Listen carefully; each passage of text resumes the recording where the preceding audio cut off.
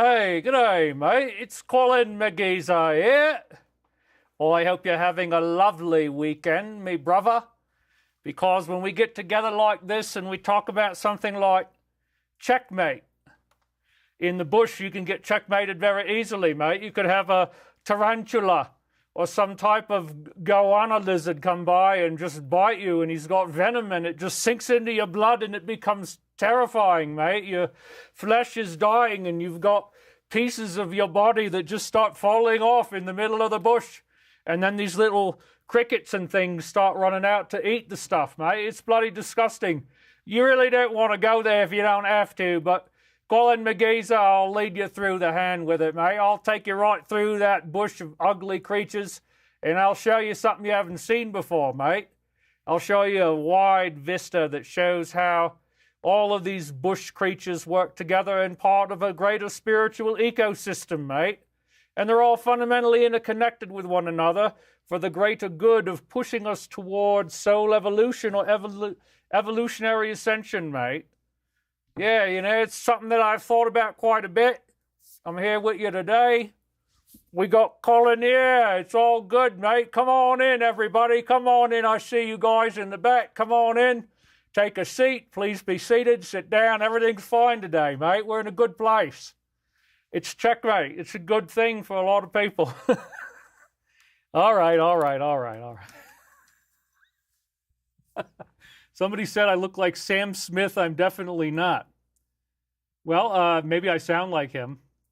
Anyway, thank you guys. You're being awesome. You're sending me lots of love. As usual, I decided to go with a more sensitive color, the sensitivity of pink, to try to, again, be considerate to those who are not exactly feeling great right now. Last week we did the funerary custom of it being all black, and some people do feel that way right now, and I understand that. But I think that once you start looking at the evidence, you're going to find out that there's some really cool things going on, even if you don't like the side that won. There's some very, very exciting things happening today as a result of what we've had. And so to get right away into this, many of these aspects of the DS are now at least pretending that they want to surrender. So this is the result of what really was a surprise. The results that took place on November 5th, I stayed up all night waiting for the speech. I couldn't believe it. You might not have been able to believe it either, depending on your orientation. Most of the people here who are going to be watching were probably very happy about that. And so I do want to honor the majority as well and say that this is a tailored audience that by now has become, you know, very accustomed to hearing inside briefings and hearing pieces of data that are contentious but yet paint a picture that we've been lied to on such an epic scale that the basic granular reality that most people think we're living in is actually not true. It's not even remotely close to the truth. And that in fact, what we have is a much more exciting viewpoint where instead of it being a race between a man and a woman, it's actually a much bigger proxy war between ultimately what amounts to positive and negative extraterrestrial intelligences.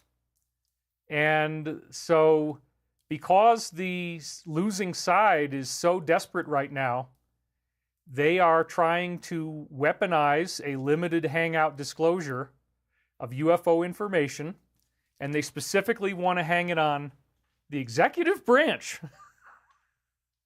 We're going to get into that and how funny that is, because there was a congressional hearing on UFOs. Representative Nancy Mace released the documents. Oh, but you're not supposed to say the name. Oh my God, if you say Immaculate Constellation, people are going to be like knocking on your door and busting your door down and hauling you away to a undisclosed black site facility where you can be detained without any due process. That's the kind of sizzle that they had to put on this steak. You know, they got to make it sound like it's really dangerous. And then, but yet they use the name constantly and they're talking about it. And so it's gone viral at this point, and I don't think you're going to get in any trouble if you say Immaculate Constellation. It's all kind of a funny joke that I think is pretty hilarious. But what we're going to see is that within this Immaculate constellation document that was on Representative Nancy Mace's page, which we were already looking at because there was these hearings, and then on her Twitter, Twitter X, she linked to this official set of documents that they gave her for the hearing. And they clearly had a narrative, and they didn't really get through a lot of it, actually. There's a lot of good stuff in the documents. When I actually took the time, as I'm always going to do, I'm going to do my due diligence. I'm going to dig in there and find the data that most people wouldn't have the time or the patience to look for.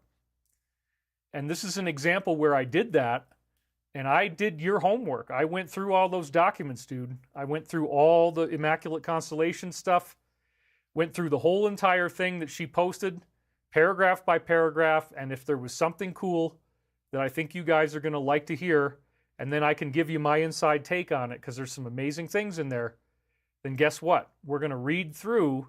You're going to get the Cliff Note version of what could be a rather tedious and boring military document. And when I sizzle it up for you, you're going to be like, oh, dang, this is pretty cool.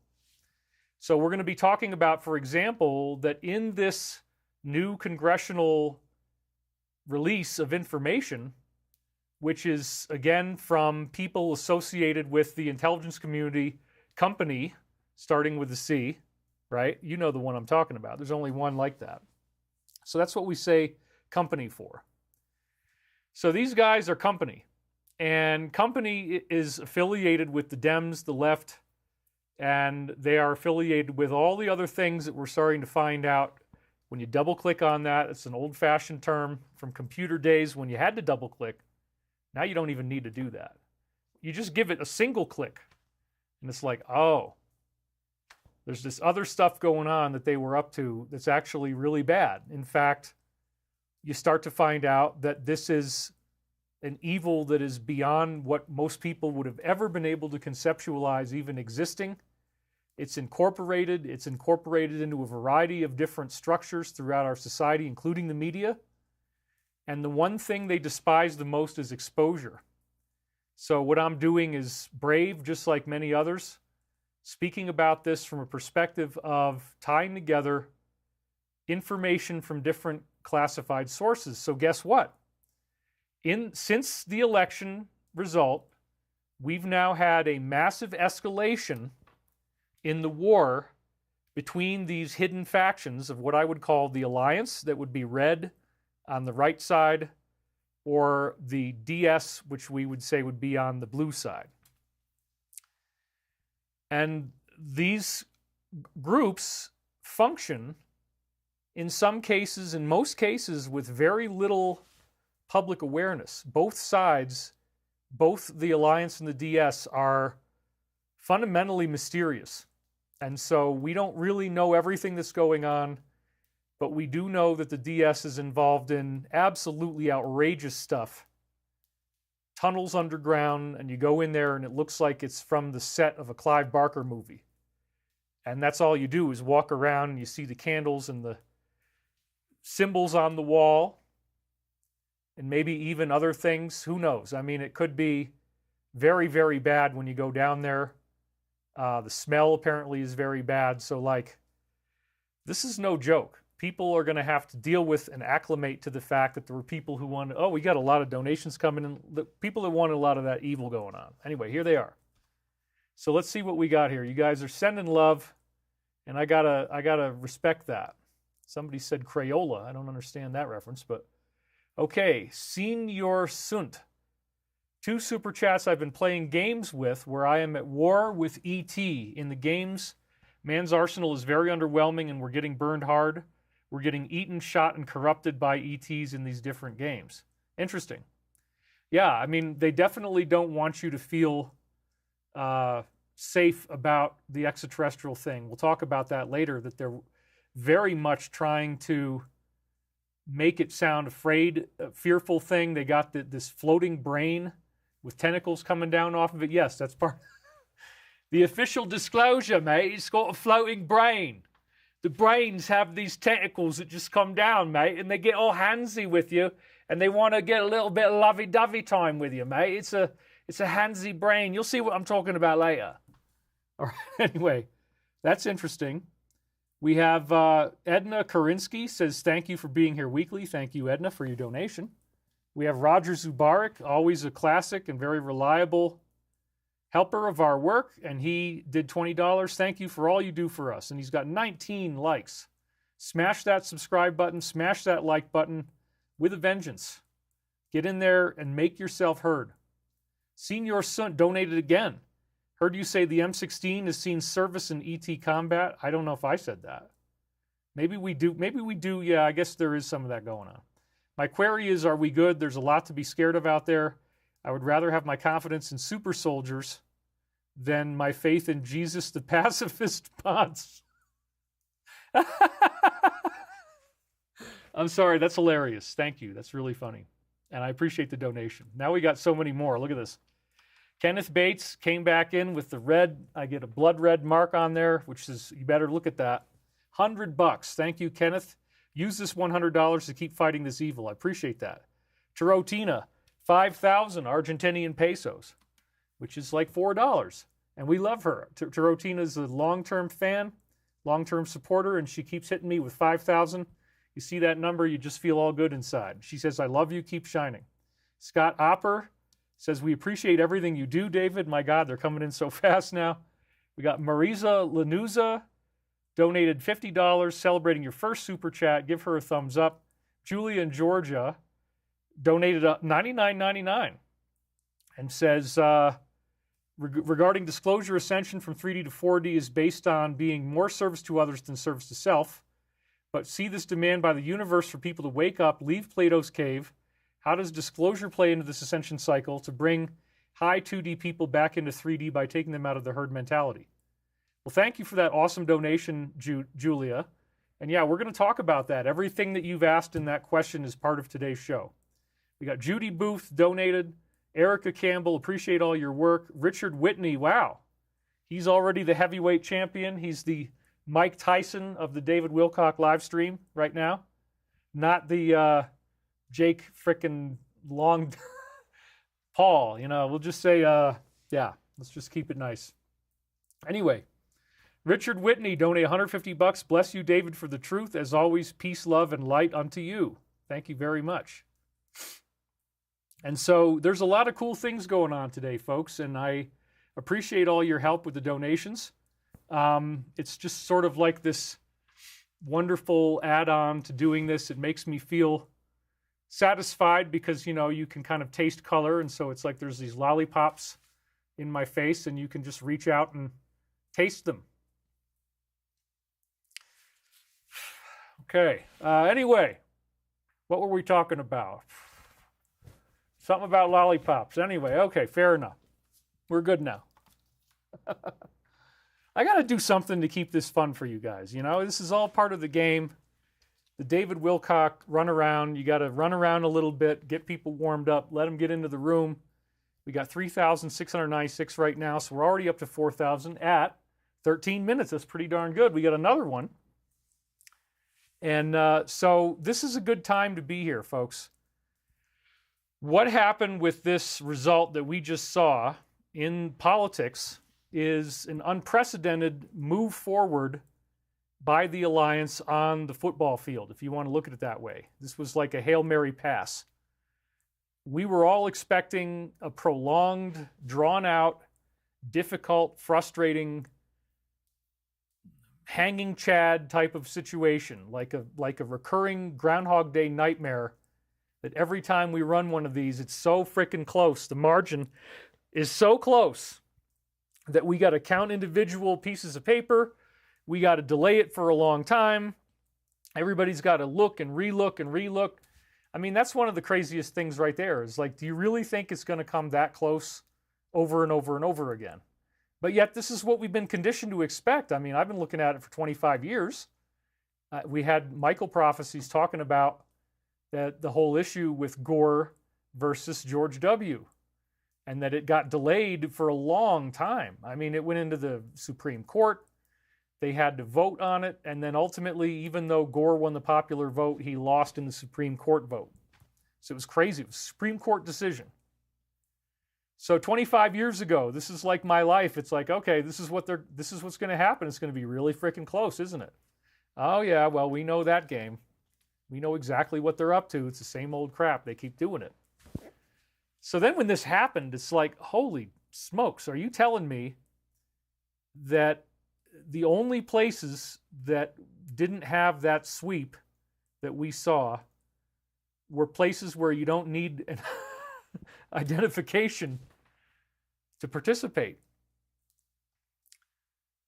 Oh my God.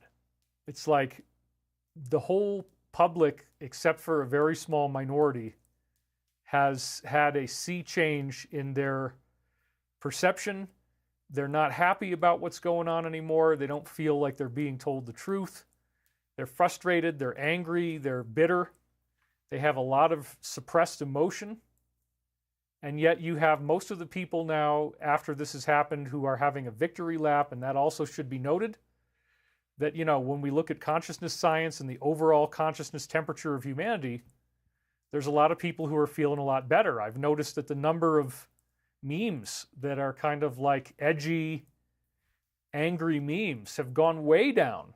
There's far less of them since this happened, because really there's nothing going on that they want to make fun of or attack right now. So that whole part of America, which is certainly the majority based on what we saw, is now feeling very relaxed, and that's good. So I want to be clear, we had some other stuff coming in here. Let's take a look real quick. I see that out of the corner of my eye. I've got pink and orange. Thank you, David, says Judith Ribicoff. You are an inspiration. I've been a fan since Project Camelot in 2007. Then Carmen, My Healing, says, thank you for all you do. We've enjoyed you for many years. And she got 20 thumbs ups, celebrating her first super chat. That is awesome. I should have been over there. Anyway, we got another one. He just popped up. Mark, he says, hey, Dave, back in 2020, you mentioned when Vlad went missing for a few days, you said he was in meeting with ETs. Can you confirm that? By the way, my wife and I love you. Look forward to seeing you every Sunday. Back in 2020. I must have gotten that in a briefing from somebody. So, you know, briefings could be correct. They could be wrong. There's no absolute way of knowing. Beverly is saying, what do you think of Elon? I've been very pleased with X. I mean, there's one kind of small complaint that I have.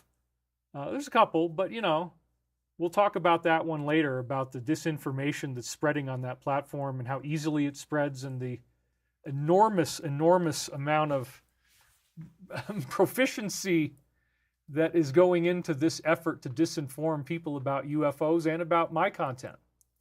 It's been very fascinating to watch that happening, and we're going to get into it today. We're going to go over the edge a little bit, which you know I like to do that. So let's talk very realistically about where we are and what the heck is actually going on. This result, as I said, caused an epic transfiguration of everybody's perception of what the future timeline was that we were going to be on. Now, timeline sounds like an esoteric concept, but if you were to use it like a poetic, philosophical word, as I was saying with David Nino Rodriguez last night on Nino's Corner, that's also on YouTube. It's a great show. He's got a lot of great guests. You can go and listen to our show that just popped up last night after you're done with this.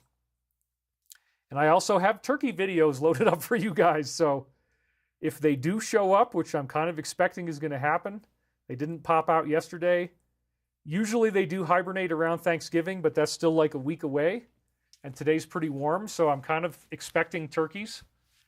And, you know, they will start pounding on the house, pounding on my walls, pounding their beaks against the logs, jumping on the roof. And I was ignoring it a couple weeks ago, and then you guys are like, feed the turkeys, feed the turkeys.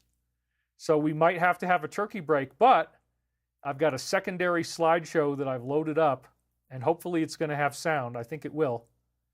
And when we play that for you, you're going to get to see the turkeys. We had 17 of them show up, the magic number 17. 17 turkeys showed up shortly after I got back here, and I began feeding them again after my Canadian vacation.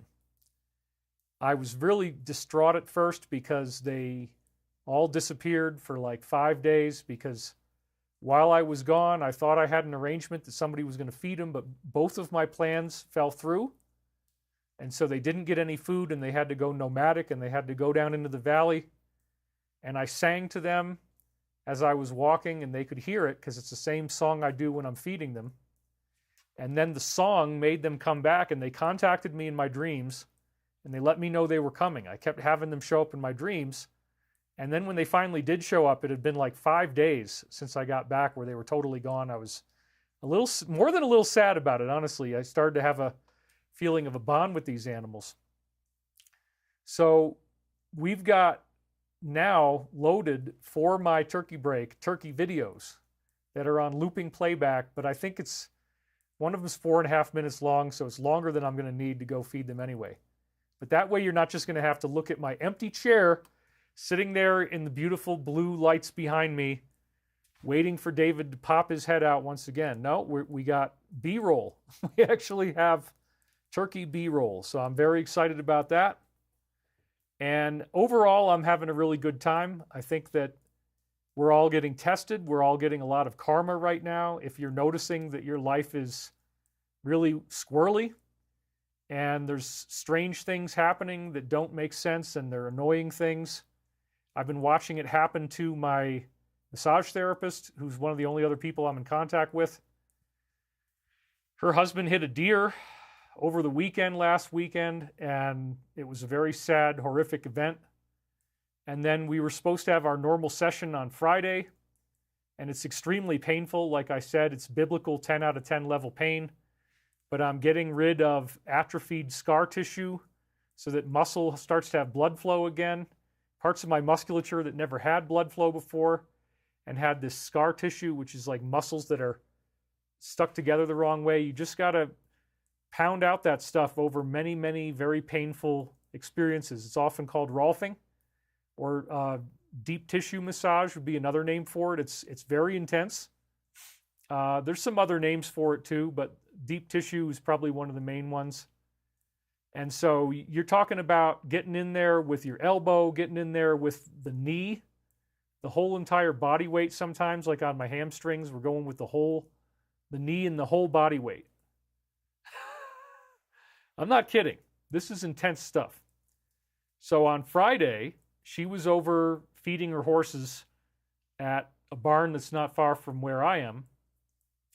And a cement mixer was coming down the road, and this is in the middle of the winter. Why in the world would you try to deliver cement in the middle of the winter? And he slipped on the ice and he jackknifed across the road. So she couldn't come to the appointment with me. And that level of interference where like a whole truck, and she sent me the photograph of it, it was jackknifed sideways against two walls on this dirt road that went basically straight up, so you can't drive around it or anything. It ruined her whole day. The guy couldn't get out for a long time.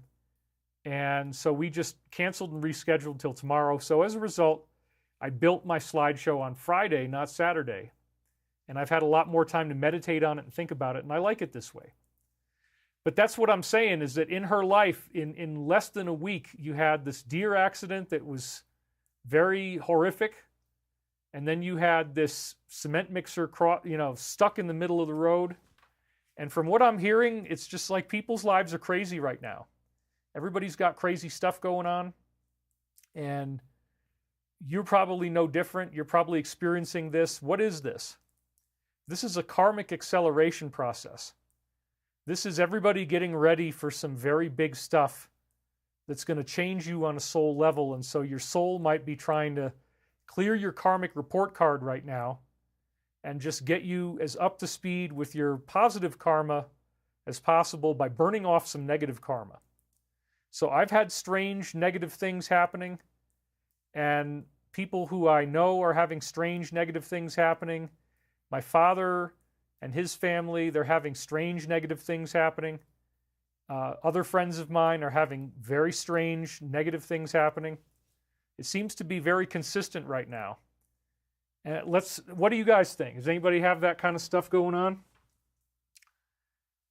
People do things that don't make sense. It's not necessarily related to your karma. Well, look, when you don't live a life that's fully spiritually engaged, you may have more random things happen. But as you go into As you go into this, it gets much more intense, and karma is very real. Somebody says I have to testify against Corey Good in April. It's going to be brutal. That's not true. There is no Corey case. That's hilarious. I don't know why people are still so worked up about this Corey stuff. It's like it was such a long time ago. You know, it's all over. I'm doing a whole different thing now. Anyway, Beverly Adams says, I'm a deep tissue massage therapist. My hubby is a chiropractor. Yes, there are weird things going on in this shift. Chris Dies or Dees says, greetings, David. I'm a longtime watcher, first-time donator. Since 2010, I can feel the energy shift in the world around me. Things are changing for the better, love and light.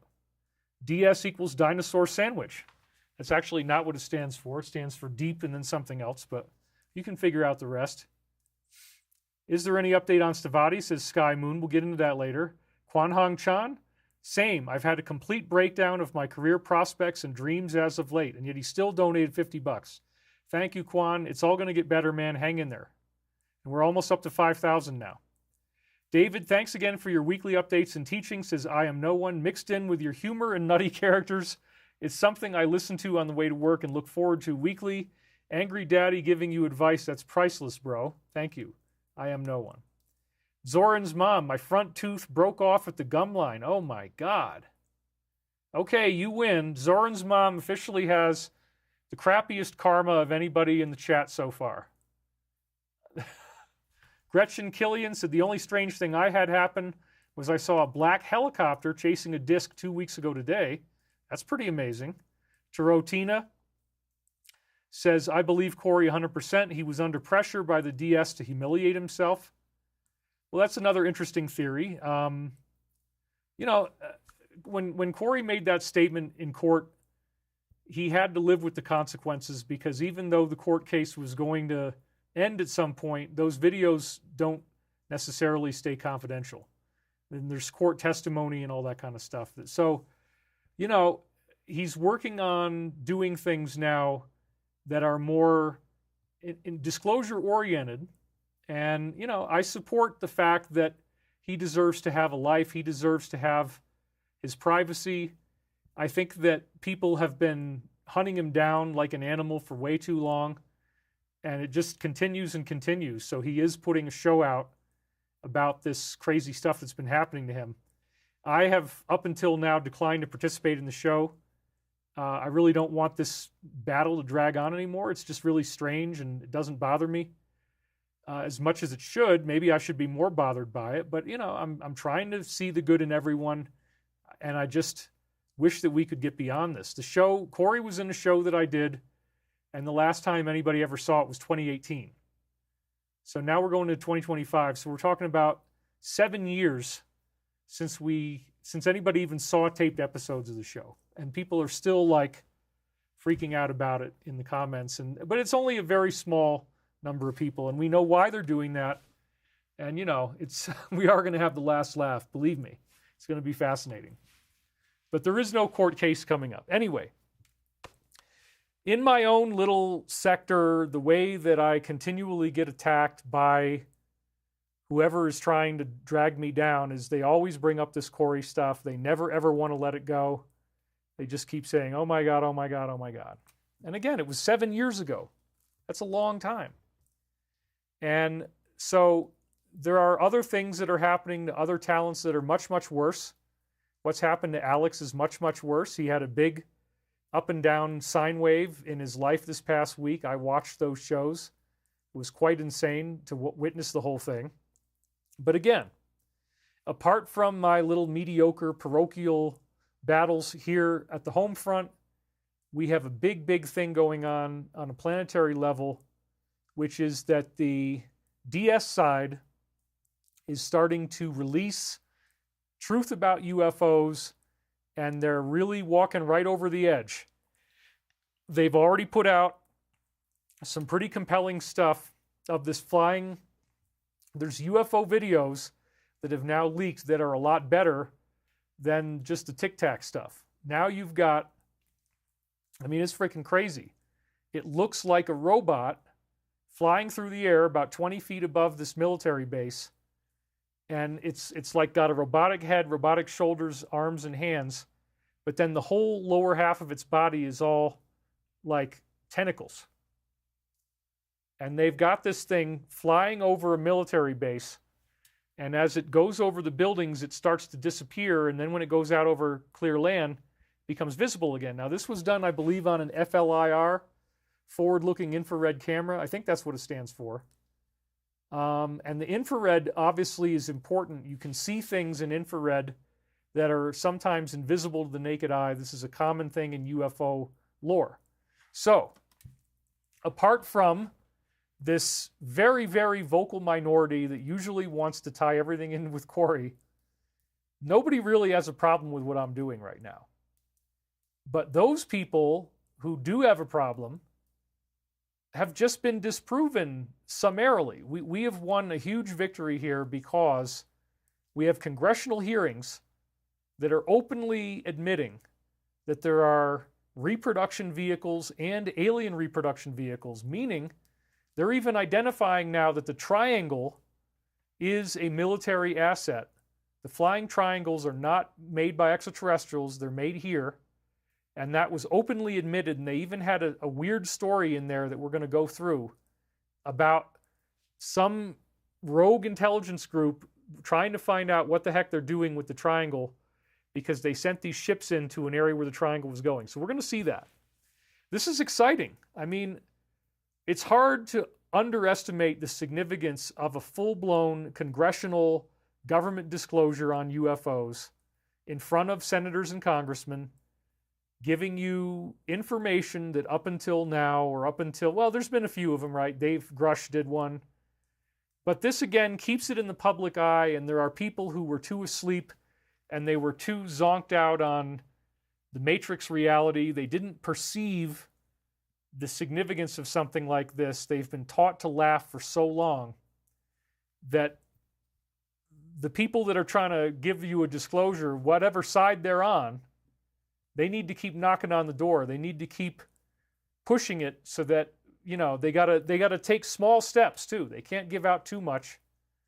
So, but now they've given out this video, this floating robot, and it's really weird and cool. I think they wanted it to be scary, but people don't even have enough belief in any of this to be scared by the flying spaghetti monster / SpongeBob, Squidward, mechanical creature that just loves to fly over the military base and wants to be nice and close to you if he finds you walking alone. I mean, who knows it's a very strange thing. They've got, okay, you got your disc, you got your boomerang, you got your oval, you got your triangle, you got your sphere orb.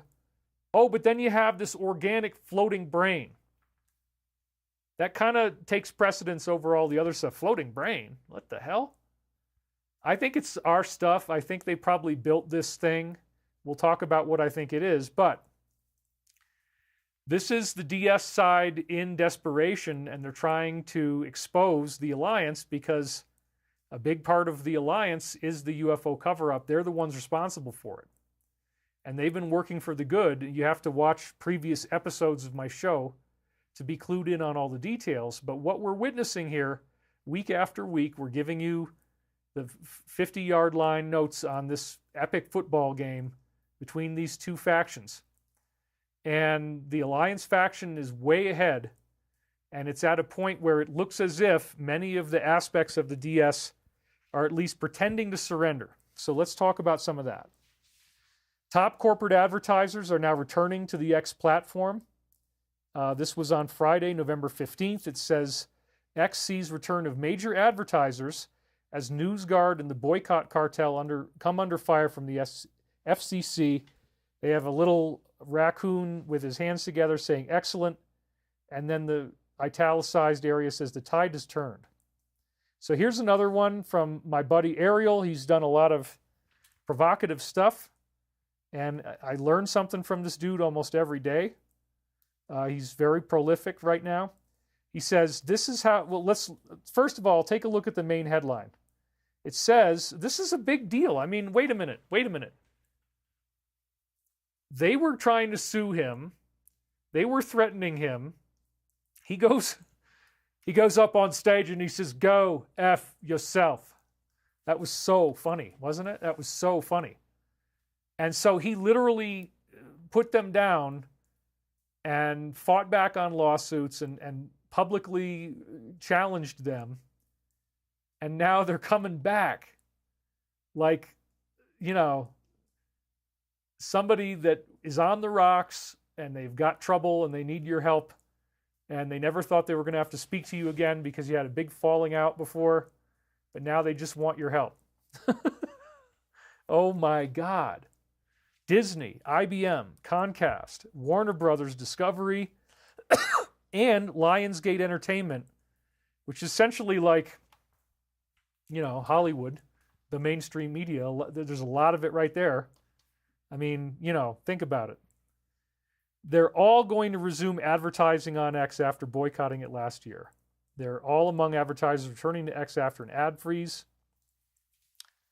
And then it's saying, you know, they're trying to make it sound like it's an intellectual decision. His ties with 4547 might spur some advertisers to think spending on X is good for business. Okay, so let's go back a couple slides now. And then this is what Ariel is saying in response to this. And I think he's right on. So now you know, it's like the whole mainstream media is like, take me back, take me back. Ooh. And, you know, because that's where all the people are. You can't make money selling products, including entertainment products, if you're not advertising where the people are. And this platform has become huge. A lot of the texts that we're looking at, the X texts, whatever you want to call them, tweets, X texts, I got to be really careful about how I articulate that word. You know, it's X texts. Anyway, all of these people have realized that you got to go where the people are. And if you don't advertise on this platform, it's not going to work out. I've seen these X texts with 7 million views. And then that's way beyond any of the corporate media. So, wow. And then Ariel says, this is how you know the game is over. This is basically admitting defeat, accepting your fate, and you kneel and lower your head at the mercy of the court. You hope leniency will be granted to you. You have shame and guilt over your past actions, and you know you deserve the pending punishment for your transgressions. It's pretty well worded. That was, to me, very funny. So yeah, look at this. They came back. They're hanging their heads. Sorry, you know, they have to apologize now. And then look at this. This was an earlier thing, actually. This was Tuesday of last week, so November 12th.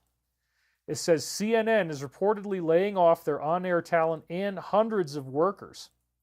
The epic meltdown of the far-left media following what happened continues to gain momentum as their viewerships implode. And this is now both C and MS. Next up, layoffs. Puck's Dylan Byers reports that CNN Newsroom will likely be hit with another round of layoffs over the next few months. Big talent could be on the chopping block.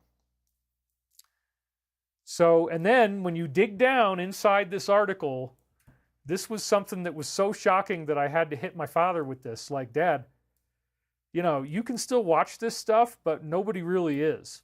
At least in the demographics of people who they consider the prime demographic for their ad spend, be people who can afford to buy things, which is 25 to 47. Once you get to be my age, I'm, I guess 51 now, you can't afford to buy anything. So I'm in that group now. So if I started to watch Fox or something, it doesn't even really matter in what we're going to be talking about. This is that prime demographic. I'm past my prime, as Don Lennon would say. You know, that's another thing. According to Nielsen data, last Thursday's total views on Fox, that's everybody, that's all the people, was only 2.6 million. We're routinely seeing texts from the Alliance that are going above 2.5 million views when we get into that part of the show. And again, this is the part that I believe is connected to Space Force, the original Majestic 12, and they have a fantastic amount of compartmentalized information that once we start getting to learn the truth, it's going to be a big learning curve. It's going to take months and months just to get basic basic knowledge of what's going on. And that's why I think up to a certain point, you have to dribble it out in dribs and drabs. Full disclosure is kind of tough. It might be too traumatizing on people to give them full disclosure, so I don't know if they're going to do that or not. What we're seeing is this titrated dosage. But anyway, as these types of things are spreading far and wide on platforms like X, you have some people who want to turn on the TV for news, but there's not very many of them. The total views of Fox is only 2.6 million. And of that 2.6 million, they're all a bunch of old fogies, just like me. I'm over the hill. I'm past my prime. Don Lemon would not be that excited. Yeah.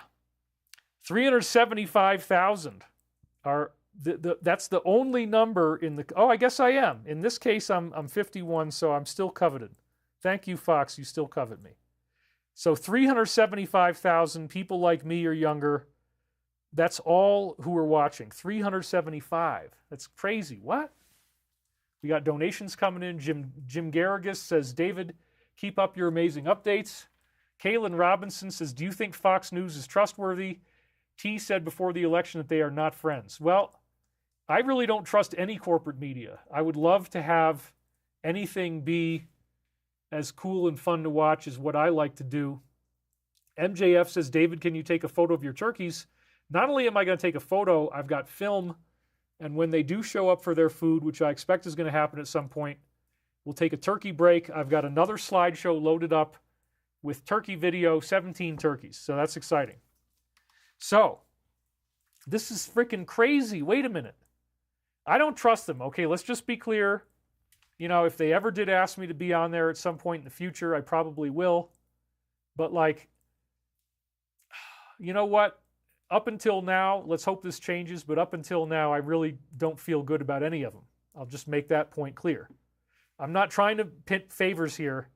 I think it's all kind of, you know, there's just various levels of information that they will reveal or conceal. Only 375,000 people, 54 or below, are watching for the whole day? Whoa. That's not very many people to advertise to.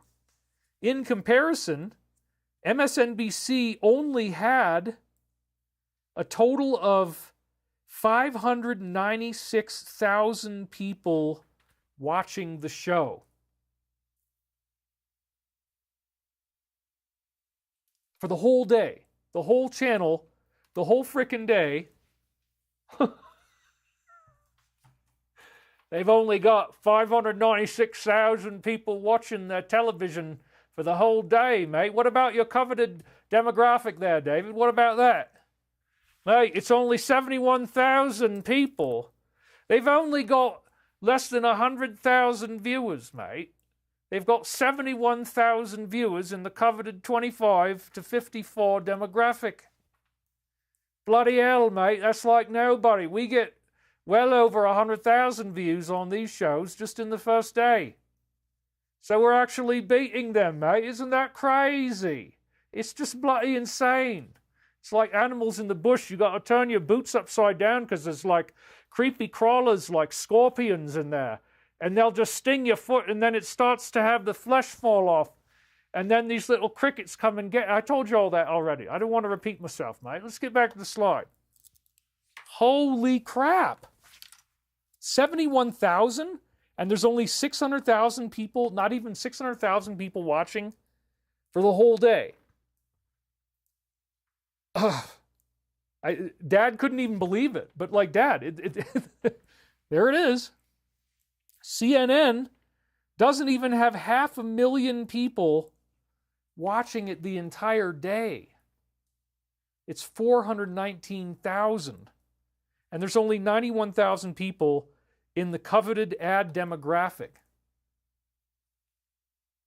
And yeah, I've got great offers to sell ads on this show. I just don't do it because I guess I've preferred poverty and freedom over being paid well and not having to worry about anything but the opinions of my advertisers. So we do generic YouTube ads, but I'm not doing the pre-roll, the mid-roll. And if I did, I'd be much better off. But again, it would be very likely that I would start to get friendly conversations about certain topics that maybe I shouldn't be tiptoeing at all. I should just not even tiptoe, but just leave those gardens for someone else. It's okay, though, because things are coming around. But my God, you guys, MSNBC is at 600,000. CNN is just a hair over 400,000 for the whole day. How can you even survive? And so they're having these massive layoffs, and they're having to get rid of people who are paid 15 or 20 million a year to do their work. So this is crazy. There's no backup plan. They can't bail themselves out. They're losing this control, and nobody cares about what they say. I mean, that's just like, holy crap. It's hard to even believe. Fox was up 60% year over year, while MSNBC and CNN were down 23% and 40% respectively. So Fox is like, what's 2.3 million versus 500,000? So we're looking at like almost 5 times higher. Oh, more than like 6 times higher than CNN, at least. That's pretty crazy. But even still, the views are very small. And so why would you want to do a premium ad spend when you only got maybe 70,000 people that are going to see it? And premium ad spend, people can pay a lot for these ads on television. But if you're only going to get 71,000 people in your targeted demographic, you know, that's not very many. So their whole value is being lowered. It's unbelievable.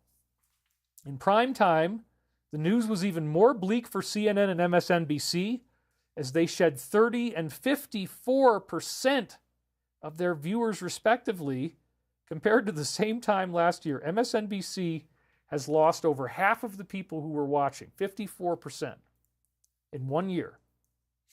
And that strongly suggests that people are disillusioned. They said, F you, I don't want to look at this stuff anymore. You guys have been lying to me. It's all turned into a joke. Even my father admits that he watches it for entertainment. He doesn't know what's really true anymore. He doesn't know if anything they say is real, but it entertains him to watch and to try to spin these narratives like you're stupid enough to fall for it. He admitted that. And I think that's where most of these viewers still are, if they're even there at all. They have this detached skepticism. MSNBC host Alex Wagner had her lowest rated show ever in terms of total viewers. Ouch. Chris Hayes' show brought in its worst numbers since May of 2016.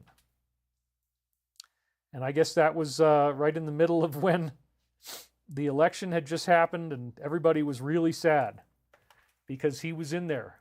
Like, oh my God. So nobody wanted to watch back then. Anyway, that is a pretty bold sign, folks. That is like an amazing thing that the viewership is down so low.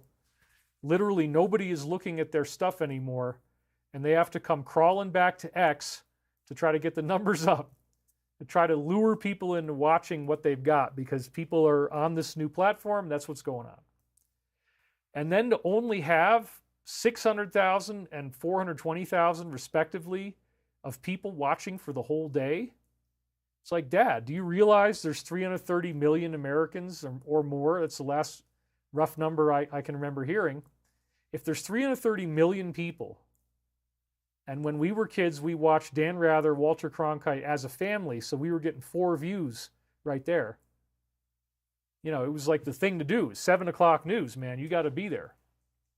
So, yeah, this is pretty crazy that we've got such a low number. It really shows that it's like a ghost town. You can watch some tumbleweed blowing around in the back of the studio and hear the lone cry of a raven, "Quah, quah," as people leave the building. There's nothing going on. Nobody cares. So that is a big sign that if they can't command and control the public, if they can't get you to be programmed, television programming, then they have failed. And so this is a very, very big deal, folks. And another type of failure would be the failure to bribe. I just saw this one today. I had to throw it in there, and I got to laugh a little bit because this is pretty crazy. So here it is on TG, and we're going to zoom in. I grabbed it right after it showed up, pretty much. Breaking, the campaign is struggling to pay senior staffers amid a post-election financial crisis.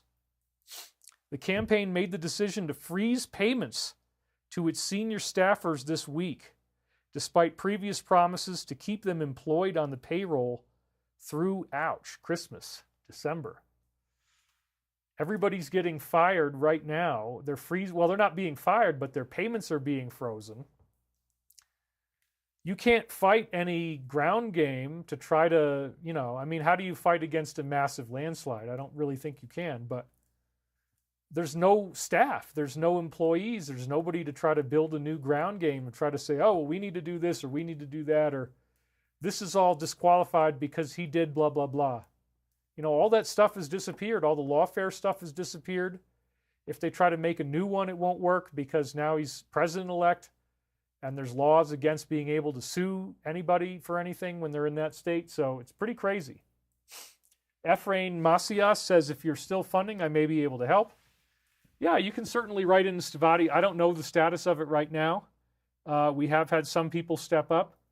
And, I'm getting small updates, but there might still be a window. So if you feel compelled to do that, by all means, write us. Thank you. Stavati.com. And then HWMO Liberty says, not paying her staffers, but paid Oprah, Beyonce, and Eminem. I mean, that does seem to be what happened. They you always want to keep a war reserve. You don't want to blow all your money. That's more of an addict mentality, to just get high on all your money and now you run out and now you're jonesing again. I need a fix, man. I need a fix. Yeah. Well, yeah, they blew all their money on this high of these endorsements only to find out that public sentiment has changed so much that these corporate brands, which is what most celebrities really are, they call you a brand and you have to have a brand manager. And, it's this whole aspect of, like, people can sue you if you say the wrong stuff. You got to watch your mouth. You got to learn how to talk. It's a big deal, and so you take these top brands, these people who are branded into the system, and then you put them out there and it barely even jolts the needle at all. There's no recourse from this. So now they don't have any ground game. They can't pay anybody. That means they've got no staff. That means that even if there was some dirty trick that they said, hey, let's try to get this thing going, let's get that thing going, you can't get anything going. You can't pay anybody. They're in debt. And she was saying, everybody send in donations for a recount. Well, apparently that didn't work. And so she's 20M in the hole. And then the boss offered to pay her back. And, of course, she's not going to accept that. That would be terrible. The PR would be terrible. But he did offer to just grant her that money, which I think is amazing and funny. So in the midst of all these signs of surrender, capitulation, then in the middle of all that, oh, by the way, UFOs are real, but they're called UAPs now. They're called UAPs. We had to change it all around. Then it was unidentified atmospheric phenomena. Now it's unidentified anomalous phenomena because it can include stuff that's going through the water. And we heard Luis Elizondo, I believe it was when he was on with Joe Rogan, admitting that there was an oil rig that's as big as a city block and that they saw an unidentified submarine object. That's what we used to call them in like Fate magazine stuff, USO, unidentified submarine object. And this thing is much bigger underneath the water. It shoots underneath the oil rig, and it's freaking huge. It's much bigger than the oil rig, which is, again, like several city blocks in size. So there's motherships. They're admitting to us now that there are motherships, and the interesting thing is these ETs follow a prime directive, right? So they can't reveal themselves to us until we're ready for it. And this disclosure thing opens up the door for them to actually come back to humanity, because on our own free will, the truth is starting to leak out. I mean, I've been excited about UFO disclosure since I was in high school. I was drawing pictures about it back then, I started to write science fiction stories, some of which I've read to you in the show, that described sort of like a post-disclosure type of scenario in different ways. Extraterrestrial contact was in my stories, and then come to find out in my sophomore year of college that yes, NASA had the technology, crashed disks, they've reverse engineered it. Everybody at the higher echelons knows this. This was told to me by a good friend's physics professor who was the head of the department. And I looked up the place that he told me he worked, and it was very compelling. So this is very interesting stuff, and it's finally been a long enough period of conditioning that the incredible job that the powers that were did in making you hate yourself for being a saucer fanatic, for being a tinfoil hat wearing, I mean, all those slurs that we've suffered in this field are no longer relevant because of this. So it's 5 takeaways, it says in this article, from the Congressional UFO hearing. Biological bodies have been recovered, and he says, yes. Why are we hiding this from the public? Well, we is a very subjective term, and it turns out that at the highest levels of what we could call the DS, they need to make sure that their ability to make lots of money is not compromised. And you don't make a lot of money if people have free energy. If you don't have to pay for your fuel, then most of your expenses are now covered, and you're in a great place. So they admitted in this congressional hearing that there are crashed flying discs. They admitted that the discs have been recovered. They admitted that bodies were found. They admitted that they've built things based on that recovered technology. And they're saying that it's this part of the government, they're trying to pin it on the executive branch and say that it's totally unaccountable to Congress, and yet at the same time, it's infuriating to most of the people in our audience because it's another drip-by-drip disclosure. There's very little in the way of any new photographs or video, except for, as I said, the flying brain, as they call it. This thing that looks like a robot with tentacles below the waist. It's very interesting. We'll take a look at that a little later. So they didn't really give you anything new, other than that one, Squidward SpongeBob video, the floating Squidward SpongeBob hybrid. We don't really have anything else. And so they're going to have to pony up more stuff. They're going to have to show us the good stuff.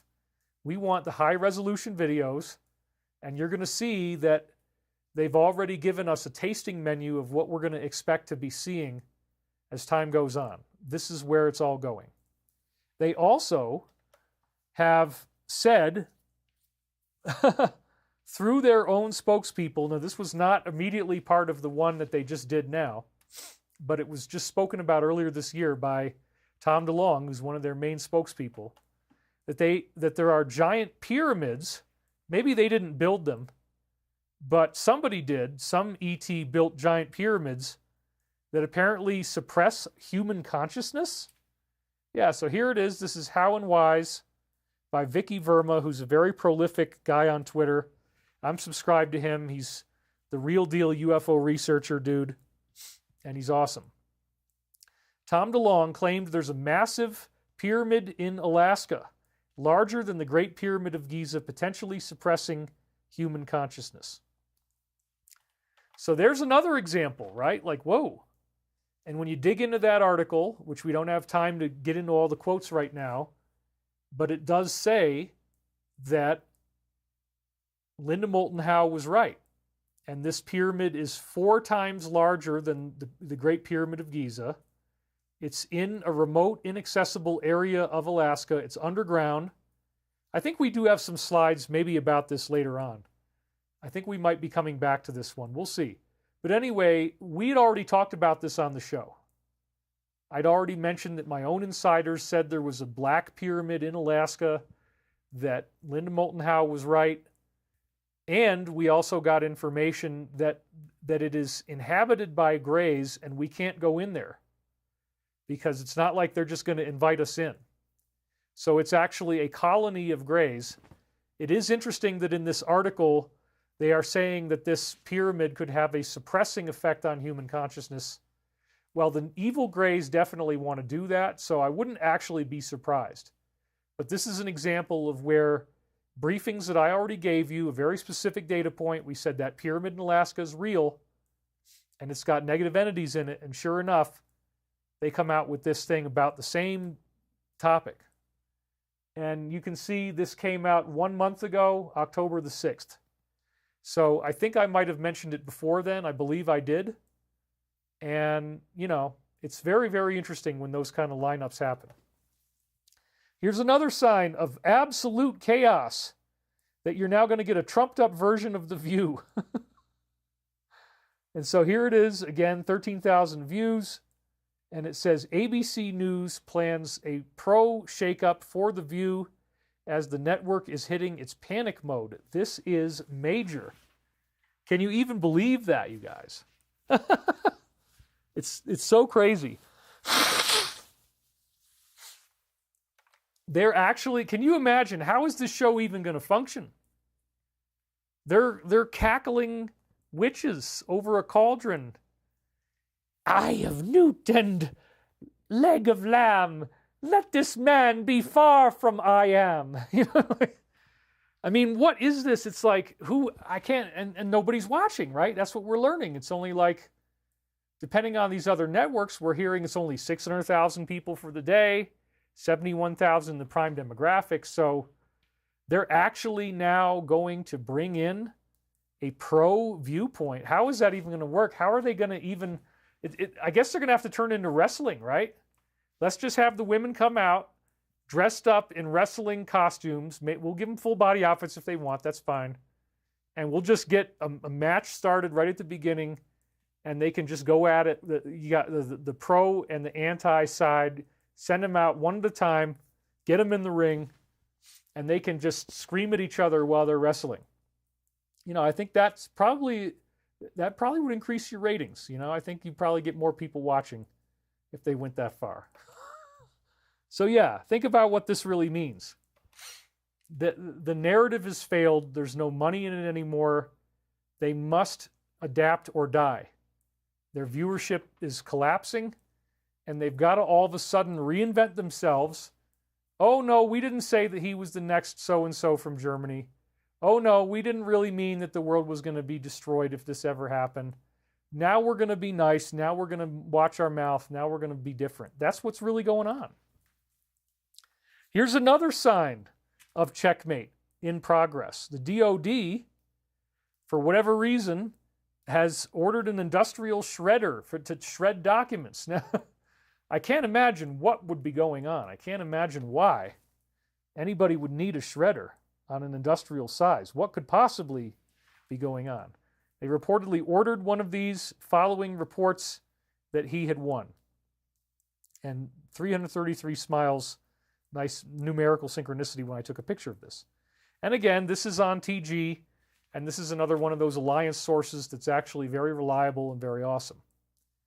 So an industrial shredder, okay, yeah, that's usually used for the destruction of incriminating files and documents. And so we now know that they want to try to purge whatever records there are of anything that is now not in vogue, like the practices they were having, the things that they were putting their priorities on, all that stuff. Now, let's just get rid of it. Let's just act like this never happened. Let's fire up the machine, get that document bundle over there, that document bundle there, throw them in there. And again, this is kind of crazy too, because the Alliance has always said, we have it all. So do you really think that getting rid of something on a piece of paper is going to stop the Alliance from having had a backup copy? Obviously not. But that's just the level of raw panic. They actually bought a huge industrial shredder. And then we see that entire agencies are going to be shut down, decommissioned. I mean, what? Yeah, that sounds pretty crazy, but not to us if you've been following all the stuff we've been talking about. Maria Bartiromo says, are you expecting to close down entire agencies? And then Vivek responds, we expect mass reductions. We expect certain agencies to be deleted outright. Wow. And those people would obviously be repurposed into the employees would obviously get jobs again. I would hope so. You can shuffle people around. But then again, there might be certain people in there who had criminal malfeasance and they're not going to be able to work because of this new situation. That could happen too. We expect mass reductions. We expect certain agencies deleted outright. Massive cuts of federal contractors who are overbilling the government. That is amazing. And, I really welcome this. I think that if you're afraid of this kind of stuff, then you got to honestly ask yourself, are you enabling the abuser who you've trauma bonded with? Robert says, David, thank you for what you do. Long-time listener, first-time super chat. When can we expect to see the results of what the Alliance is doing? Well, that's what's happening now. Oh, and Paula Mallard says it's not a paper shredder, it's a device and metal shredder. Interesting. Well, when can we expect to see the results? We already have. This November situation only turned out this way because I believe that there were things that were planned to happen that would have made it neck and neck, and they would have disputed it for weeks, and they would have ultimately done clever things to try to sweep it in their favor, but that somehow, as I've said in previous episodes, the command over that ability to, play with the numbers was removed. And this was essentially the main surprising, wonderful, unexpected Hail Mary pass plot twist that the Alliance came out with, and they probably didn't signal they had this ability in 2020 or 22. They had to save it for 24. Oh my God, it's only the organic actual numbers of people who actually did it properly for the most part. I mean, obviously there was some that was off, and we can see where, because they didn't have ID requirement. But other than that, this was the biggest plot twist in this whole thing since I've been reporting on this Alliance battle in the first place, was how did they pull this off? How did they make it so that it was actually the real authentic tallies? And why did 15 million souls just kind of vanish if you look on the one side? Everybody probably would have been just as motivated as before to get out there, but all of a sudden there's 15 million missing. So that's a very interesting thing. And if he's actually going to be doing this, and remember, we're only talking about waiting until January. So 2 months from now, the Alliance is very much in effect. We're watching them, their plan is being played out in front of our eyes. But if you only think that it was going to happen in terms of like emergency broadcast system, power outage, electrical outage, internet outage, black swan events, financial catastrophe, it seems like we somehow managed to get through this without that. So look, I understand it. I mean, if you start pounding a bunch of shots, then all of a sudden you're going to be reeling drunk in a matter of a couple minutes. You do 4 shots, most people, and we've been expecting to have to pound shots of like planetary karma here. We've been expecting that we're going to be deliriously overwhelmed with catastrophic events, and that's not really what's happening. It's not really what's happening. So how do you reframe your expectations when everything that you thought was going to happen, is not there? And a lot of us, I think, have a hole in our soul where it's like, man, I just expected this to happen. And so we're still sort of traumatized. We're still sort of like waiting for it, and maybe it won't happen. And that's actually one of the main themes of the show, is I'm going to show you posts from the Alliance telling us that we shouldn't expect any major turbulence before at least January 20th. And that's when things really start to get crazy, as we saw last week. So I think that despite all of the plans that were made, I mean, her campaign is dead broke. They can't pay anybody. They don't have any money to do anything.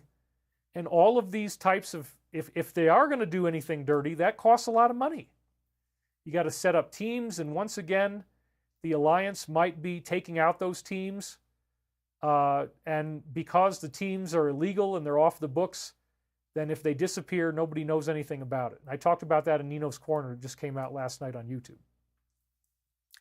So yet another sign of just very strange stuff going on was this attempt to shut down Alex, and how it actually succeeded for like half a day, and then it failed again. So this was the headline from the AP at the moment that it was officially, supposedly real. Satire publication The Onion bought his platform at auction.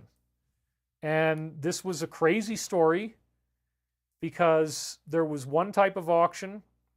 And in fact, I found out that Stavati Aerospace had put a bid in. I learned that from Chris. If we had won, I would have become Alex's boss. And we get him selling, cars, trucks, hover cars, and airplanes at that point. But, we did. We actually did put a bid in. We had appropriate collateral based on upcoming purchase orders that we have LOIs for, things like that. So we had the collateral, and then these parties actually used credit. They said, well, we're going to collect 1.5 from him in the future. And we're talking about B's now, right? So out of what we're going to collect, we're going to pay for the bid. And then they didn't get the highest number. So everything was done incorrectly. And here's where it first happened. At a court hearing Thursday afternoon, the trustee who oversaw the auction acknowledged that they did not have the highest bid, but said it was a better deal overall because some of the families agreed to forego a portion of the sale proceeds to pay the other creditors. Well, hell, just tell us what we need to do. We would have done that. We didn't even get allowed to put the bid in. But yeah, we'll help pay off the other creditors. That's fine. No big deal. First United American, business affiliated with one of his product websites, submitted the only other bid. Well, wait a minute. We weren't allowed to put ours in. We tried. We had adequate collateral. The time of when these things are going to mature is within when we would have needed to pay it. We weren't even allowed to play the game. And then they're saying there's nobody else involved. Isn't that weird? The trustee said he could not put a dollar amount on the bid. But we know that it wasn't the highest. Says it right there in the first sentence. The CEO of the company, Global Tetrahedron. Yeah, this is not exactly subtle. A tetrahedron is a triangular pyramid, and it's often drawn with a circle in the center, which would be like your all-seeing eye symbol, right? So they actually used that name. You can't even make this up, and they even put out this sign. But the global tetrahedron is actually the entire Earth positioned inside a dodecahedron, which again, this is all like symbols of the occult. This is their stuff. This is what they love. So you can't even make this up, that the company that was going to go after him would have that name. It's incredible.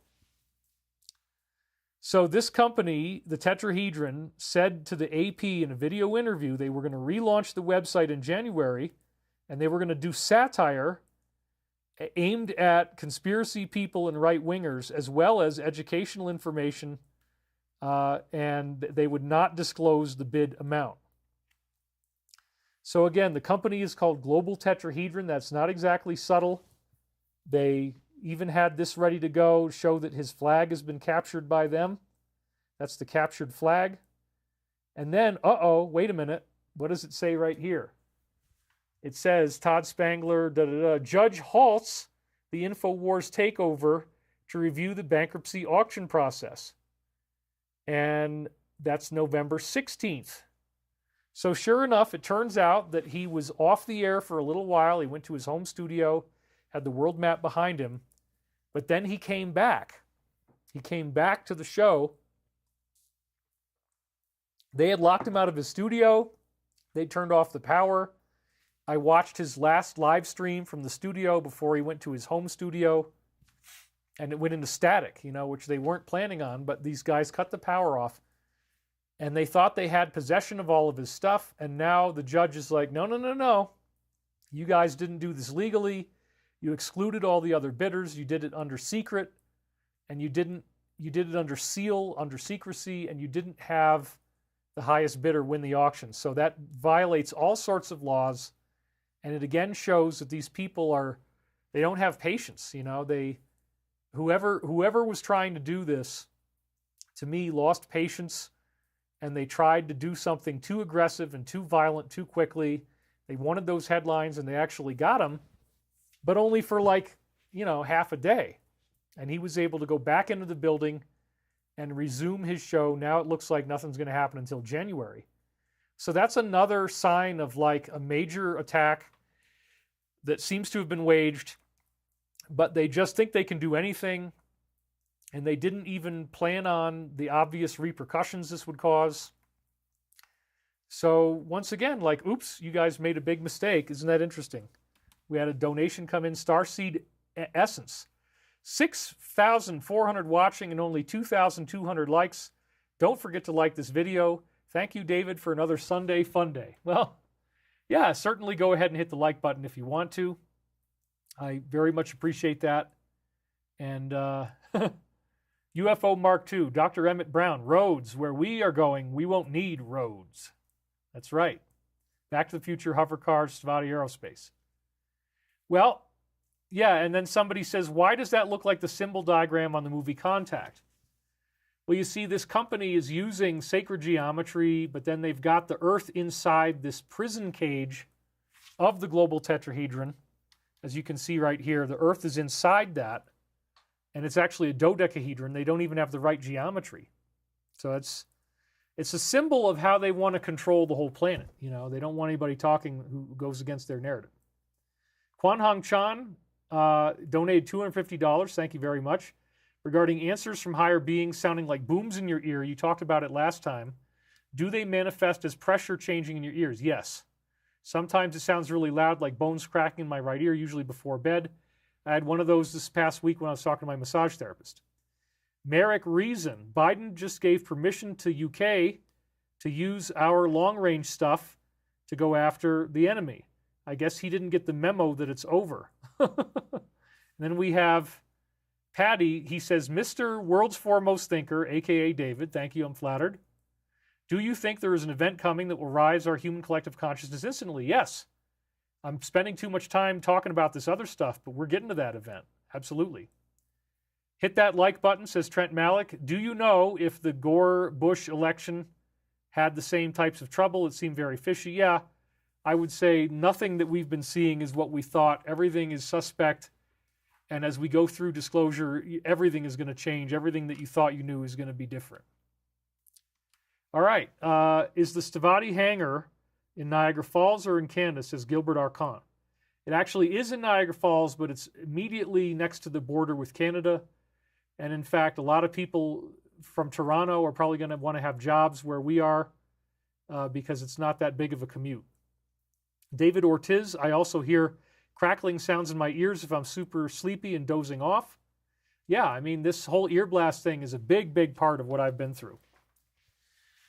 So somehow, Alex was spared, and he was, it's kind of amazing the way the whole thing went down. And then on the 10th, we had 4547 posting the symbol of pound. And this is one of the briefings we're going to read this week. He sends a pound sign through his post, and that indicates checkmate in chess. And yes, I can confirm I was a chess nerd for a little while when I was a kid. And I never actually did chess club, but I researched it myself. And when you get checkmate, there's this shorthand that you have to describe, how chess moves go, and it's alphanumeric, so it has to do with codes for what square you're on and then what piece you moved. And if you have checkmate, it's a hashtag mark. It's that basic pound symbol. So that is true. And so he sends the pound sign through his post, indicating checkmate. So why would he be saying this? Well, because by that point, November 10th, they knew that the enemy didn't have any major moves left they could pull. We have a clear shot to mid-January, which is when I think things are going to start to happen. I think it's going to be pretty smooth before then. Checkmate implies a lot. That's why I made it the title of today's show. A checkmate is not insignificant. That's a huge, huge thing. Okay? And then we have somebody made a meme about this. As you see right here, he's got his 3D glasses and popcorn. And it says right there, checkmating move is recorded in algebraic notation using the hash symbol. For example, move 34, QG3, check. So that would be the checkmate, because the queen moved to this particular space on the chessboard. So there he is up close with the 3D glasses and the popcorn. I hope you can start to laugh at this, even if you've been sad and think that he's dangerous. It's all going to be different than what you thought. If you've been buying into this narrative, then you have no idea what's really going on right now. Justin Pham, our first meeting in San Francisco, you were with your hippie ex-girlfriend. I walked you to the bathroom. You signed my first source field book. I published a coloring book on Amazon. Kids Color Crop Circles. I've only sold 2. Please give us a shout out. Well, you donated, and thank you for doing that. And yeah, it sounds like a fun thing. So I'm glad that we got to connect again. Thank you for being here today. Appreciate it. All right. So I had to catch that one. I saw it out of the corner of my eye. The very next thing that we get in our slideshow is a slide from the Alliance 3 days later, expecting, again, just what I said, that it's going to be mostly peaceful through the 20th. Despite their open animosity, these two individuals have officially concluded a meeting honoring a long-standing tradition, signaling their commitment to a peaceful transfer of power.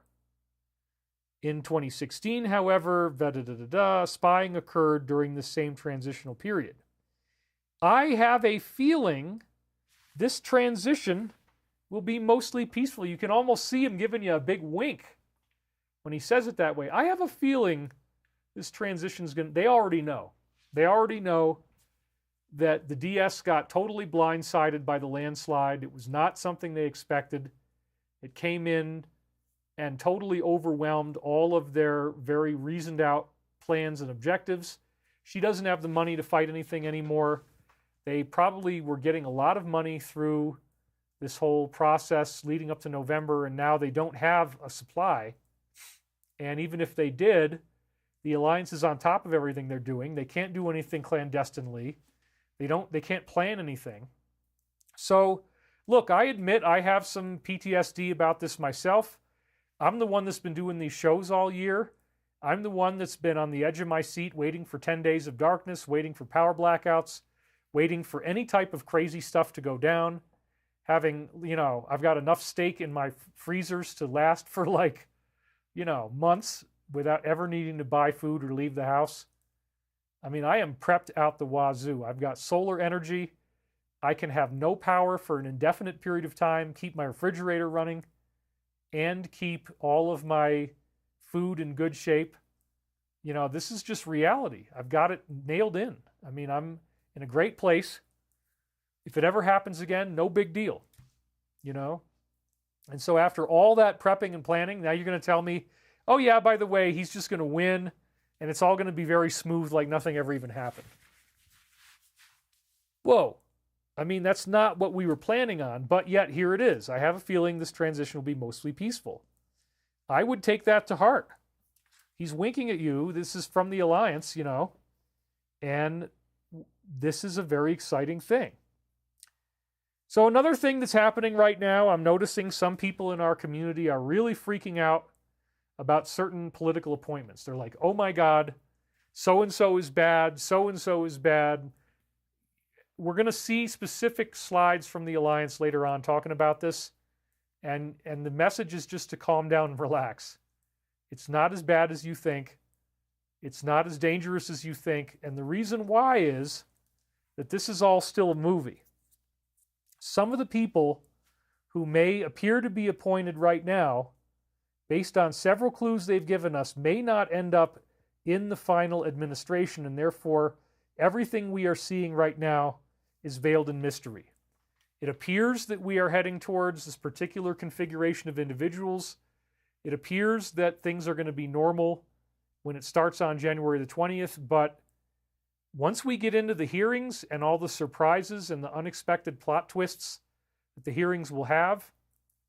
It could be that everything that we thought, including the appointments, are jostled up. Probably some of them will stay. Some of them definitely will not. Remember, anybody can be fired. So there may be people who made deals, and we're going to give them a chance to see if they can perform according to the way they agreed. But if they don't, if they're caught plotting, if they're caught doing negative stuff, then those permissions and privileges will be revoked. That's entirely possible. So because of this fact that everything is veiled and we don't know if these people are going to be part of the final administration, I would say before you go attacking the alliance, just think strategically. Remember that we're in a movie. Other people had to cut deals and now they have to behave. So just because somebody's got a shadow over their head, it doesn't mean that they're not going to be able to reform. And it's said in the posts over and over again, we've read this many times in a row, that deals have to be made or else there wouldn't be enough people left to run the government. So you are going to see some of that stuff. And so don't freak out about that. That's my message from the alliance. It's obvious from what they're saying. As an example, everybody suspects that Joe was one of the people who did this. And, that might have been why he made that really bad garbage gaffe, for example. Well, I noticed that when he said that, it seemed like it was a very inappropriate comment to make, but it also looked like he was reading it. And then he put these hats on. Remember when he put the red hats on and he's all smiling and stuff? Well, when he made that garbage comment, he was reading off of cue cards, which clearly indicated that they wanted him to get that in. And this might have been part of the deal. The deal to further sully the waters and further guarantee the landslide, which he participated in. Isn't that interesting? And then we're hearing that if the appointees fall out of line, they're going to be fired. That's in the alliance briefings. So, the main thing now that the adversarial side of this, the DS, is trying to do is they're not doing a mass UFO sighting per se, at least not yet. They're not doing a fake alien invasion.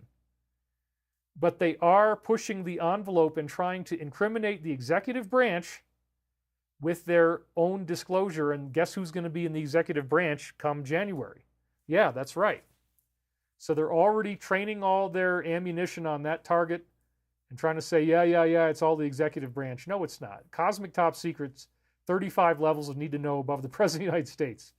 To try to impugn the executive branch, nobody in the executive branch knows anything.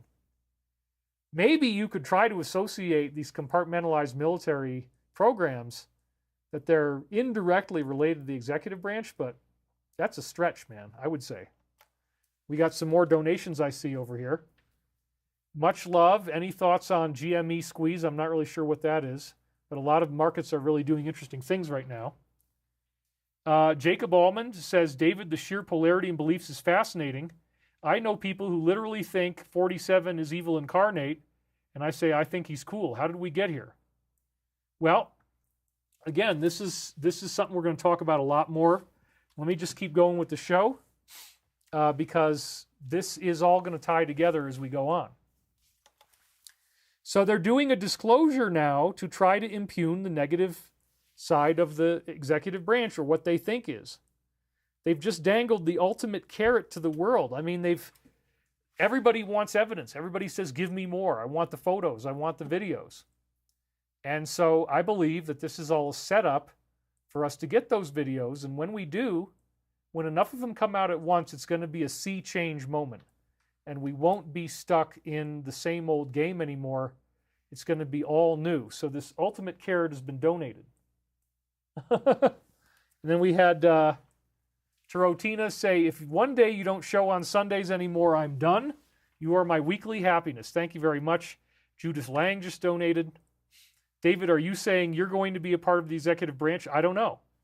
Like I said before, if the alliance invites me to do something, I probably will say yes. It really depends on what it is. But, I'm happy to help. So anyway, they dangled the ultimate carrot to the world, folks. This is the point. Representative Nancy Mace published this Immaculate constellation document, which is actually quite interesting. And I think a lot of people probably overlook this. It says November 13th. And here is her official head logo. And then here's the link if you wanted to go look at it yourself. So this is on the official houseofrepresentatives.gov website. There's an alien UFO document on the official House of Representatives website. Isn't that great? Called Immaculate Constellation. But you can't talk about it. You can't. Rule number 1 of Immaculate Constellation is you must not talk about Immaculate Constellation. Just like Fight Club. All right, so we're going to read some of this, and I'm going to muck through it with you, and you're going to find that it's a lot more interesting than probably most people thought. So we're going to zoom in and just go at it piece by piece here. This document is the result of a multi-year internal investigation into the subjects of unidentified anomalous phenomena, technologies of unknown origin or TUO, that's one I'd never seen before, and non-human intelligence or NHI. This was undertaken in response to urgent and credible threats to the public good and safety of the United States, provided to Congress through UAP whistleblower mechanisms established by Fiscal Year 23 National Defense Authorization Act and Fiscal Year 23 National Intelligence Authorization Act. The data consulted during this investigation summarized in this report originate from non-public data held within, here it comes, the executive branch of the United States government.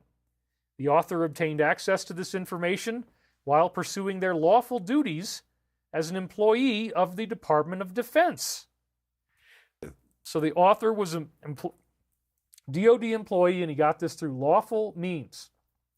This public version of the author's report was reviewed and approved for public release by Department of State Bureau of Global Public Affairs. So right away, this is what we've all been waiting for. This is official government disclosure, and it's like everybody's so either riled up or ecstatic about the election situation that it's like, yeah, UAPs, okay, fine. No, there's some cool stuff in here, you guys. So let's keep going. The results of this investigation are, and here comes the fear stuff, deeply disturbing. Elements of the U.S. executive branch have, see, there it is. And well, who's the leader of the executive branch? Oh, that's right, that would be 47. Got it. Elements of the executive branch, let's blame him, throw it all on him. That's what this whole thing is about, folks. There's this horrible, evil, crazy alien thing behind him now. And everything we've been telling you is true. He's part of this horrific, scary thing. That's what they're trying to lead everybody to. Elements of the U.S. executive branch have conspired to prevent the U.S. legislative branch from exercising lawful powers of governance with UAPs, technologies of unknown origin, and non-human intelligence issues.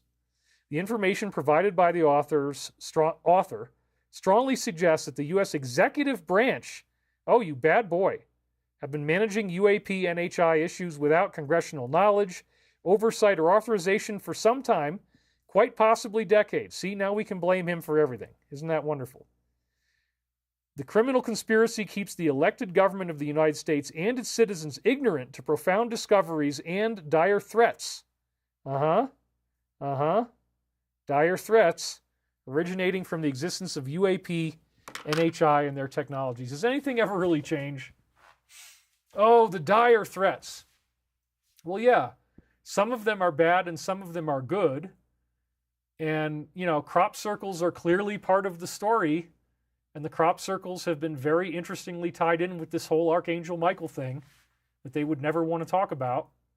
Why? Because we're saying that the beings in the flying discs with the dome on the top are actually Christian angels and archangels who are real beings, and we're going to learn that. And some of them, it's not like they're all just gods that are trying to hurt humanity, and none of them care about us. These are the authors of all the major religions that tell us to love one another and tell us that there's only one God in the universe, monotheism, you know? It's the same thing. We're the ones that screw it up by trying to write it down and trying to dogmatize it, turn it into religion. But there are real beings that gave us this type of information, and they really do exist, and that's what we're learning about. But they just want you to be afraid. So, you know, panic at your discretion, but I'm not going to. All right, so this is very cool. Where we're at right now is very interesting. So this criminal conspiracy of the executive branch. You see, they want that. They got to hang it on him. Criminal conspiracy keeping the elected government and its citizens ignorant of profound discoveries and dire threats of UAPs, non-human intelligence, and their technology. Okay. It's the executive branch. I mean, this, right away when I saw this, I'm like, wait a minute. Why are you guys trying to pin this on the executive branch? Because, for example, Cosmic Top Secret is 35 levels of need to know above the president. So to try to say that it's a criminal conspiracy by the executive branch, like, that's kind of a stretch, you know, because how could they conspire to cover up something that they don't know about? And what if the people who are involved in this, I mean, yeah, it might be tangentially related to that branch, but this again is like, you can see where the strategy is going, what they're trying to do here. It's very obvious. So I'll just hit it right on the nail on the head and say, look, this could all be reframed as a proxy war of the company versus Space Force, which again is formerly called Majestic, or what we've called the Alliance. And the whole thing that we're seeing here is so much more than just a man and a woman running against each other. It's two different factions that actually represent very elaborate secret organizations of which on either side, positive or negative, we know very little. But we do know that the forces behind 47 are in fact the same forces that have all this classified technology, and one of the main organizations is DIA. So it's sort of like CIA versus DIA. That's another way of looking at this. You have some very interesting stuff. I mean, when I would talk to Pete Peterson, one of my top insiders, you know, he always said that the DIA was probably the most noteworthy group where this was all being hidden. So what I think is happening is that the left is trying to expose the military, which is really behind the right and the alliance, on their terms, demonize them, say, you guys are hiding all this dangerous stuff, you won't tell us, but I think they want to tell us anyway. So it's like, yeah, come on, walk right in. Keep doing that. Keep accusing us. That's great. We love it. Cut, print, get that into the reel.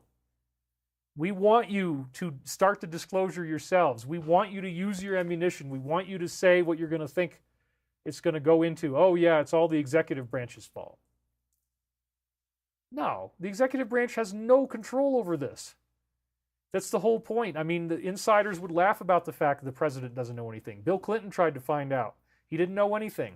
How could his executive branch have been conspiring if he couldn't get any information? So it's a weird, interesting way that they're trying to pin it all on the same guy who they hate so much. And I think that's the whole point here. The documents obviously intended to create fear. They're conveniently blaming everything evil and bad on the executive branch, quote unquote. So, we already read this one. They say it's deeply disturbing and dire threats. And then the next part of it is unambiguous evidence demonstrating the reality of these different things, including the technologies of unknown origin, or TUO, HUC TUO, right, has been made available to Congress by multiple independent whistleblowers of UFO UAP. This document is but one item of evidence brought to Congress. Much more exists and hopefully will be made available. That's good. Bring it on. Nobody's happy with this. They need more. In this public version of the report, information is organized into 7 categories of evidence, including unacknowledged special access program, imagery intelligence, human intelligence, signals intelligence, U.S. government bureaucratic records, historical records, and other wink, wink, wink sensitive sources that they can only tell people to their ear. They're not going to put it in writing. That's what that is. All information in this report is derived from access to, wink, wink, non-public information. So yeah, everybody is demanding more evidence. They don't like the fact that there's nothing here. A lot of people online were calling it a nothing burger, but not exactly. Let's go into the Immaculate constellation. First of all, as Giorgio Tsoukalos, my co-star on Ancient Aliens, pointed out, Immaculate constellation is a play on Immaculate Conception, which is the Christian concept of the Virgin Mary being impregnated with Jesus by God, whatever God is, so that it was not her husband Joseph who did this pregnancy. It was actually an immaculate conception. So right away, they're winking at the fact that this is going to reflect on Jesus, and the UFOs are called Immaculate Constellation, this UFO report. So that implies that there's going to be tie-ins to Christianity, and of course, if like what Giorgio was speculating on is, if we are in fact, if humanity is immaculately conceived from extraterrestrial human DNA, then we would be the Immaculate Conception as a planet. And then it says Immaculate Constellation, which could mean that our seed of humanity was planted here by beings from other worlds. So even though supposedly these project names are randomly granted, this is clearly not random. It sounds like Immaculate Conception, and it's got the concept of ancient astronaut theory baked right into it. So this is very, very interesting, actually. But then also, Immaculate Constellation has another layer of meaning, which is that the two initials at the beginning, I and C, Immaculate Constellation, IC, well, yeah, doesn't that also mean intelligence community? So they have to do this. They have to put their code into something so that because, it's part of the rules of how the game is played. You have to hide it out in the open. This is the intelligence community's prepared briefing to attack the executive branch. They're only going to tell you a very, very small amount of stuff, just enough that they can try to create fear and throw darts at him. And that's what they're doing here. But there's some interesting things in here. Okay, so it says Section 1, USAP program, Immaculate Constellation, is an unacknowledged special access program established following the public discourse or disclosure of the ATIP AWSAP program by Luis Elizondo in 2017. Upon disclosure to Congress, it was determined this USAP and its collateral information have not been lawfully reported to Congress. Well, that implies that crimes have been committed. And remember, they're trying to blame the executive branch. Immaculate Constellation's primary mission is to collect imagery intelligence on UAPs and ARV-RV. What is an RV? An RV is a reproduction vehicle, and an ARV is an alien reproduction vehicle. So holy crap. They're actually talking about, they're acknowledging in this open forum that reverse engineered UFOs do exist. Whoa. Okay. That's pretty freaking cool. So let's go back into that and read a little bit more. So their primary mission is collecting image intelligence on ARVs and UAPs. So they're acknowledging that we have them, that they do exist, that we've made UFOs of our own design that are anti-gravity.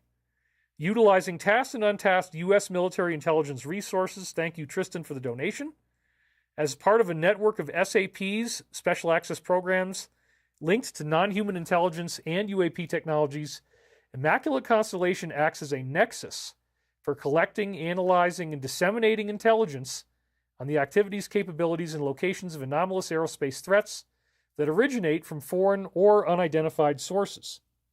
So again, they're openly acknowledging reproduction vehicles, alien reproduction vehicles, and they tell us most of the military is sealed out from these programs. So again, there it is. They're already saying that they have thousands of mic dropping photos and videos. So this is from Dr. Michael Salla on X. He's giving notes from Michael Schellenberger's part of the talk. We already saw that Immaculate Constellation, UAPs. The author of the report is credible, and other sources confirmed it to Michael Schellenberger.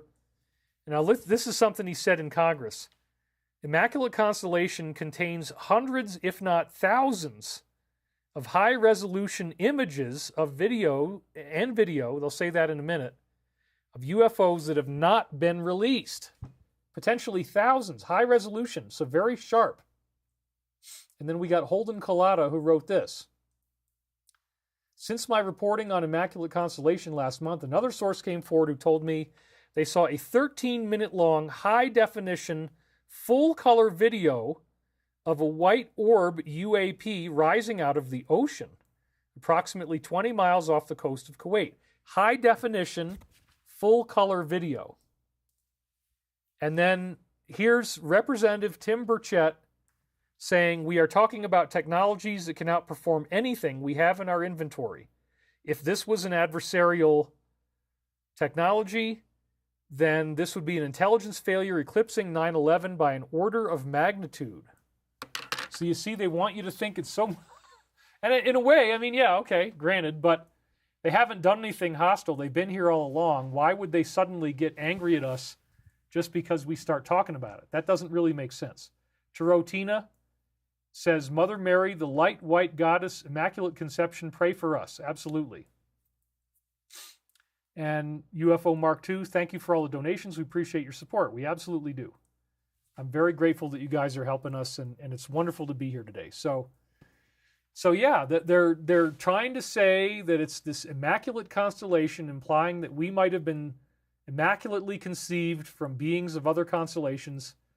They're implying that, as Giorgio said, and they're openly saying now that they've got technologies of unknown origin, they've got extraterrestrial bodies, and we already have craft that fly with anti-gravity, reproduction vehicles, and alien reproduction vehicles. So wow, there's a lot to unpack just at this point. And now we've got, they're trying to raise up the fear, saying, oh my God, this is an intelligence failure that makes 9/11 look like a Sunday school picnic. Representative Tim Burchett said that it would be a failure eclipsing 9/11 by an order of magnitude if it was actually adversarial. And, well, what is it going to be? We don't know. So there's Elizondo in Congress. And then here's another one. This is Representative Eric Burleson. And he said, during the GOP oversight hearing on UAPs, Lou Elizondo confirmed to me that Lockheed was in the process of transferring non-human technology to Bigelow Aerospace before it was squashed by the company. There was talk of recovered alien bodies at the Pentagon, which were collected many years ago. Maybe they even have a display case down there in the basement. Who knows? The U.S. government has communicated with non-human life forms, and that these life forms can interfere with our nuclear capabilities. Yeah, because humans should just be trusted to do whatever the heck they want with their nuclear weapons, right? Let's just, if somebody fired it off, they had a good reason, so we should just let them blow up the planet, don't you think? Well, no. These are Christian beings in these craft, the good guys. The Confederation of Planets in service of the One Infinite Creator is what they call it in the Law of One. And they say there's about 53 different civilizations in the Confederation. And that's very interestingly correlated with the Heinz 57 that was talked about by Sergeant Clifford Stone in the original Disclosure Project hearings of 2001, which are far more reaching than what they're doing now, by the way. Talking about stuff on the moon, stuff on Mars, interplanetary spacecraft that we already have. All that kind of stuff was in there. So, yeah, we've been living in a lie, and there's been this secret space program the whole time, and it's run by aspects of the military. But to try to say the executive branch is conspiring, no, sorry, not really. So, the time for transparency is now. DOD, the company, Department of Energy, and the rest of the three-letter agencies owe the American people transparency. So this is how they're going to go after the executive branch. That's what they're attempting to do. So now we're going to go back to this Immaculate Constellation document. So let's read some more of this, because this is interesting. It says, the intelligence within this IC program primarily consists of high-quality image intelligence. Yeah, let's see it. I'd like to see high-quality imagery. Collateral measurement and signatures intelligence of UAPs, and reproduction vehicles within the Earth's atmosphere. So they're already saying, we've got the film.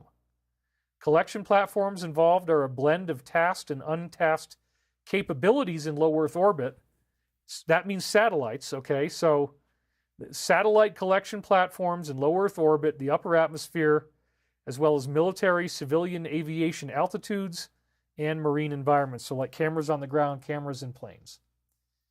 Immaculate Constellation pays particular attention to anomalous aerospace platforms that have been developed through the study or acquisition of technologies of unknown origin by foreign nations or unknown entities. UAP and reproductive vehicle signatures and preferred operating areas are known to the program. They already know what the reproduction vehicles look like. They already know what's extraterrestrial and what's human. They're saying it right there. UAP and alien reproduction vehicle signatures and preferred operating areas are known to the program, establishing a degree of strategic awareness and warning. Finally, Immaculate Constellation shows UAP and ARV-RVs are operating around the globe, often in close proximity to sensitive foreign assets and locations like military bases.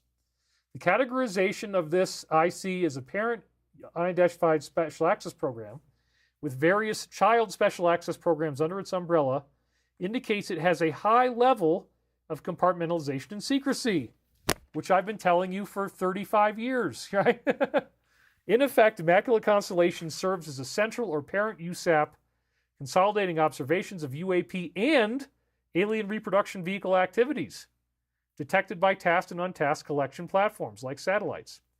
Sophisticated internal information security controls are a major part of the program, enforcing compartmentalization by detecting, quarantining, and transferring any images of UFOs or reproduction vehicles that we built before they are circulated within the military intelligence enterprise.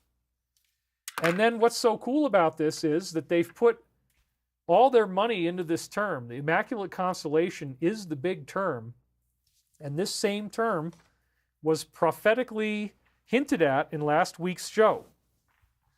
And so 3 sets of very similar words to Immaculate Constellation appeared in what I read you last week, so let's review that from January 4th, 99. Archangel Michael, again, you got to go back and watch the show. I did remote viewing 96 to 2000. I brought in Archangel Michael, didn't identify himself that way till 99.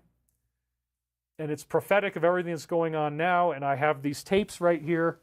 There's 21 tapes in these boxes that I haven't actually published yet in the Michael Prophecies books.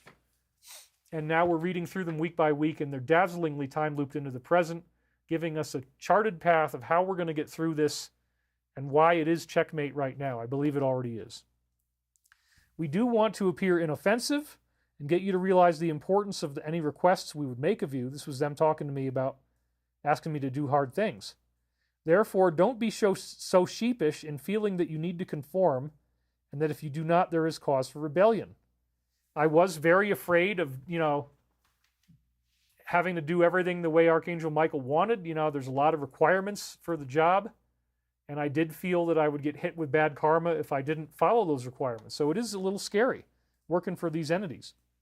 A much simpler process would involve the conscious reconditioning of the mind and body to accept comfortably the notions of immaculate service, immaculate thought, and immaculate action.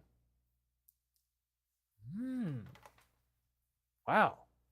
Immaculate service, immaculate thought, immaculate action. Compare this to Immaculate Constellation. I read this just last week. You can't hide it. You can go back and watch the show. It's a prophetic reading from January the 4th, 1999. And they hinted at the words Immaculate Constellation 3 different times. Service, thought, and action. And so I was very impressed with this time loop. And also I want to say that there are certain specifics in the report that are not just the typical yawner UFO news like, okay, yeah, they got there's discs and there's triangles. Okay, we already knew that. No, there's some pretty interesting stuff in here. First of all, we see metallic orbs flying in a cubical formation. It says CENTCOM cuboid formation of metallic orbs. On USG networks, there exists daytime FMV and daytime FLIR, which is infrared footage, of a formation of about 12 metallic orbs skimming over the ocean surface at high speed before they disperse in multiple directions. Their rapid and agile maneuvers were incompatible with known aerospace vehicles and were between 3 to 6 meters in diameter. In the opening segment of this footage that hopefully they'll show us in the future, these about 12 metallic orbs fly in a tight cubical formation. They fly in a cube. It's so amazing. I love it. The metallic orbs were in 3 vertical square formations of about 4 orbs each. That's what the cube was made out of, arranged in a 3-pronged configuration, creating the illusion of a cubical shape at a distance. Isn't that crazy? Because all this time we've been talking about the crop circle formations, the sacred geometry, and haven't I been speaking to you week after week about the cube and the sphere? And so now we have these cubical patterns of drones flying together in ways that totally exceed any capabilities that we have. So the extraterrestrials love their sacred geometry, man. That's what you get out of this. Lion Media said Biden has just allowed UK to fire long-range weapons into Russia. Putin said in October he will view this as the start of World War III. He just pointed to this war is coming post again on the post. What do you think? We'll get to that later. But yeah, I mean, they need that war. I don't think it's going to happen, though. So, you know, you can get scared if you want to, but I really don't. I think that they're going to keep it predominantly peaceful, but it doesn't mean they won't try.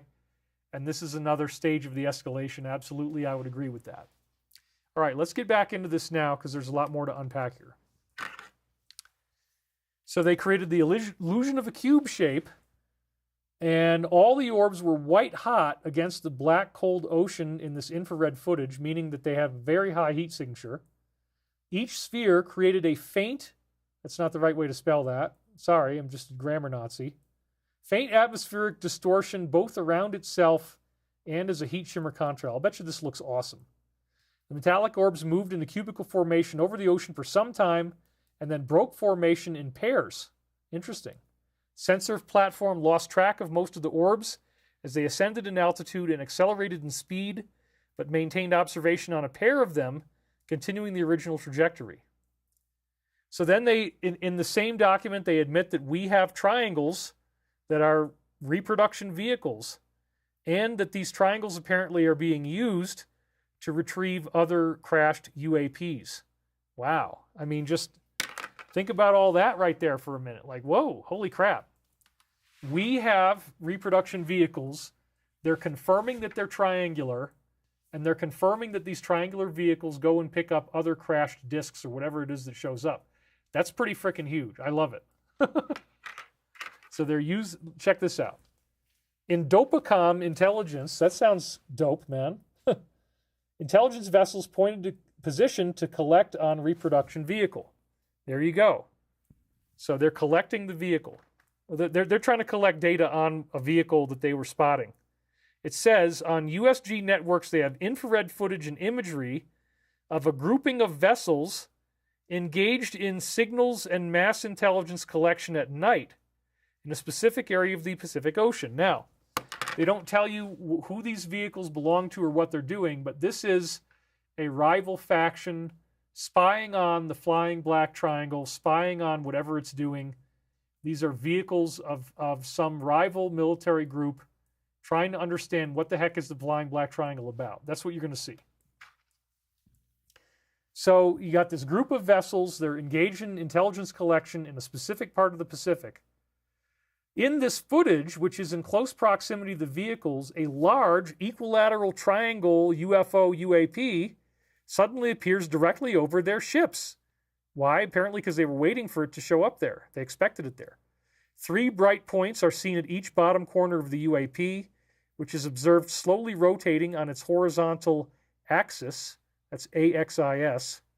Once again, they got the word wrong. Sorry, just notice these things. This rotation partially reveals a horizontal bar of sweeping lights.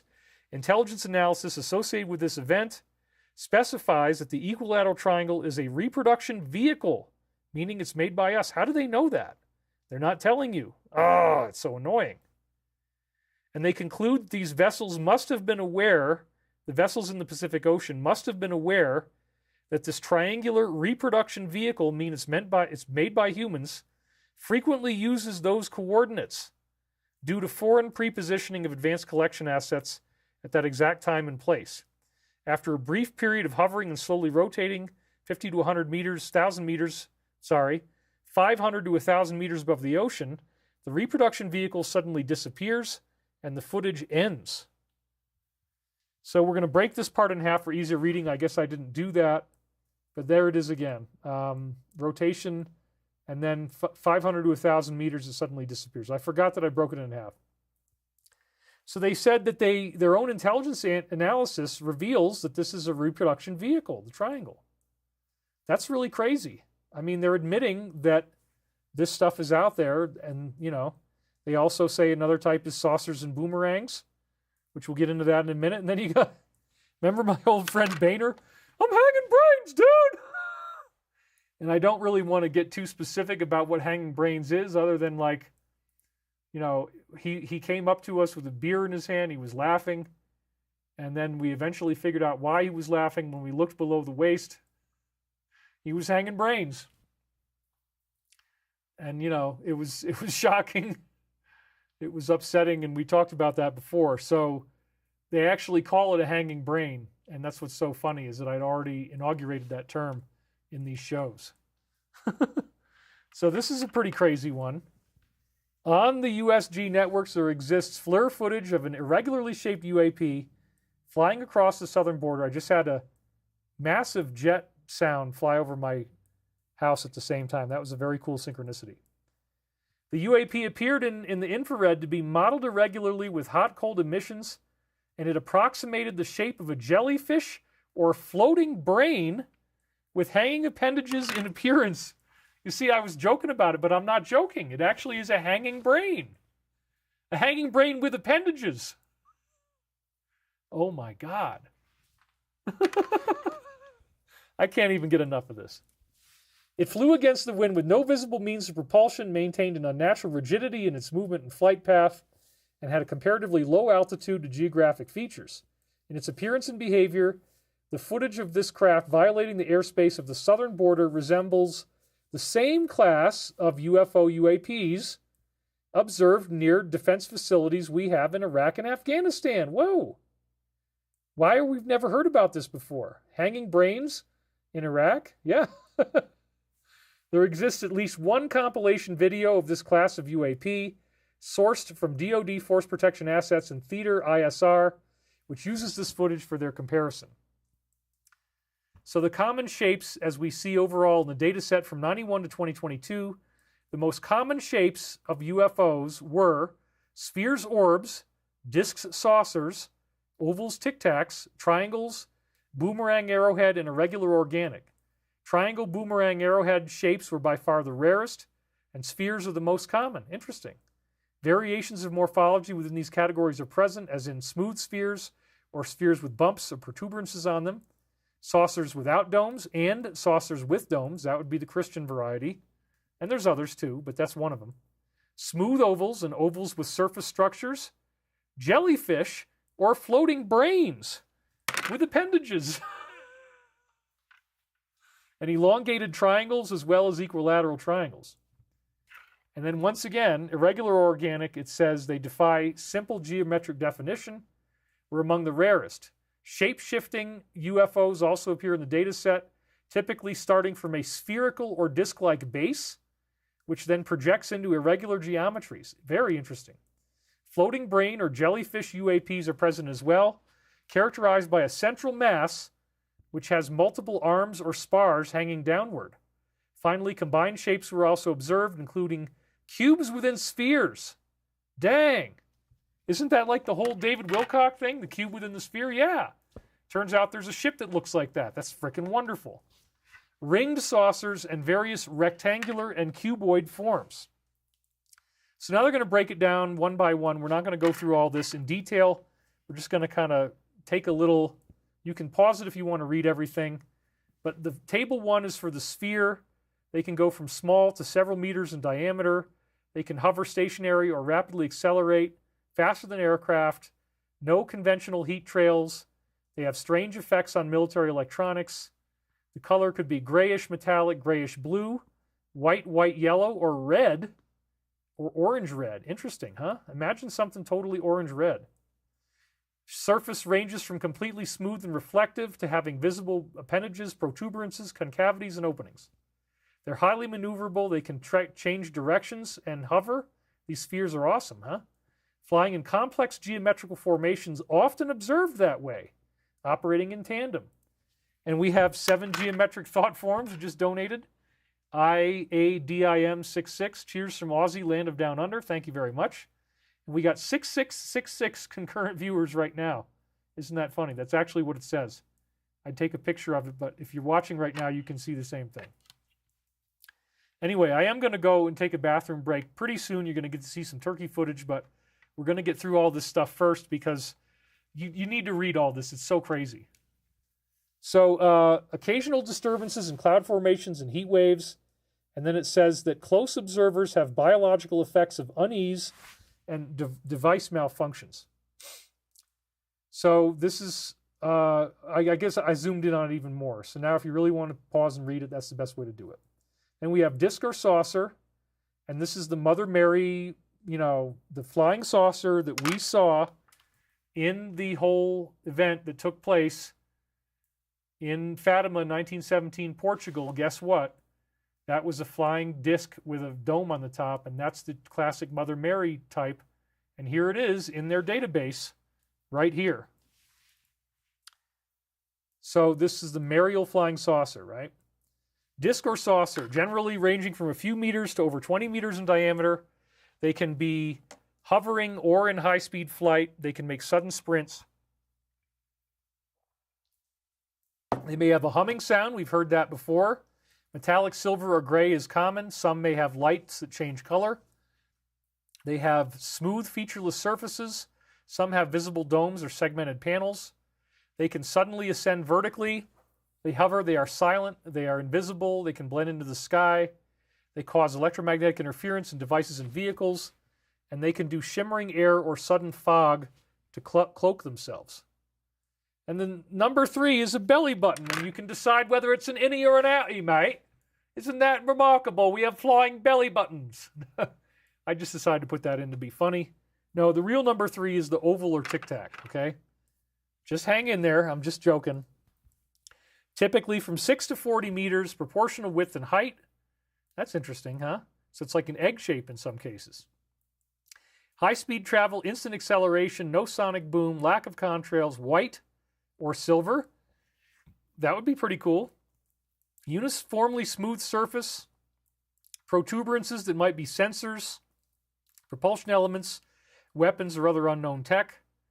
They can hover and then accelerate suddenly, and they can have stability in high winds.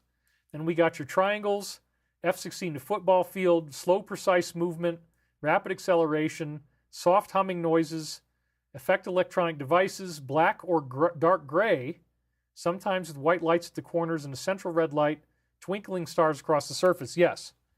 And they already said these are the alien reproduction vehicles, and I've talked before about how these are blimps. They're actually dirigibles that are in the shape of a triangle.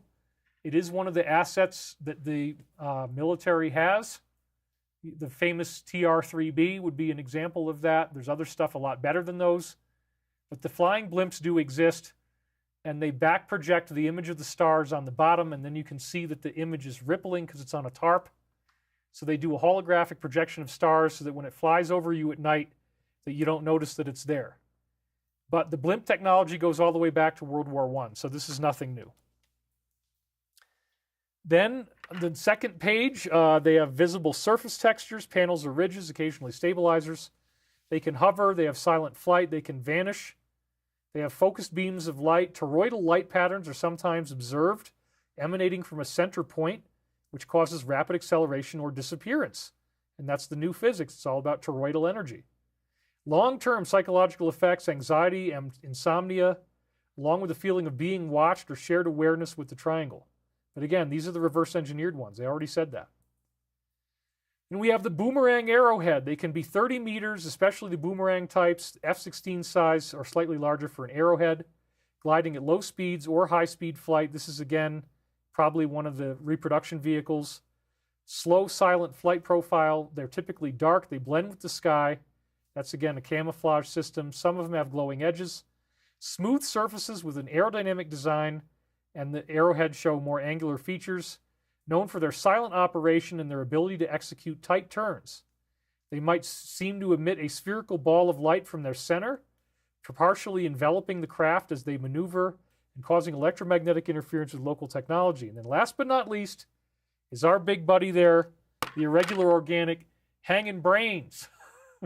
Joy Berman. Here's some turkey feed money, David. Grateful for all you do. Thank you very much, Jay. Joy, celebrating your 10th super chat. And yes, I do need money for the turkeys. It costs about $200 a week right now. We need more dilithium crystals, says Savvy. All right, let's get back into our slide. Regular organic. Don't panic, man. The brain is organic. The highly variable shapes, from small compact forms to larger sprawling structures. They can move from slow drifts to rapid acceleration. Unusual sounds or absence of expected aerodynamic noise. Electromagnetic effects. Bioluminescent qualities or shifting colors, particularly for the floating brain or jellyfish types. Oh my God. So the flying spaghetti monster is actually real. Who would have known? Descriptions vary widely, from smooth fluid-like surfaces to complex articulated structures. A wide range of behaviors, controlled maneuvers, erratic patterns of movement, shape-shifting. Physical sensations of warmth or cold, unexplained ozone smell, psychological distress. That's another sign that it's reverse engineered. I do think these are ours. I'll explain what I think they are. Typical luminescence, fluctuating lights only visible in the infrared. Sudden temperature drops and the appearance of clouds. This is all. And then this is a tweet from UFO, from Black Hole. He says, for UFO lovers, the Immaculate constellation report describes a type of UAP that is organic, resembling a jellyfish, with rigid appendages hanging downwards. Here's a full version of the leaked jellyfish UAP that perfectly matches this description. So if you go to this guy's tweet, you can read it for yourself. It's already, and watch it. 1.7 million views. It goes on for almost exactly 3 minutes and 33 seconds. And here is our star of the hour, this weird robot that has what looks like a head, shoulders, and arms, but then his legs turn into tentacles. And so here he is. Look at that, 666 views. I just noticed that on the bottom left. When he's in front of military vehicles in this base in Iraq or Afghanistan, which is where they said this was happening, as he flies in front. Oh, Tarotina donated twice for turkey food. Thank you very much, Tarotina. Really appreciate that. Anyway, when he is in front of the military vehicles, he turns into this kind of whitish color, as you see here, which again is different than the first frame that we saw where it was more solid. So then it turns into this, like it's camouflaged or something. So this is one artist's conception of what we're actually looking at, okay, based upon analysis of the video. Now, here's another one that only gets the head, but this is supposedly taken from image-stabilized data from the video. This is probably more accurate than the other one. Robert donated, and he said, I had a close encounter with an alien UFO in the summer of '68, stopped 30 to 40 feet directly over my head for about 3 minutes, and it left at light speed. Twitter always freaks me out when I see a set of 6s on my comment count, says Kwan Hong Chan. Yeah, I just get synchronicity. What can I say? That's part of the David Wilcock brand. That's my brand, synchronicity brand. So this is a more accurate description of it. And again, this looks like something that we built. It's got like a laptop, desktop video camera on it, like an orb with an eye in the middle. It's got panels around it to protect the camera that can close up. And then if we go back to the previous shot here, I think this is reasonably close to what we're looking at, that, you know, you could actually be powering this yourself. So this is likely a human-powered crane drone. What do I mean by that? Imagine now that you're in some office in a military base, and you can, for example, with this drone, avatar your body into it so that your hands move the hands of the robot. As you turn your head, the robot's head turns, as your shoulders turn, etc. But then there'd be no point in having the legs, because you can control that probably with either like a psychomimetic system where you're controlling it with thought, or there's some type of thing you can walk and change your speed, walk and change your direction. But anyway, you don't need your legs in the drone. What you would do is you would have all of these tentacles down there that allow you to pick things up. You can pick up boxes, you can pick up dead bodies. You don't need to use AI. You can run the whole thing. You're controlling the machine, and this goes around and picks up stuff. So honestly, as an engineer with an engineering company, we might steal this design. We might actually use these so that when people are building houses in remote locations, that you could be flying this robot around. You can pick up the blocks with these tentacles on your legs. You can fly them into position, no big deal. It actually is a great design concept for a human-powered drone. So I don't think this is extraterrestrial at all, but they want you to be freaked out by the flying brain. So again, this is what it looks like more up close, but you can't really see the tentacles because it doesn't go down far enough. And it says here the military has concealed the evidence. Discrepancies found throughout the internal records of AARO and DoD interactions with the Congress cast serious doubts on the integrity of the DoD statements to elected leaders of the U.S. government. Existing transcripts held by the leadership of the DoD show a pattern of trivialization, obfuscation, and outright denial of UAP data in what were supposed to be highly classified, private, and transparent conversations with appropriate members of Congress. The same behavior also prevents critical members of Congress from receiving any accurate assessment of the national security risks that are posed. That's true. And this does need to change.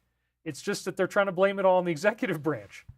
Specific examples known to the author include denying the existence of multiple compartmented access programs owned by a military intelligence agency, probably the DIA, because that's what that would imply, directly related to the UAP mission, denying the existence of joint DoD interdepartment special access programs directly related to the UAP mission and the study of technologies of unknown origin, TUO, and finally, the denial of the existence of Immaculate constellation by DoD representatives to appropriate congressional members and their staff.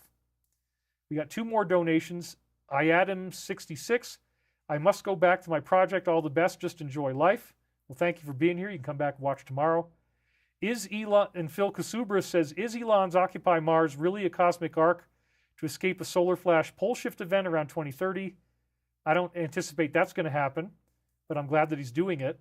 And the uptick in UAP's disclosure and now World War III again, is this all because the 1% no? I'm praying for David's timeline.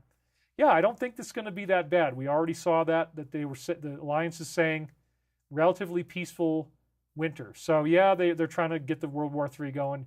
Yeah, they want you to be afraid of UAPs, but I wouldn't. I just, keep your integrity high, and that's what I'm proposing. So then they say the good stuff is only going to be delivered from mouth to ear. Sensitive sources, Section 7. So then they give this final statement here. The official disclosure of non-human intelligences and their presence on Earth is a pivotal moment in human history. I agree. The nature of this information is of such incomparable relevance to the public good that it demands to be shared. I agree. That's why I'm out here. Some may object and say disclosure poses too many risks. To them, it must be said we will never be able to predict how individuals, families, communities, and nations will react to revelations of this magnitude. Moving forward, we must guard against the lure of authoritarian solutions, justified by expediency and appeals to national security. The good in humanity will always triumph through time, and it is in moments of crisis that our capacities for achieving the extraordinary are discovered. I agree with all of that stuff. Be not afraid. And then it says some weird Latin. Scientia igni probata veritas per fidem. So, this actually, Scientia igni probata veritas per fidem, translates as knowledge tested by fire and truth by faith. So, it is interesting. I mean, it might not be anything, but, Lucifer is often seen as a fiery being. Knowledge tested by fire might be a little bit of, I don't know. I'm just saying, you can rack that up as a conspiracy theory, but it's a little bit strange that they said knowledge tested by fire, truth by faith. What do they really have faith in? We don't know yet. And they also built these giant pyramids suppressing consciousness. What the heck was up with that? Let's dig in on that a little bit more. Massive underground pyramid, larger than Giza, potentially suppressing human consciousness.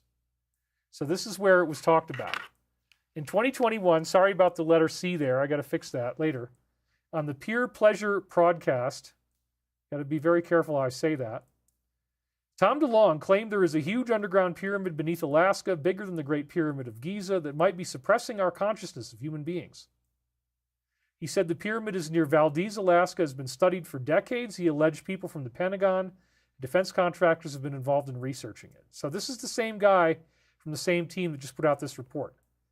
According to him, the pyramid was discovered after seismic activity revealed an anomaly in the area, possibly after a large earthquake in Valdez.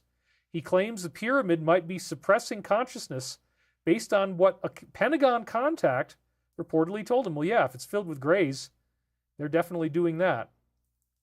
He adds that some information about the pyramid has been intentionally hidden, including a news piece that was supposedly suppressed.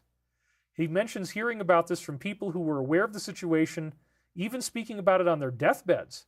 He also refers to the involvement of organizations like Bell Labs or AT&T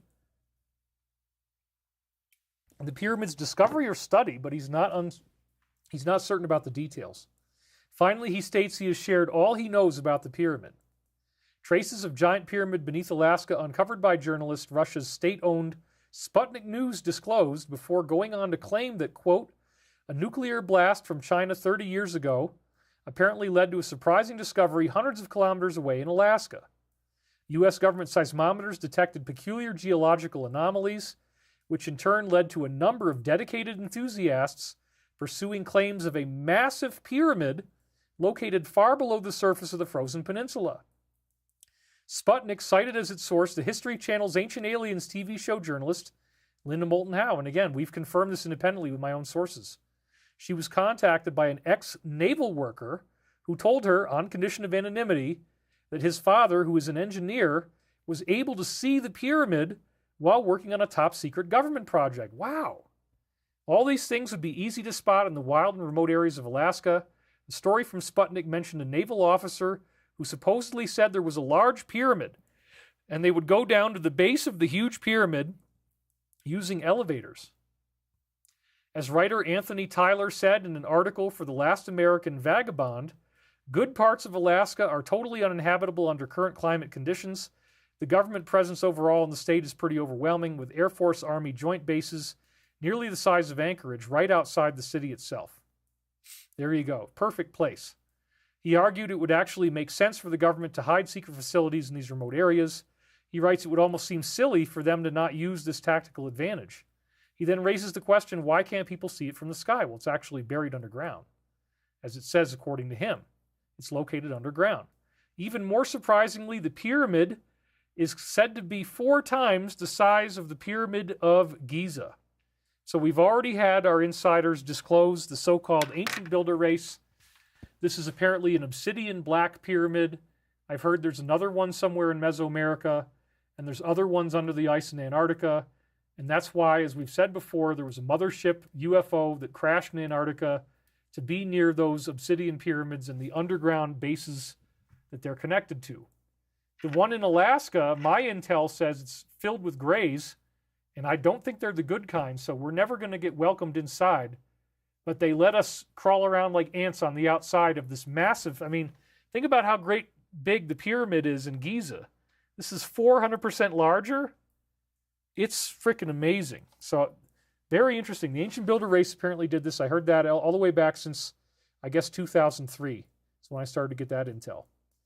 Moreover, in the January 2022 Thrasher magazine, that's like a skateboard magazine, Tom DeLonge was asked, would you say UFOs are driven by aliens, or do you think it's more like a drone? And he said, I think it's both. Very compelling answer. He suggested it's important to note that while studying UFOs, we must be aware they could be remotely controlled, just like I said about that drone, that you would want to use that robot to pick things up like a crane, and then you can work your hands with it, and they may have occupants. So it could be either one, drone or occupants. I think the biggest misconception is they are coming from other planets. Evidence doesn't really support that. This is their spin. They do support that it's dimensional and parallel timelines existing with frequency. That kind of sounds a little fluffy. But then we just said last week that he was arguing the Luciferian view. None of them are good. They're just the old gods. The entire UFO phenomenon is about multiple gods fighting amongst themselves, factionalizing mankind into different religions. Our government knows that. The others are instigating wars amongst mankind. Of course, they're all evil. None of them are aliens. They're just the old gods. And then this is problem, reaction, solution. You say, oh my God, they're so evil. They're so dangerous. We have to push against them. Let's do this a different way. Let's say that none of them are good. None of them are positive. None of them are spiritual. They're all these dangerous old gods that are trying to destroy our planet with warfare. Yeah, that would be exactly the type of view I would expect them to have. The old gods instigating wars. Well, I don't believe that. It's a typical Christ-hating viewpoint, especially when you get into Fatima. But getting back to the Black Pyramid, it's really complicated, different, and interesting.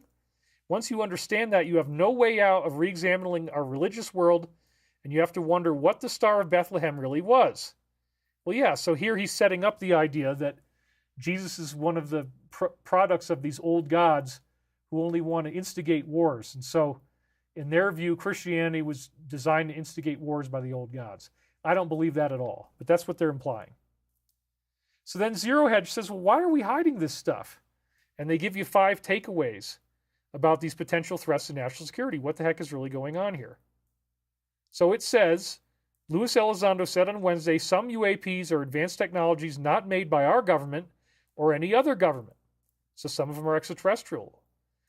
Both the United States and its adversaries are in possession of UAP technologies, and they said that in the report. Both the U.S. and our enemies have hover cars. And my company, Stavati, we're just trying to break that out of Area 51 and get it to you. We are going to do that, but it's a crazy and dangerous thing to try to do. I believe we are in the midst of a multi-decade secretive arms race. Whoa!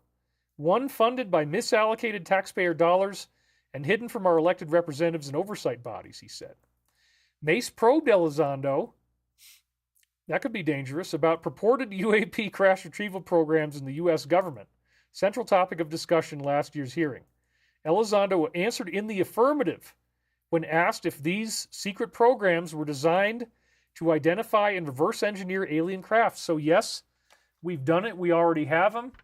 And again, our CEO for Stavati was responsible for several different types of spaceships that there have been thousands of them made.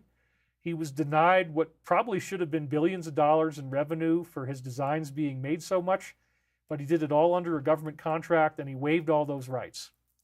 But when we do our stuff, it's not just for free. We're going to take that money and we're going to reinvest in more technology. That's my main goal, if this ever gets off the ground, which I think it is. Some very exciting things are happening. In regards to these aircraft being piloted by whatever they might be, non-human biologics, would you agree it's likely they are being piloted by a mind-body connection? Said Representative Luna. Elizondo emphasized he was more interested in their flight characteristics than to speculate on their origin. He said it was safe to presume they have intelligent control because they seem to anticipate the maneuvers of pilots. And then he also hinted that there's going to be some type of mass ET contact event in 2027. And somebody asked him, when it comes to 2027, what can you say, what's going to happen? And he thought it was an asteroid. Luis Elizondo says the UFO disclosure is being rushed because a major event is about to happen, which, of course, he cannot mention to anybody. So here with the subtitles is him answering, when it comes to 2027, I don't want to speculate on the exact year.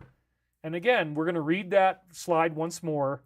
The year was speculated to be 2027, but it's very similar to Michael Prophecies that says that in 2025, we're going to get some type of first wave of ascension along with the return of UFO beings to planet Earth.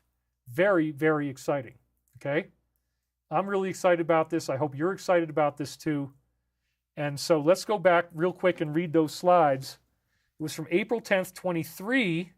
And again, it was Vicky Verma on How and Whys. Ex-CIA officer on UFOs says that they're showing up in 2027. On podcast UFO with Martin Willis, Ramirez claimed the government is aware of an impending event in 2027 which reveals something so significant and people are having to be prepared for it. There is a pressure on Earth, which he refers to as demonic, that are projecting their own belief systems to make us disbelieve in what we see. Wills asked Ramirez, what would happen if there was a mass landing? Would we just simply prepare for conflict, or would we actually initiate something? The former guy from the company replied, I think the dialogue we're having now in our country, even with recent legislation passed through the legislature on its way up to the president's desk, is preparing the U.S. and by extension the world for the reality there is a presence here that we need to explain. If they show up, which again, 2027, now he's saying we don't know the year, because Michael's saying 25, and we continue to do what we did before in previous decades, there will be mass panic. I don't think so. It depends on how it goes. However, if we understand that these are real, and we have 5 years from 2022, or maybe now 4 years if they come in 27, for the U.S. government to prepare its people about what is up there. In many ways, I think the word got out within the government that they're showing up in 2027, and we better be prepared. Wow. If not, there will be a lot of explaining to do. So I think that dialogue has happened within certain areas inside the government that we need to prepare. I mean, again, this is dazzling, because this is the exact message of Michael Prophecies, and in his most recent interviews, Luis Elizondo is reiterating something big is happening, maybe 2027, I don't know the year, I can't talk about it. That frustrates people when you say that. But it already was talked about by this other guy, that they believe that the UFOs are coming back. Hallelujah. I'm ready for it, man. They're going to start helping us in a lot of different ways, cleaning up the planet, all kinds of stuff. In 2017, a clock of 10 years was set, and why Luis Elizondo earlier in the year said, just find a hobby for 5 years and it'll all be out in 5 years. So there you go. He said that this year, which gives you the year 2027. I've heard 2027 in an official capacity, which I cannot reveal. So I would say people in the government are aware something is happening. There's limited time, only a few more years to prepare the people. That's what's wrapping up this acceleration from 7 decades of not even acknowledging it to now doing so at a faster and faster pace. So again, is this checkmate? Well, this brings us to my daddy break. We're going to take a break for daddy, and we're going to show you some fun turkey videos in the meantime. This should work just fine. I think this is a fun one to start with, so let's see if this is going to work. It looks like... Oh, okay. Hold on, everybody. I got to get this going so that you guys can enjoy it. I think it's this one that we want to do. Yeah, so this is what we're going to do, folks. So I got to take a quick pee break, and you're going to get to see the turkeys. I hope that the sound is audible, but if not, actually, here's what I'm going to do. I'm going to quickly mute. No. I'm going to play it as is. Let's just see what happens. We'll put this on as the camera angle, and I will be back very soon. Thank you guys for hanging with me. We're going to go right back to our camera, and now we got an amazing turkey video for you. So here it comes. Yay, Daddy's got 17 Trump turkeys. These are officially now.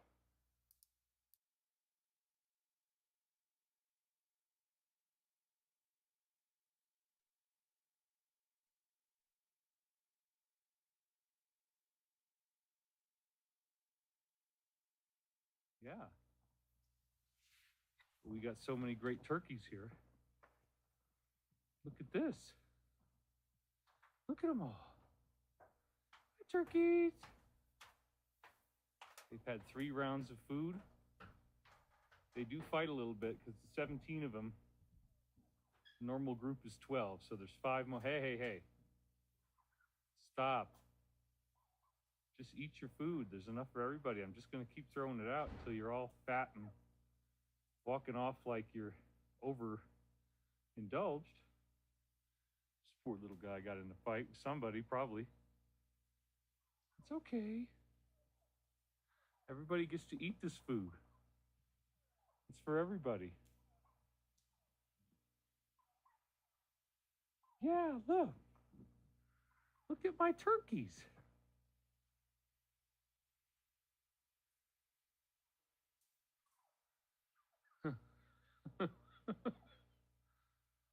Woo.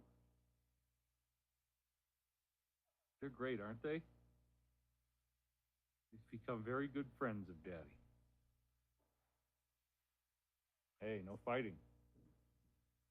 to learn to respect each other. respect should be part of the turkey code. So you guys can get along and be good. You don't have to worry about me. I'm not going to hurt you. I'm just hanging out here. My life is complete. These are officially the Trump turkeys. But we're not eating them. And there is no Thanksgiving with these turkeys. We just like to let them run and be good. Spend lots of time hanging out with Daddy. They guard my house like sentinels. They hang out on the porches, hang out on the railings, they hang out in front of the windows, and they won't want anything evil getting in. Hey. You see, there's nothing bad about these turkeys. They're good turkeys. We keep loose dogs away. Make sure that they're safe. That way they're safe and happy. It's kind of cold out here.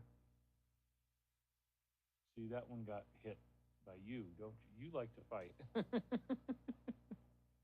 Some of them do like to fight. They're boys. You can see they got their little, he's got his little goatee starting to grow. It's just a first-year goatee. But he'll end up with spikes on the back of his feet. He can fight with those. We know who you are, man.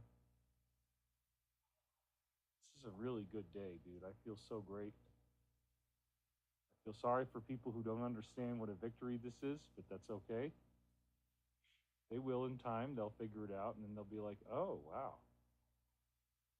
We just saved the world. Yes, we did. Yes, we did. Pew, pew. Sometimes if you start making fun of their sounds, they'll do the sound that you do, and they'll keep doing it. Oh, hey, why do you have to do that? You're just out there like biting people, man. Pew, pew. Don't do it. See, you're like a big ass. You think you're going to run out of food? No, I'm going to come get you guys some more right now. You've already burned through everything, and there's 17 turkeys. That means I need more. Look at him. He's going for it. Hey. It's basically one big jerk. Now there's two of them. You just did it. It's the boys. Okay, look, guys. We'll get you some more food. Here we go. Yay, Daddy's got 17 Trump turkeys. These are officially now Trump turkeys. Because there's 17 of them. I counted it. Oh, this is... All right, you guys. We're cutting back. And I have to put my microphone back on. So just give me a second. I'm going to put this on my shirt. I got to mute it to do that. Hold on.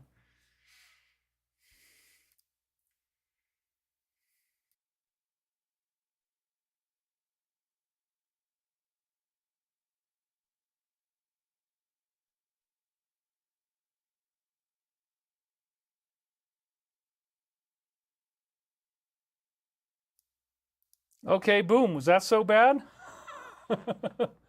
Now you guys are, say, let them inside, make them hot cocoa, avian magic. Aw, David, you are so sweet. Thanksgiving soon. No, none of these turkeys are going to be killed. They're all going to be safe. I have other videos. In fact, hang on one second here. The moose was pretty dramatic, I got to say. Let's see if we can find that one real quick. Just to show you guys this. Yeah, here it is. Okay, so I'll crank up the volume on this one and play you this. This is freaking crazy. This moose showed up. Here we hold on, here we go.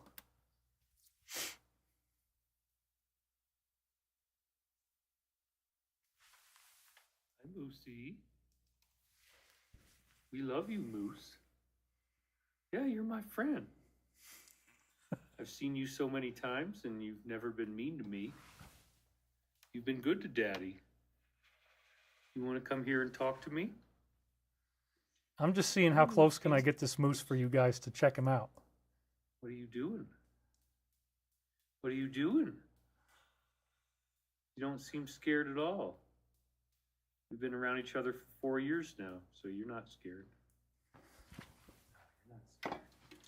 I was freaking out right now, you guys. I'm like, wow. I can see you, Moosey. They like to hide behind trees, and they think you can't see them, even though their ass is hanging out. I could throw out an apple for you. Yeah. You want an apple? Let's give him an apple. Yeah, it's messy. I'm sorry. It's from having COVID. Let's give him one of these. I got the black inside refrigerator now, the Gen Air. And I'm going to go face the moose. Here we go. I am facing the moose. I am stupid and brave and fearless beyond imagination that I actually was willing to do this. Ooh. Ooh. You want this?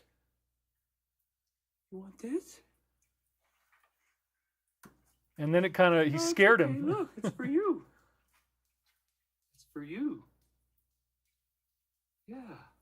He came back and got it later. This is actually a female. This is a she. You kind of screwed that up. Moose can be very aggressive. Another one. Anyway, there. Hey, Daddy's got 17 Trump turkeys. Oh, that's the yeah. So then there's another. All right. Well, when you get to be a turkey lover like me, there's a certain point where a lot of them are satisfied, and they're just kind of walking off, and they're very happy. But if I brought more food out, they might. I want to show you this too. I fell on this. Thankfully, it was not bad, but I got really, really lucky. I've had to break off all the ice already. Got my ice melter and my shovel here. You had to chop at it with that. I got another ice tool. Somebody said clean it up. These stairs. It's clean now, believe me. Thank God. It was really, really an easy fall, and I only really hurt myself on my right elbow and forearm a little bit. But yeah, let's show you this. That was my second fall. I can walk down it because I've broken it all up and made traction. But here comes the turkeys. Look. These are turkeys, and they're live. And we're doing live filming, and so I'm keeping the crows away right now because the crows will come here and steal all of their food, and that's what we don't want. So they're a little bit freaked out about me being here, but you can see most of them are flocking in the back there. Pew, pew.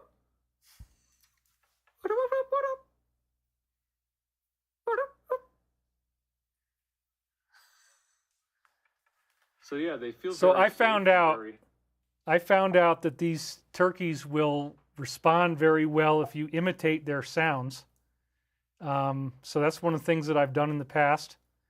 And anyway, it's really fun. I love the turkeys, and thank you for allowing me that minor nature break indulgence. You know, you got to see me confront a moose. That's a pretty stupid, crazy thing to do, but I did it.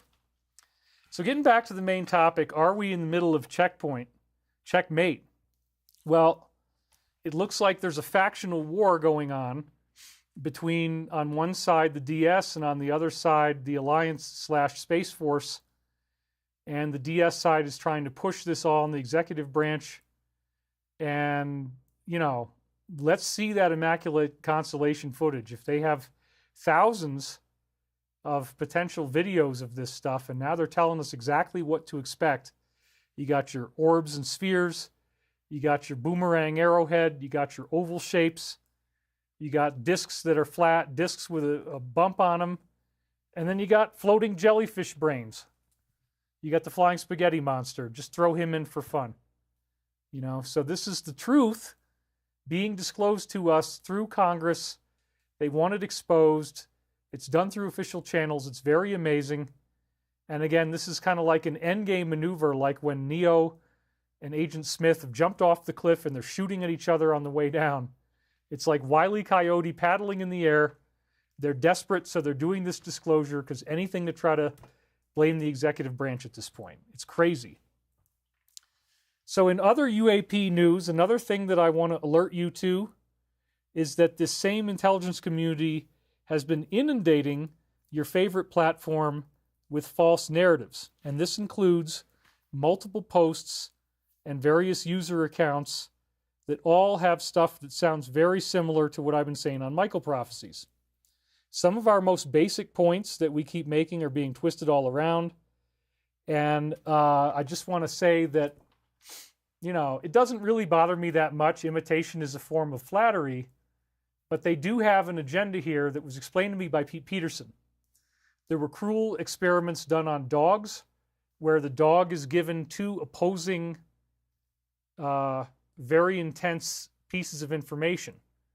And if you give, so like for example, there's classic experiments that are now totally considered way too cruel to animals, where they would have electrical fencing that the dogs are sleeping on, and there's a wall that they can jump over between the two sides of the cage.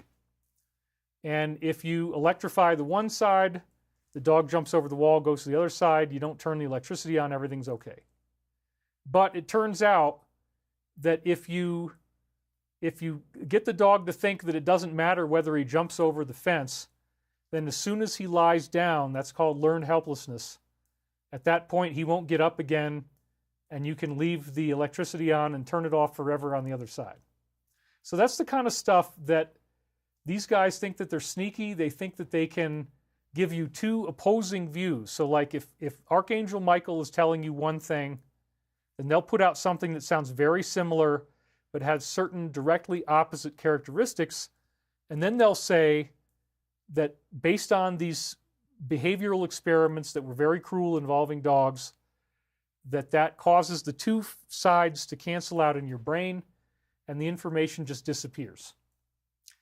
Maybe for weaker-minded people with lower intelligence, I could see that happening, but not for an audience like this. You guys can think for yourselves, and just because something pops up on Twitter that sounds similar doesn't mean that it's right. So one of the clues that this is what's going on is that, you know, when I worked for Gaia, we're always looking for the public face. I did assist the producers. We were always in a talent search. You know, I had a show called Disclosure, and in that show I was interviewing different people. And, you know, we were also trying to find people who could crank out entire seasons worth of shows. And ideally, these are people who had an established name in UFOs. You've heard of them before. And we brought a lot of them in. I mean, we brought in basically everybody. So, you know, they all had a chance to do their own television series and make shows, and a lot of great stuff came out of that. So when you see somebody who's posting and they don't need to raise any money, that's another one, right? So there's no public face. There's no... Normally, if somebody's doing this kind of work, they want personal credit. They're going to use their real persona. They're going to do videos, and you're going to find out who they are. And then, you know, also along with that almost always is that they're going to need to raise money. So when you see the internet flooded with this UFO content and the names sound very generic and it doesn't link back to a person who's making videos and there's no apparent source of revenue that they need to raise off of their work, yet they're doing it all the time, these are all signs of something that I've been told about by a lot of insiders. Basically, almost all of my insiders made this point, that there are elements of their community in intelligence who are specifically working at home, at their desk, at their computer, being, you know, either LARPers or trolls. What is a LARPer? Live action role play, LARP, is where you're pretending to be somebody that you're really not on a discussion forum of some kind, and then you're trying to get people to ask you questions as if you're involved in something really cool and mysterious, but it's not true. So in this case, it certainly looks like it has the hallmarks of an intelligence operation. And since I started being on X regularly, I read it every day now, I'm reading all the way through, there's a lot of really strange anonymous UAP stuff popping up. And a lot of it also is very similar to what we're talking about in Prophecies. The idea that ETs are coming back, but they have a very strange take on it that we're going to get into right now. Whatever they're trying to crank out, I'm going to explain to you what the main differences are. They use AI-generated images to generate what looks like production value, but you can now do that for no cost. So they'll AI images of ETs and stuff. And they seem obsessed with this idea of the bifurcated reality. So what do I mean by that? I mean that these posts are everywhere. There's like, I'm seeing 10 of them a day, every day, which is so much more than I could ever do on my own or would want to. So it's cranking out constantly, and there's all these different usernames, and somehow they just end up in my feed. I didn't subscribe to these people. I don't know where the hell this stuff is coming from. There's this guy, there's that guy, there's a whole group of this one, and they're all showing up. And then they're like quoting my material, but they're saying that when we get this first wave of Ascension next year, that everybody going through that is going to be going to a different Earth and leave them alone on this Earth that we have right now. So it's like the whole Earth turns into their private island, and everybody who was Christian and was going to ascend, just get them out of here. Get them out of here. Let's just keep the Earth for ourselves. Everybody else is gone. There's this big flash of light, and they're all just gone. That's what they're trying to articulate. And wouldn't that make sense that they would want that, right? Because they get exposed, and then immediately, well, we were expecting that soon after they get exposed, we get disclosure, full disclosure, or a lot more of it. And, you know, there's a lot more things they could do that are more compelling than the floating spaghetti monster. The video of this weird little robot just flying through the air. They need to give us more than that, you know. And they're anticipating a mass ET contact event in 2027. So again, I think that they're obsessed with this idea of the bifurcated reality. They would love it if we would all disappear and leave them alone on the Earth and go to some other parallel reality of the Earth. So that's a big part of this. And then I noticed in the same messages and groups that were parroting my message, even some of the same names, that all of a sudden in a 2-day period, they whipsawed and they had a lot of really mean-spirited attacks. They didn't say my name, but they were obviously intended towards this work and what we're doing. And so one of the forms of this that we see is people who pose as if they're a purist on the Law of One, they're a huge expert on the Law of One, they've been reading it forever, and then David is all screwed up. That's a classic move I've seen them make. They try to act like they're the expert on the Law of One, and oh, well, you know, it doesn't really say that. Well, I think that's why Michael stuck that thing in last week, saying that my work with Michael Prophecies is a direct continuation of Law of One. They made that clear. We read that to you. It's obvious. So instead of it being a split, bifurcated timeline, the Law of One explains that we are all going to go through, I spelled through incorrectly, my bad. We're all going to go through this together. And this is what they call the mixed harvest.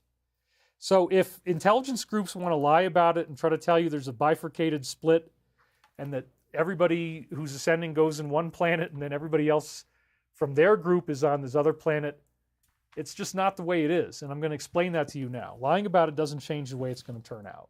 They might think they can structure a lie and get our consciousness to change it, but it won't. So then what they say right here is, and again, this source was in Egypt, it was identified as Ra. They built the pyramid as a Christian monument, as I said last week. The teachings got distorted by the negative, and the same entity is outside of time. It was Ra in Egypt, and it comes back later as Archangel Michael, just so we're clear on this. Okay, so check this out. This is exactly what they would want to see for us. This is what they're saying in those latest troll attacks I've been getting, that there's a planet for them and a planet for us. So that's what he's asking. Is there a negative harvest for those people like there is one towards service to others? And the answer is there is only one harvest from Ra/Archangel Michael. That's what he called himself during the Christian times. As we've said in many, many other shows. Those who are able to enter fourth density through vibrational complex levels may choose the manner of how they seek the one creator. In a transition from third to fourth density, we have two other possibilities other than what we're experiencing now. This is what he's asking in session 6629. We have the possibility of a positive polarized harvest and the possibility of a negatively polarized harvest. I understand this has occurred elsewhere in the universe many times. So, then he says in the question, when there is a whole planet that is negatively polarized and is going into 4D, which we don't have, by the way, that is not what's happening here. We're much better off than that. Does the planet have the experience of disease that we now experience? This is like totally going on to 2020. It's fascinating. And then the answer is you are perceptive. Disease does come out at the end of the cycle for a negative planet. The negative harvest is one of intense disharmony, and the planet will express this. Okay, so the planet expressing intense disharmony could be in the form of disease, if you presume that it's a natural event. And that could also take the form of earth changes. So they combine the earth change idea with intense disharmony in the form of disease, and they say that if a negative planet was going to go through its own harvest, that they would experience disease. Well, then they tell us, remember what we just read before, there is a mixed harvest. There is a mixed harvest where both the good guys and the bad guys are there at the same time. This is what was meant in the book of Matthew, Matthew 13, when it talks about the parable of the weeds and the tares. Allow the crop of wheat to grow to its full height. At the end, at the time of the harvest, we will pluck the weeds out from the wheat one by one. And then he who has ears, let him hear. The righteous shall then shine as brightly, will shine like the brightness of the sun. So there literally are these ascension prophecies I've talked about from all over the world, 35 different ancient cultures, as I said, by two historians, Santayana van de Schend. They studied these 35 different cultures, and they all predicted a golden age and some type of mutation of the human being into a type of light being. And now we're being told by the Michael prophecies that 2025 is when we're going to get the first wave of ascension. And you're seeing that the Elizondo people take this seriously enough that they're expecting it to happen, and that's part of why they're doing all this. He's admitted that. We just connected all the dots. He said 2027, or his sources did. Okay, it's only off by a couple years, but now Lou himself is saying, we don't know what the exact year is anymore. But apparently they were told that 2027 date in 2017 by whatever source, and that they had 10 years to prepare. So maybe the 2027 was a white lie and it's actually 25. But anyway, it's a fascinating parallel here. So we're seeing weirdly similar disinformation going out there, and they're trying to say that there's going to be a bifurcated reality, but the Matthew 13 explains that the weeds and the wheat grow together, and they're plucked out one by one, and that's the way we've been watching this happen already. And the Michael prophecies make it very clear that after the first wave of ascension, we're all together on Earth. There's going to be bad guys. There's going to be normal people who don't glow and haven't ascended. And then there's going to be other people, telegraphed by so many of our movies and pop culture, who turn into superheroes. That is literally what happens when you go through ascension. You can levitate. You can do incredible feats of strength. Think about the legends of Hercules. Think about the legends of gods, the enormous capability that these beings had. This is something that we're going to regain. And nobody's more obsessed with this, by the way, than the Cabal people. Nobody is more obsessed with the idea of this transformation of their own being, however they can do it, whether with transhumanism or whether with ascension. So we are hearing very specifically from the Law of One that the harvest is mixed and that both of them stick together. So that means, according to Michael prophecies, that we go through this intense disharmony in the distortion of disease, but they also are telling us we're not going to have catastrophic earth changes and that we're all going to be together on the planet. So yeah, the negative people don't just get to run away to a separate planet. That's not what's going to be happening. But if you have done your homework, if you've been a spiritual person, you're going to find out that it all pays off. And that's so exciting to just think about the capacity of what you will become in the Ascension. So then, Maldek is the planet that turned into the asteroid belt. You said Maldek was destroyed due to warfare yesterday. If they hadn't, and this was done by an AI, by the way, that controlled the planet at that point. If Maldek hadn't destroyed itself due to warfare, would it have become a planet that evolved with self-service, and would the entities have increased in the density to the fourth, fifth, in the negative sense, or self-service? And then, look at this. Maldek, which blew up, had, in common with your own planet, a mixture of energy directions. That means a mixed harvest, positive and negative at the same time. Though, because it got blown up, this never happened, but thus it, though unknown, would most probably have been a mixed harvest, a few moving to fourth, a few moving to fourth service to self, the great majority repeating third density. This is approximate due to the fact that parallel possibility-probability vortices cease when action occurs and new possibility-probability vortices have begun. And the action that occurred here is Michael Prophecies. So we have created new probabilities for this peaceful, non-catastrophic timeline.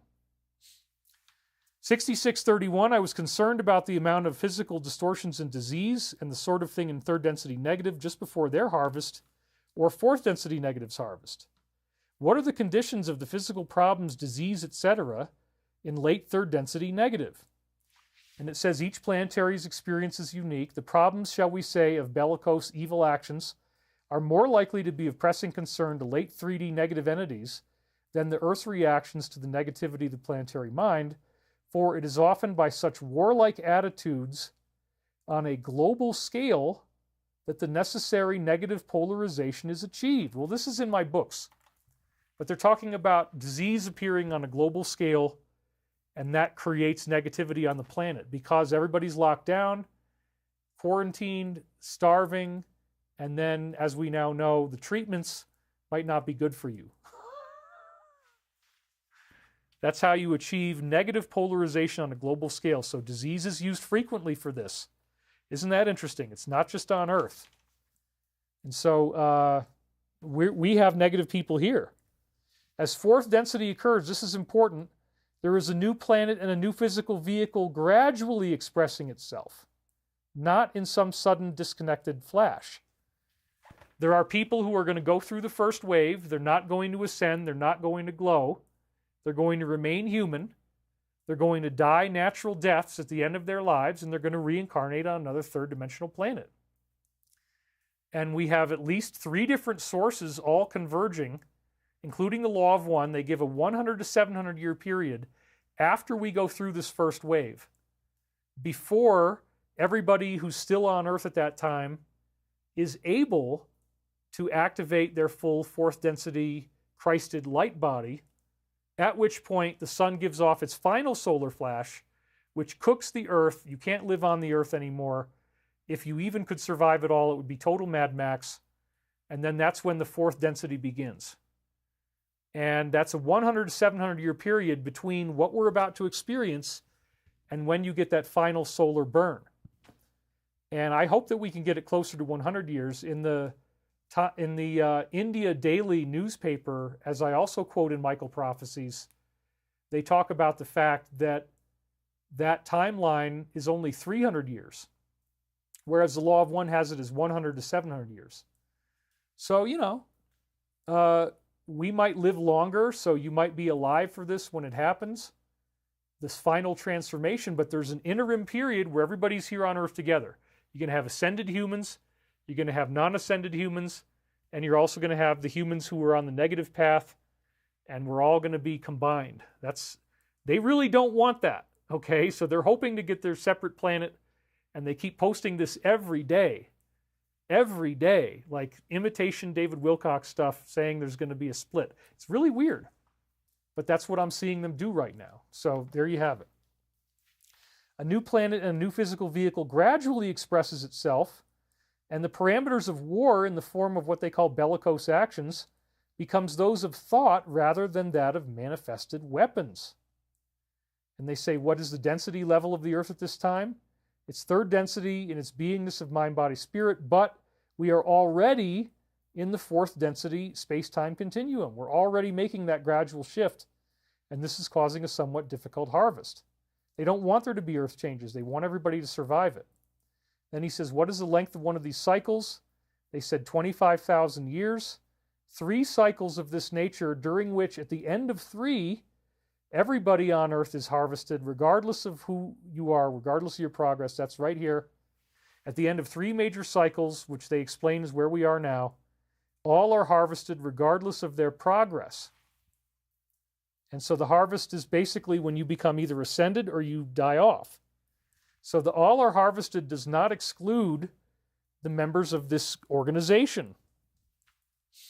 It says all are harvested regardless of their progress, for during that time, the planet itself has moved through the useful part of that dimension and begins to cease being useful for the lower levels of vibration of third density.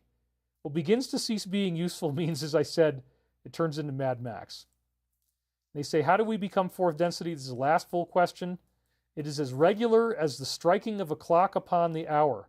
It's all based on geometry, as I've been telling you. The space-time of your solar system enabled this planetary sphere, the Earth, to spiral into space-time of a different vibrational configuration. This causes your planet to be molded by new distortions. However, the thought forms of your people during this transition are such that the mind-body-spirit complexes of both individuals and societies are scattered throughout the spectrum instead of becoming able to grasp the needle, shall we say, and point the compass in one direction. So this is actually a veiled reference to the fact that something involving a needle is going to be involved with how people polarize from one side to the other of this epic war. Grasp the needle. That's a very interesting prophetic reading in the Law of One that I hadn't shared here before. Thus, the entry into the vibration of love, sometimes called the vibration of understanding, is not effective in your present society, and your harvest shall be such that many will repeat your third density cycle. The energies of your wanderers, teachers, and adepts at this time are all bent upon increasing the harvest. However, there are few to harvest. So I'm just going to ask once again that you please be skeptical.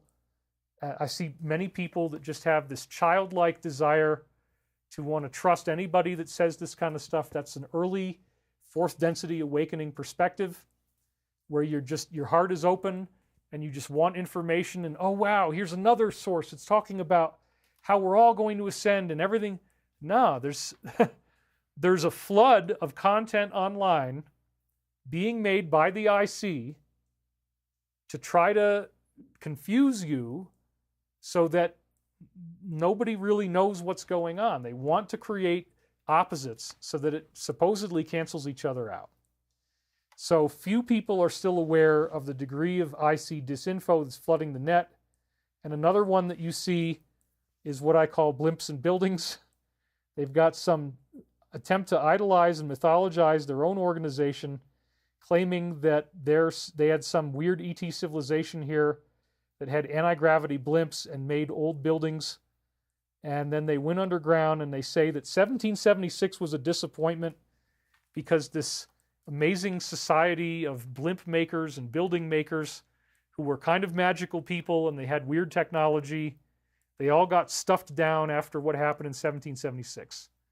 So hilariously enough, I say Britain is still actually fighting the Revolutionary War. That is what this is about. Like they do a steampunk fantasy about blimps and like this weird parallel reality that got damaged by 1776. Okay. So the data that I'm sharing with you is far more verifiable and trustworthy. We have Michael speaking to us through a 25-year time loop, as I've said. I've been public for 30 years and I've never wavered. So I am going to give you a little taste of this. I wanted to get through some of the time loops. It's probably going to make the show last 5 hours, but that's okay. I got to do a little bit of this stuff. Our next prophetic Michael dream is from January 12th, 1999. By the way, I've got the tapes right here. This is the first box of tapes, as I said before. And let's go to that. I'll take it off. So the tapes that we're actually hearing from, let's see. It's it would be this tape right here. So we got January 8th. Let's see if I can do this on the close-up. January 8th, 1999. Oops, let's get to that one. January 8th, 1999. Yeah, you can see that. Let's see if I can get it in focus. Yeah. So 1/8/99 to 1/13/99. Then you see it says untranscribed, but then I cross that out. So this audio cassette has the data on it that you're going to be now reading from, because I dictated this in 1999. Okay? There we go. And it's fascinating stuff, you guys. It's very prophetic, very exciting material that we have to share this week. So again, this shirt keeps popping up. All right, here we go. January 12th, 1999. It's very, again, prophetic of these parties and arrests that we've been hearing about in the gossip around this topic. The dream says there was going to be a Halloween party. I felt like I should participate, and I ended up wearing a mask that I found. Oh, well, we know who wears masks, don't we? Yeah, this is like the weird rituals with robes, masks, all that kind of stuff. At first, in the dream, I'm wearing something that looked like Michael Myers, the mass murderer in the Halloween movie series. And then after I wore it, it looked like an unformed fetal human face or a gray alien. So yeah, this is a creepy Halloween party with a creepy mask. People are doing evil things is what's implied here. The Michael Myers mask symbolizes the kind of stuff that happened in the movie where people are getting hacked up and it's all bloody and disgusting. And then we see it's run by the Greys, right? So here it is in 1999, the same thing the Michael readings have been telling us. Aleister Crowley was contacted by Lam, a gray extraterrestrial, taught how to summon these creatures. Hallucinations of weird demonic beings apparently is what happens. And it involves all this ugly, horrific stuff that has to be done by people as a group, wearing masks. They got Michael Myers in this, the chopping up, and then it's controlled by Greys. Isn't that fascinating? Right there, like, phew. There's the message that I'm saying now, prophetically encoded in stuff I put on that cassette I just showed you in 1999. Okay? I put this mask on and I walked through a party as everyone was getting ready. Well, what have we heard about parties lately? There you go. I noticed before that large amounts of cannabis were stacked in the window like fruit. This is the flower. And so this is prophetic of the parties we've been hearing about with their enormous open-air consumption of illicit substances and with the satanic components. It's all there. We got the drugs, we got the mask, all that weird stuff. Masks of a serial killer and a gray ET were used. Halloween just happened over a week ago as I prepared this slide, so it was also time-looped to when I was first unsealing it. So we got the drugs, we got the party, we got the murder. I didn't even seem to notice or care if the drugs were there. The thought occurred to me, maybe I better be careful and not let this happen. And this is talking about people going to these things and now they're like, oh shoot, I shouldn't have done that. Many people in this industry were aware that they would get in trouble if they were seen to participate. That's why they don't want the lists coming out. And many of them did it anyway, I gathered all of the drugs together and then put it on a pizza.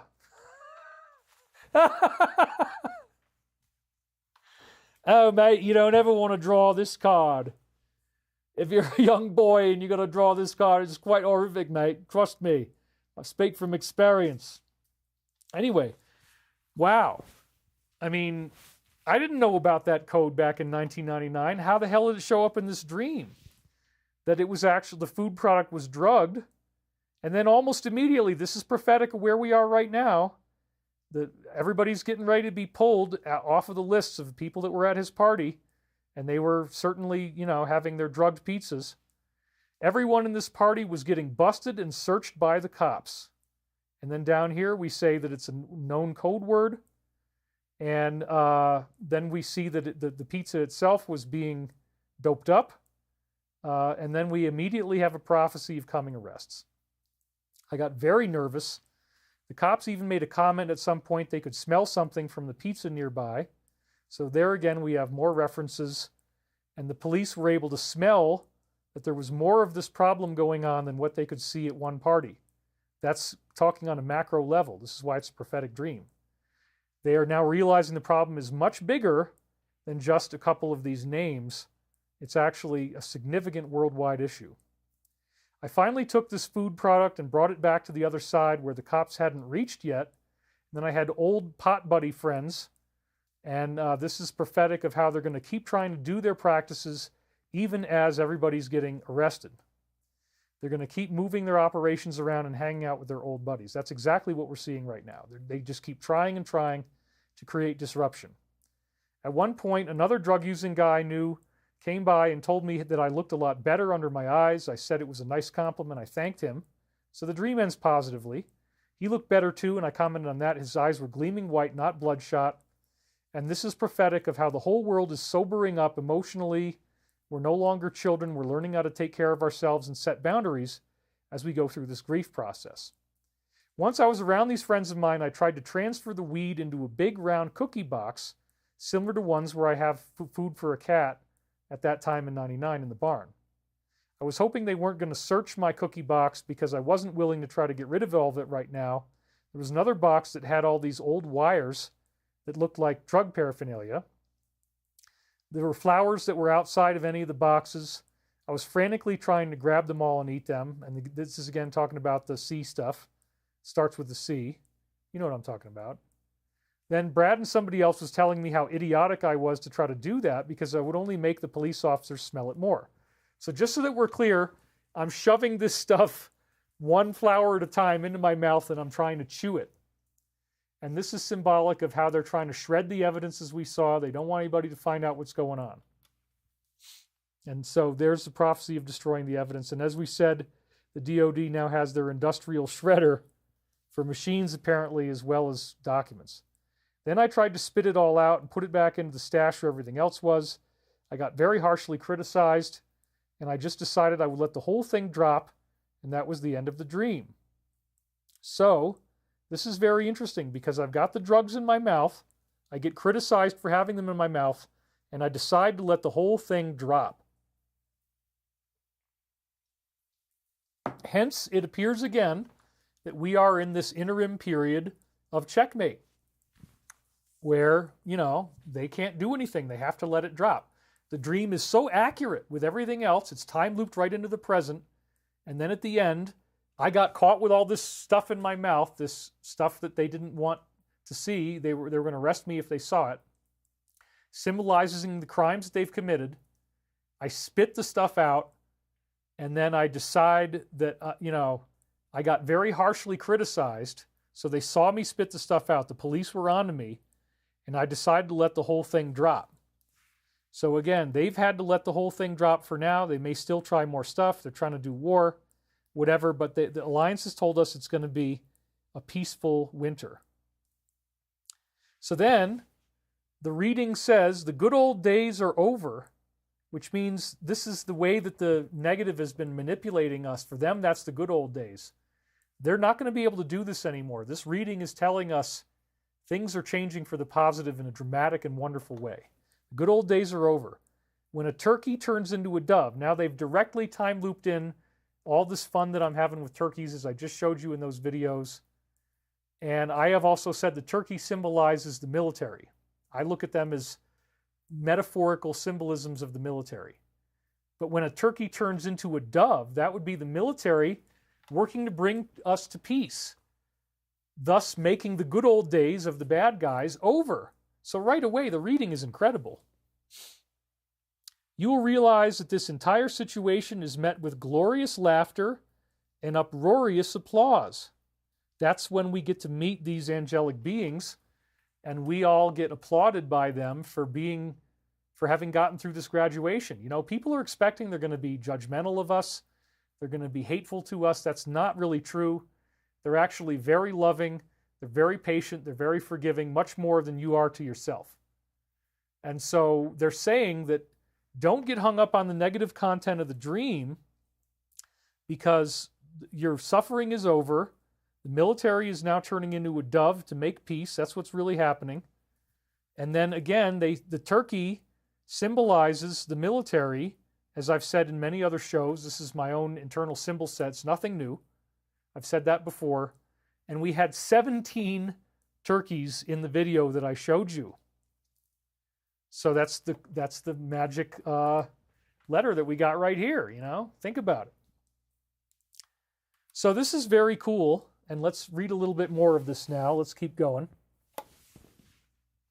We simply don't want you to become embarrassed too quickly in revealing all of your personal details before you are really ready inside of yourself to do so. Now, this is fascinating, because I had just said in the preceding weeks that when I went to D.C. and I met with some, inside political people, they had one rule. There was one thing they said, you got to remember this. This is the most important thing.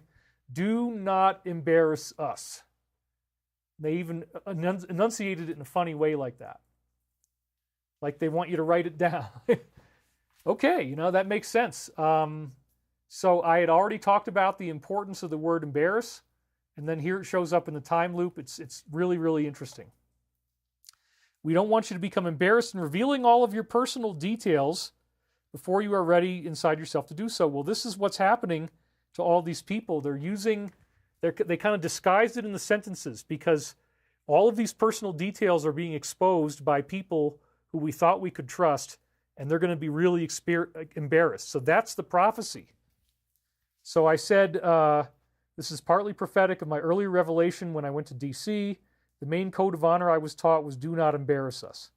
So now all of these high-level people are going to have personal details embarrassingly released. That is all that we meant by this, and I say dream. So it's a dream and a reading. So they know that people are going to be embarrassed. That's all we meant by the dream, but there's still going to be the good old days are over where they're not hurting you anymore, and it's a whole new holographic shift. It is a reflection of your own inner chaos, strife, and disorder that you felt between such longings in the very near future. So they're saying something's going to happen in the very near future. David's scene, they're talking about it like a movie, involves a lick between two bloody worlds. And I actually had to go back to the original recording and say lick. Yeah, that's what they said. Weird encrypted Michael language going on here. He likes to do that. That's why they're prophecies. David's scene involves a lick between two bloody worlds, one which involves a saint and one which involves a sinner. And here they're talking about the alliance, which is being helped by Saint Michael the Archangel and other saints that actually now show up as ascended beings, versus the DS side, which involves a sinner. This is a lick, meaning like a fight.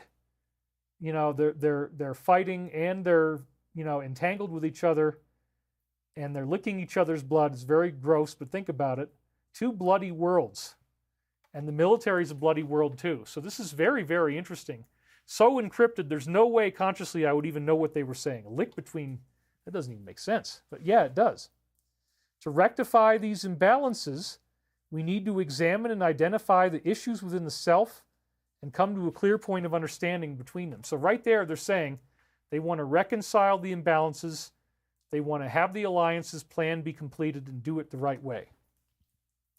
As we continue working in this direction, the eyes interfere with the Father's path.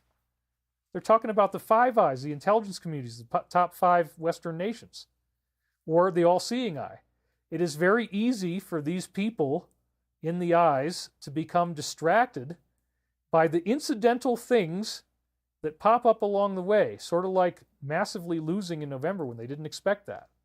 The eyes, again, may refer to the Five Eyes, Western groups, and it also may refer to people who follow the cult of the eye that sees all. So then again, if that's what is represented by this, the eyes interfere with the Father's path. And it's very easy for them to become distracted. So they're clearly talking about how the alliance is trying to tamper with narratives, trying to insinuate everything. It's very, very interesting. So here it is again. They interfere with the Father's path. It is easy for them to become distracted by incidental things that pop up. So, as I say now in this decoding that I wrote yesterday, the eyes have become distracted by the surprise landslide victory that he just had. This result was an incidental thing that popped up, notice the third line, and nobody expected it. And they've been now very distracted by this. And then the very next sentence references voting. Talk about a time loop, you guys. We got the parties. We have what food they were eating at the party. We have the drugs. We have them being arrested by the police. It says the good old days are over. It says the eyes are interfering with the Father's path. And then the very next sentence is about voting. It is for this reason that we are drawing a comparison between any further action as far as the vote is concerned and your previous use of blankety blank. So I originally had transcribed it as vote, but obviously it was vote. I just didn't even know what they were talking about. And here's the deal. Here's the deciphering of it, folks. The landslide was so big that on that side of things, there is no further action they can take as far as the vote is concerned. Whoa. I mean, that is incredible. That is an incredible prophetic statement. Right after they're talking about all the other things that are happening right now, they're totally saying that the left can't do any further action as far as the vote is concerned. And they can't. It's too much. It's too big. And how did they know this back in 99? I showed you the tape that it's on. It's incredible. Since you now have the momentum, you shouldn't be terribly concerned about things that would distract you, meaning we're going to have peace. Or as you've already quoted Richard Hoagland, you're exploding clay pigeons on impact. Then I wrote in this note, Hoagland said that his trolls were like clay pigeons that explode on impact, meaning that he didn't even need to respond to them. He almost never did. They usually would expose themselves and self-destruct. And this is what the Ds have just done as of November 24. They are the ones who were the clay pigeons that exploded on impact. And they're reminding all of us that we now have the momentum and we shouldn't be terribly concerned about things that would distract us. So then, now that we have moved past the point of you getting started on the internet, remember I had just started to make a website at this point for the first time, we can then hone in and reveal what true secrets lie steadfastly locked away in the container of the mind. As you open these containers and discover the stock and the storage that you have kept, much more will be revealed. So, think about containers and think about a movie that got famous last year and that it had to do with freedom and that it has a particular sound. Okay. Well, yeah. And then we had that weird dock workers strike where it was people were being found in containers and they were yelling in the containers. So this is talking about various types of smuggling. And in this case, live, So that's what we're dealing with here. So look at it again. True steadfastly locked away in the container. Open the containers. Discover what's in stock and storage. Much more will be revealed. So again, this is a likely reference to certain types of criminal activity. And I want you to remember the port workers strike that was very strange. The military was at all these different ports. And if there were people in there and they could have captured that evidence at the time, then maybe that's what was going on. And maybe we're going to find out later that that's what that dock strike was really about, was that the military got in there and they found a huge, huge, huge amount of evidence and rescued people as well. That's very likely. Now that we have moved past the same thing we said before, I'm just reading it to you again so you can see, now that you know what the secret is, secrets locked away in the containers, open them up, discover their stock and storage, much more will be revealed. So that's very prophetic. So then I also said in 2006, another layer of meaning is, if you consider the containers to be the tapes, I hadn't transcribed them until 2006, which was 7.5 years after the dictation. Then I found it again. And my webmaster, Larry Sire, showed me how to do my own blog. And he recommended I started blogging, which is what started my modern form of the website. So I continue to update it. So that's right when that happened. Then it says, my darker friend will make his presence known to you as well in those moments when you uncover your past. So you're always subject to despair and to ridicule and everything when, even within yourself, when you find out how much you were abused. If you start having abuse memories come back, a lot of people go through that.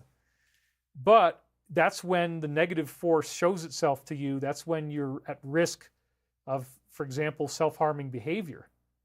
Okay, so it says here, And then also, this is a veiled prophecy. I got to get that part in as well, because people who are supposedly trustworthy, people who are supposedly, we've seen them in all these movies, we've seen them on television, we've trusted them, they've had positions of authority in our society.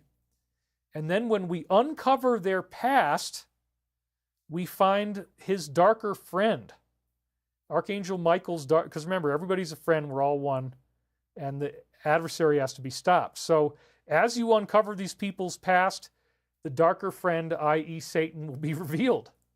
And it turns out that this is all really true stuff. So this is another very prophetic line. So please, please try to stay focused and positive. Try to remember that all of these things were part of the oneness of consciousness, part of a necessary experience for you to go through, leading towards greater enlightenment, fruition, and love. And as I read that locally, it is 3:33 p.m., and I think we got to jump ahead because I got to get all this Ezra stuff in. But we have a lot more to cover. And in fact, let's run turkeys again so Daddy can actually go to the bathroom. That would be really wonderful. So yeah, I have, how long is this one here at the end? Let's find out. I'm just going to go right in there in that bathroom. So, okay, so here's, we had the satisfied turkeys already though, but you guys didn't run through the whole thing. Okay, so I'm gonna run this show, and then we'll be right back. So just hang on 1 second, and I'll be right back.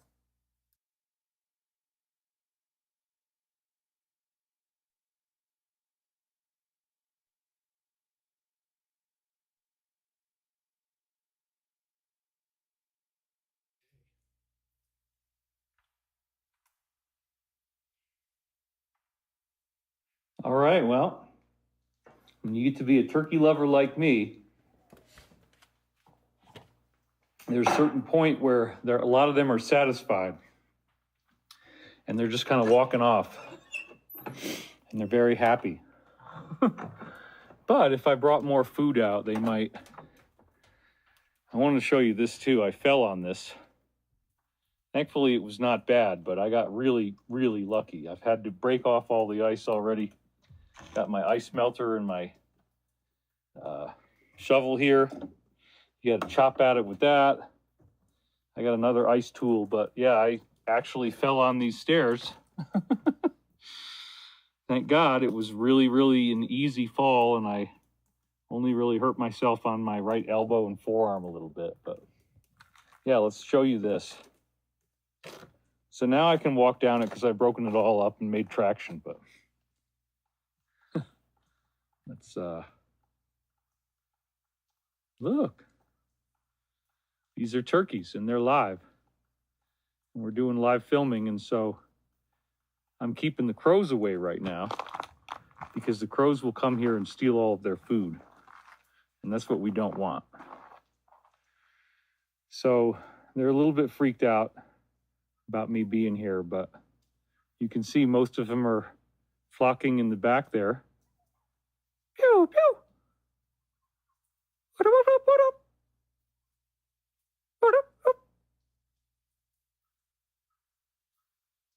So yeah, they feel very safe and very happy. You can see they're preening, which means that they've had a good meal and they're like, this is a really good life I've got here, you know? The sun came out, all the snow is gonna melt. We're gonna throw out some more food for these turkeys. We'll give them one more chance, but there's only about maybe 5 of them that'll come running back when I do that. But that's what's so funny too, is when I come out with more food, they're gonna run like little children and they're gonna want the food. But I can't do that in film because we have a incredibly dangerous situation over here with the staircase. And I just gotta always be careful when I walk on it. So I got turkey footprints in the ice that I'm walking on, which is also very dangerous. Yeah, winter sucks here. I mean, this is a big pain in the butt. I had a bear out here last night, you know, and you gotta just chip away at this stuff. And it's, you know, usually you gotta go a little vertical like that, smack it down, and then chip at it. Good luck with that, huh? Meanwhile, the turkeys are here, and they are feeling like they got their daddy back and their home back. The weather is wonderful. It looks amazing outside, except that I got this huge snow plowing induced ice flow in the middle of my driveway. I have a miniature glacier. It has these rays, which are called tractor tires. And the rays of the glacier all converge into this. You can't walk on this stuff. I mean, this is like very, very dangerous, like you're going to slip. So if I was going to walk on it or walk the dog on it, I'd be chipping out a path, because you can't walk on that kind of slickness unless you've got the right. You can wear these certain things on your shoes that'll make it a little easier. I learned about that in Canada too. All right. So I'm going to get back on camera now and mute the microphone again so you don't have to listen to that. So just give me 1 second.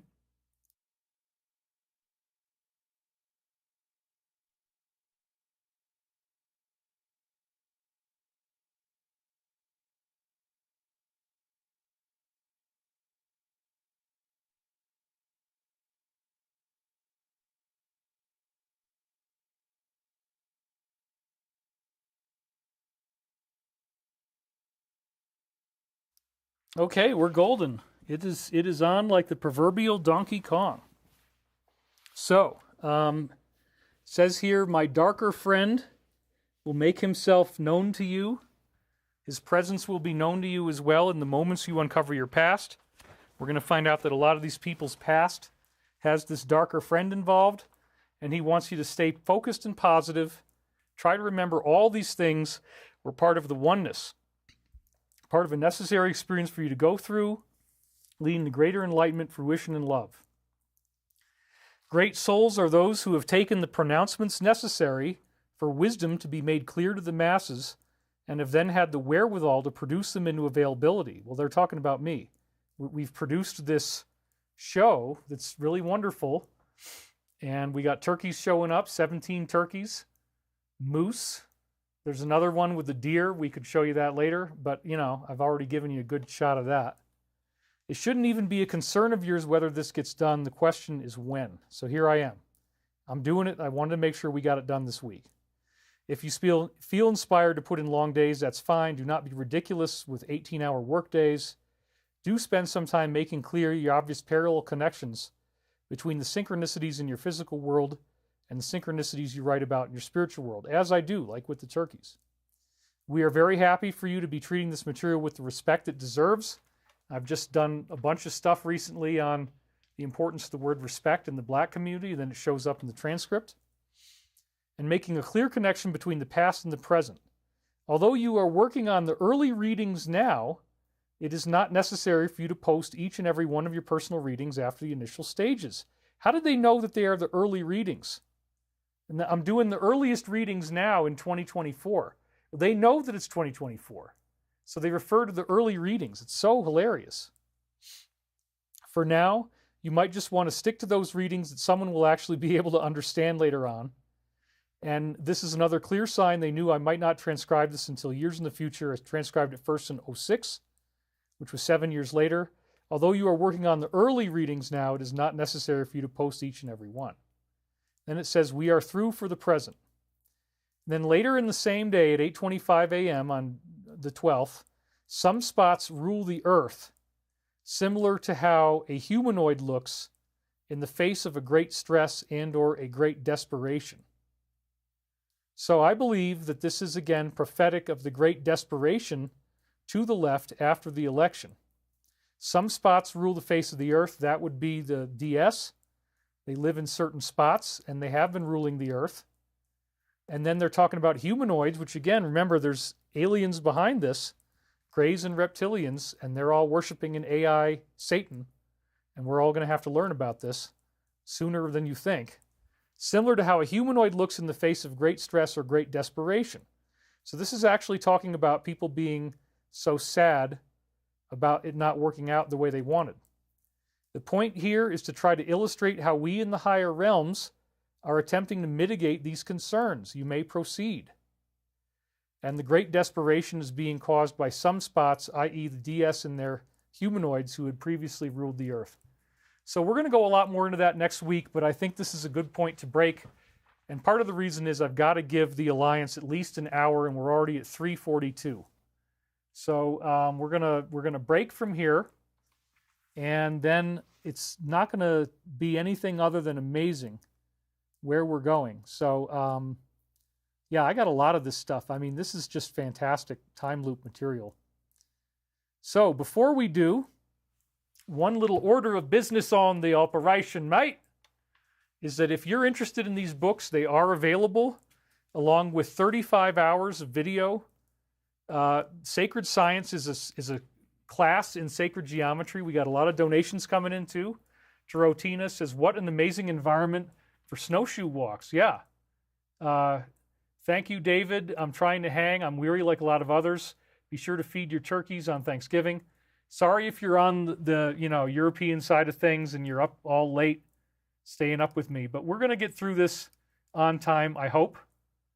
And so disclosure is always behind a paywall. That's not true. I mean, look, man, I spent 2 years doing nothing but working on this, and I've had no other source of income. I'm able to do 5 hours of this content a week because, in part, I've just made a living from selling certain premium content. And that's just a standard business model that everybody has. At least you don't have to hear me doing pre-roll and mid-roll ads, okay? So just chill out, everybody.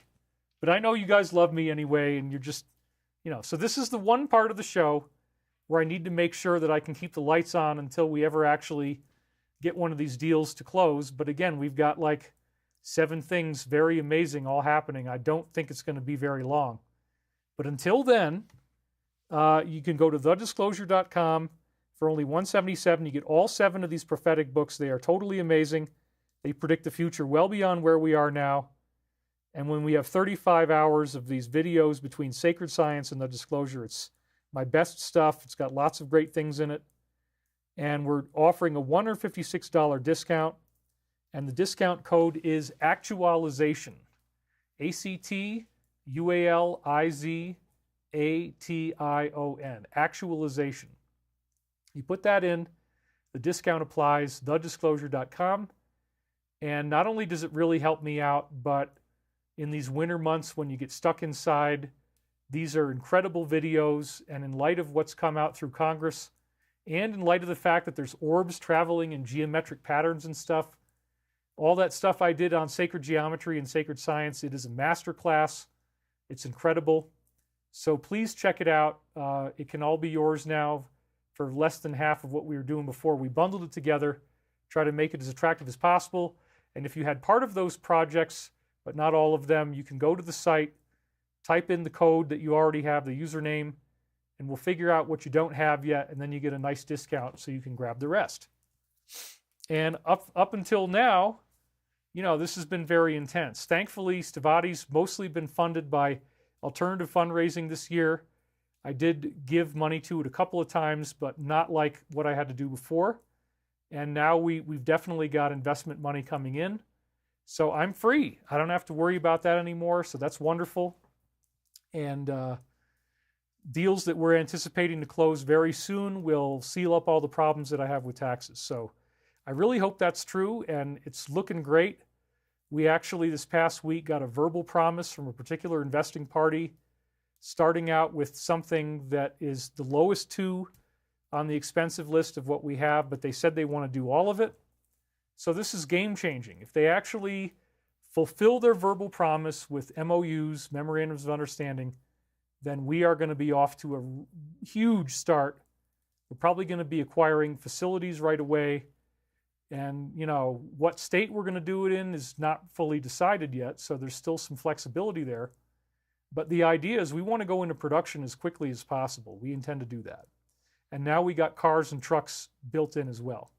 Without further ado, let's talk about the Alliance and what are they up to. So again, I believe that whoever is writing this stuff, you can see the name when you flip back to it on the screen. It's available on X. I believe that whoever is doing this is read in at the highest level of something we've called the plan, which is this concept designed by the military that goes back to at least the 1950s, maybe before, about how to ensure that we're all safe and happy and live in freedom and peace.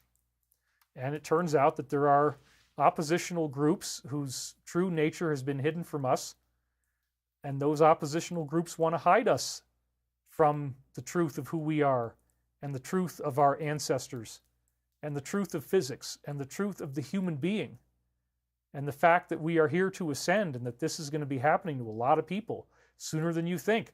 They're saying 2027. Luis Elizondo, like everything, he can't talk about it. Sorry, Lou, but you know, you're in a tough position. I get it, based on what they're having you do.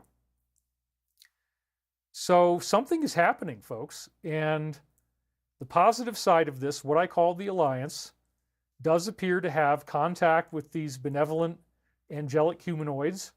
They have a lot of the technology from them. They were helped out in the 1950s by Valiant Thor in the Pentagon, which was a positive Christian human-looking being who apparently helped structure this whole thing that we're now seeing unfold.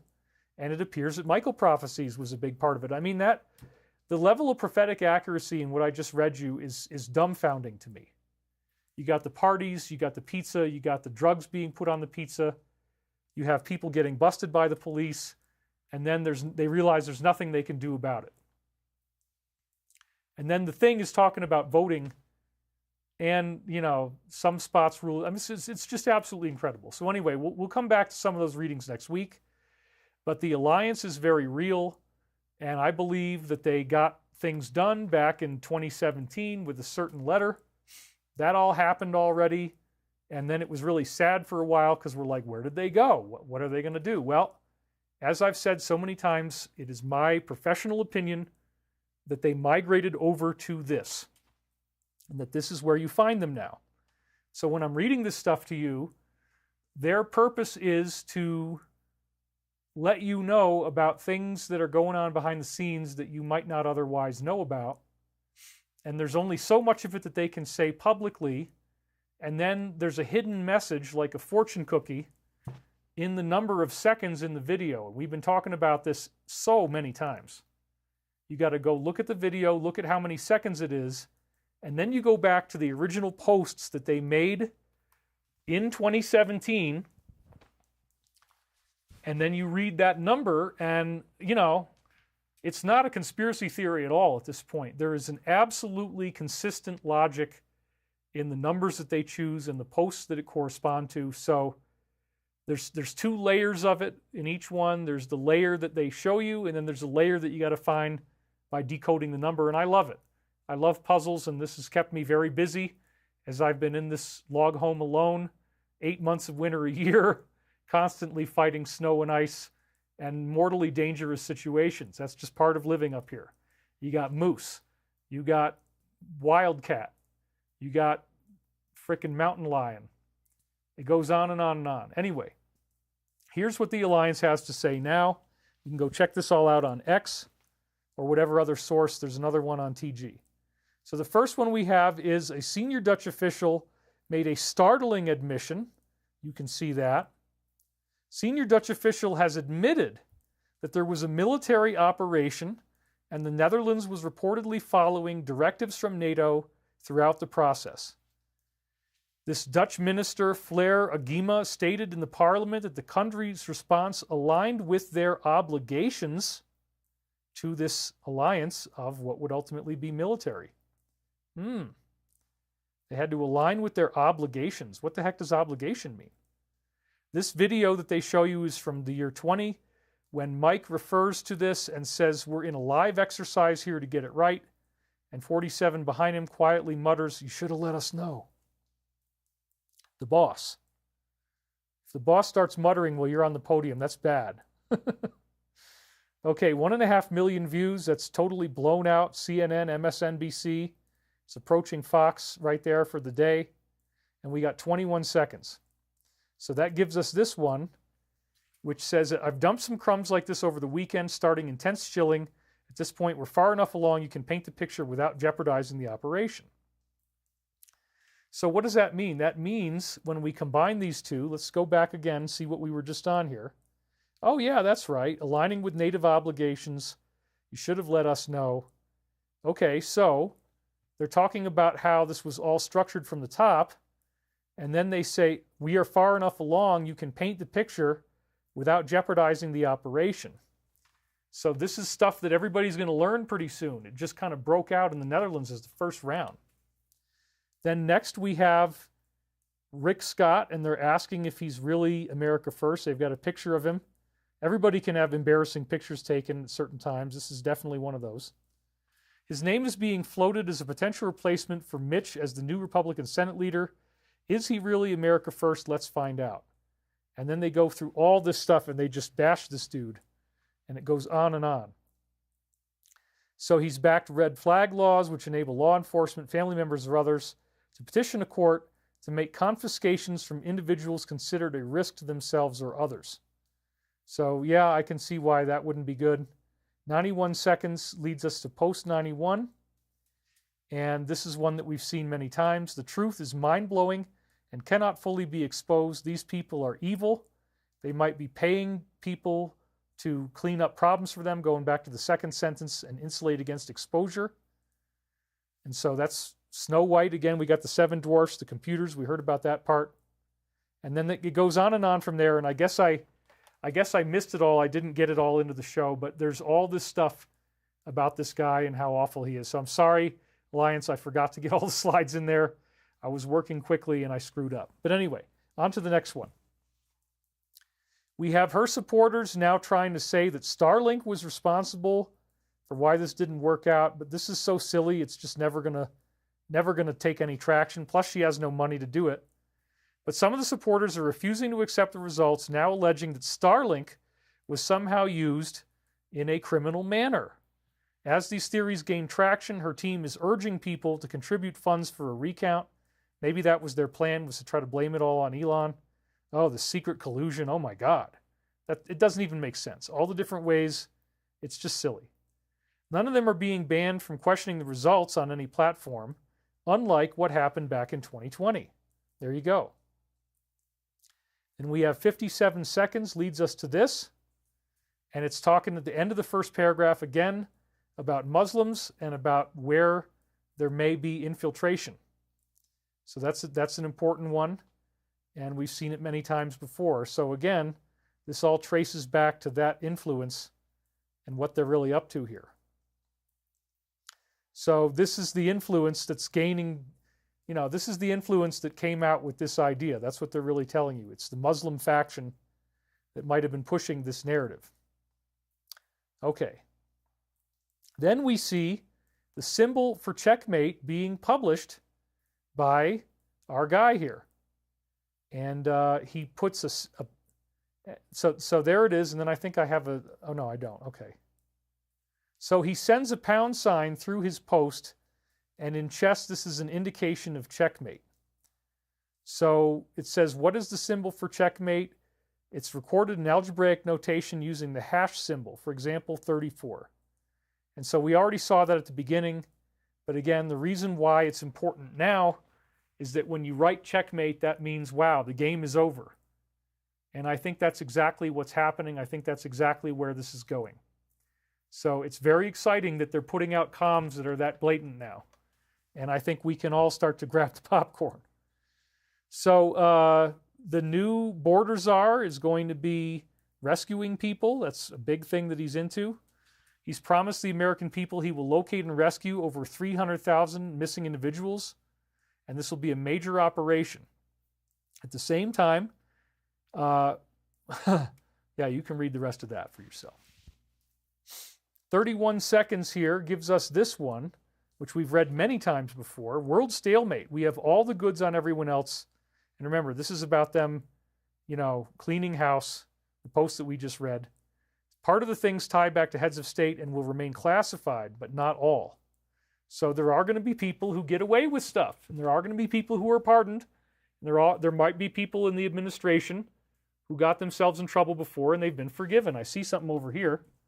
Julian Perrone, my new roommate ended up being a Crowley-loving Mason and claims to be all-seeing eye. I had to laugh because life feels like a stranger movie and we are the main characters. Love you all. Pray for me as I pray for all of us. Yeah, that's pretty creepy. Sorry about that, Julian Perone, but thank you for donating and thank you for being here. Just do a lot of listening. That's what everybody loves, is to be listened to. So that would be my advice there. I talk to insiders. I gain all kinds of interesting information. You find out all kinds of stuff if they're willing to talk. So then we have the new candidate. She didn't end up winning it, but she brought a lot of sass to the position, the application. And her name is Melissa, one of the leading candidates for the new press secretary, openly endorsing the idea of certain things happening. She has said certain individuals are fraudulent and hold them responsible for devastating small businesses and hospital protocols that prevented people from being with their loved ones in final moments. And so it went to somebody else. I forget the name off the top of my head. I forgot to get that in here. Sorry about that. Oh, yeah, here it is. She ended up being Caroline Leavitt. I did put it in here. I was very thorough in building this show. So Caroline Leavitt will serve as the press secretary now. She was the national press secretary and previously served as assistant press secretary. She did a phenomenal job as the press secretary on my historic campaign. I'm pleased to announce she will serve as our secretary. Caroline is tough, smart, and has proven to be a highly effective communicator. I have utmost confidence she will excel at the podium, help delivering our message to the American people as we do this wonderful thing and make everything wonderful. And we have post number 65 from the video. This suggests he might be under threat because the last sentence says expected imminent departure. So he may have to do a low profile for a while. We don't know. They said, we anticipated this. It has begun. And the first sentence says that that the enemy is trying to track him through specialized geolocation to send out where he is. So I don't know. It is only one post like that, 65, but they did put it in there. So we may need to be ready for seeing him vanish for a while for safety reasons. That could happen as these arrests begin. Ice Rain J says we need a marathon stream one day, 8-hour streamathon. Let's do it. Easy for you to say, bro. I'm at almost 4 hours right now. I am tired. My eyes are burned from the lights. It's hard to keep them open at this point already. But I'm going to get through this. We're going to get these slides done. Let's keep on going, guys.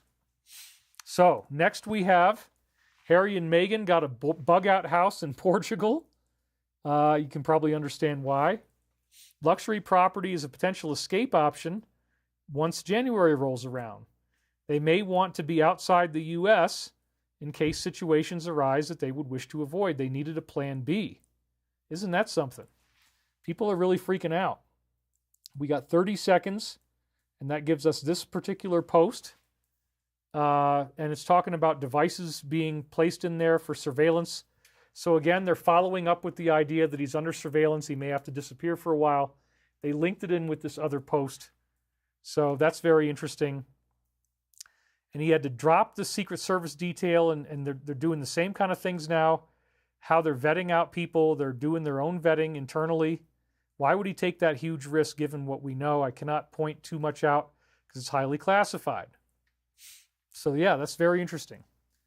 Then we hear that the loan narrative is soon about to collapse based on inside information.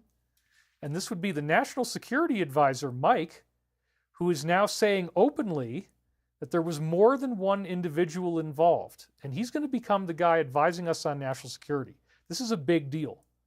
He revealed based on a briefing that this person who did this, or one of them, had 3 encrypted accounts overseas, and this hints that there was a larger and more coordinated effort going on. And then we've got 200 seconds, and this says, RISV, Traverse Management, Happy Hunting. I guess if you want to research that, go for it. They're giving you a lead. I don't know what it means yet. I haven't done it. Then we see, again, her team has been totally financially washed out. A dramatic turn for the worse, buried $20 million in debt. She misled donors to keep the funds coming in.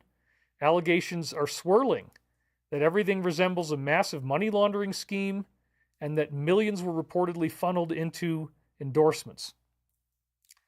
Insiders are beginning to leak details of chaos, describing that $1 billion was effectively washed away in a total financial disaster that's left everyone in shambles. Can't make this stuff up. But there you go. Then we have 239 seconds, which once again is another happy hunting. So clearly, they're having you look for things if you want to go looking. I don't know what this means. I didn't have time. I had to throw it together. But please do the hunting if you feel like it. So then we hear that Marco does not have the endorsement of the alliance, and this is one of the examples I was talking about before. They throw some shade here. So I was telling you, it's a movie. We can't assume that we know what's really going on yet. Tulsi gave an early warning about the risks of appointing this individual to any cabinet position, saying he embodies the neoconservative war-driven establishment. She believes that if this guy gets brought in, it would send a troubling signal about the direction of U.S. foreign policy. And then, last sentence, whoa, his existence is the very definition of corruption and warmongering. So that is a very clear position statement by the alliance, which means that as we see the plan fully unfold, it's very unlikely that he'll still be in there. And there you have it. It's right in your face.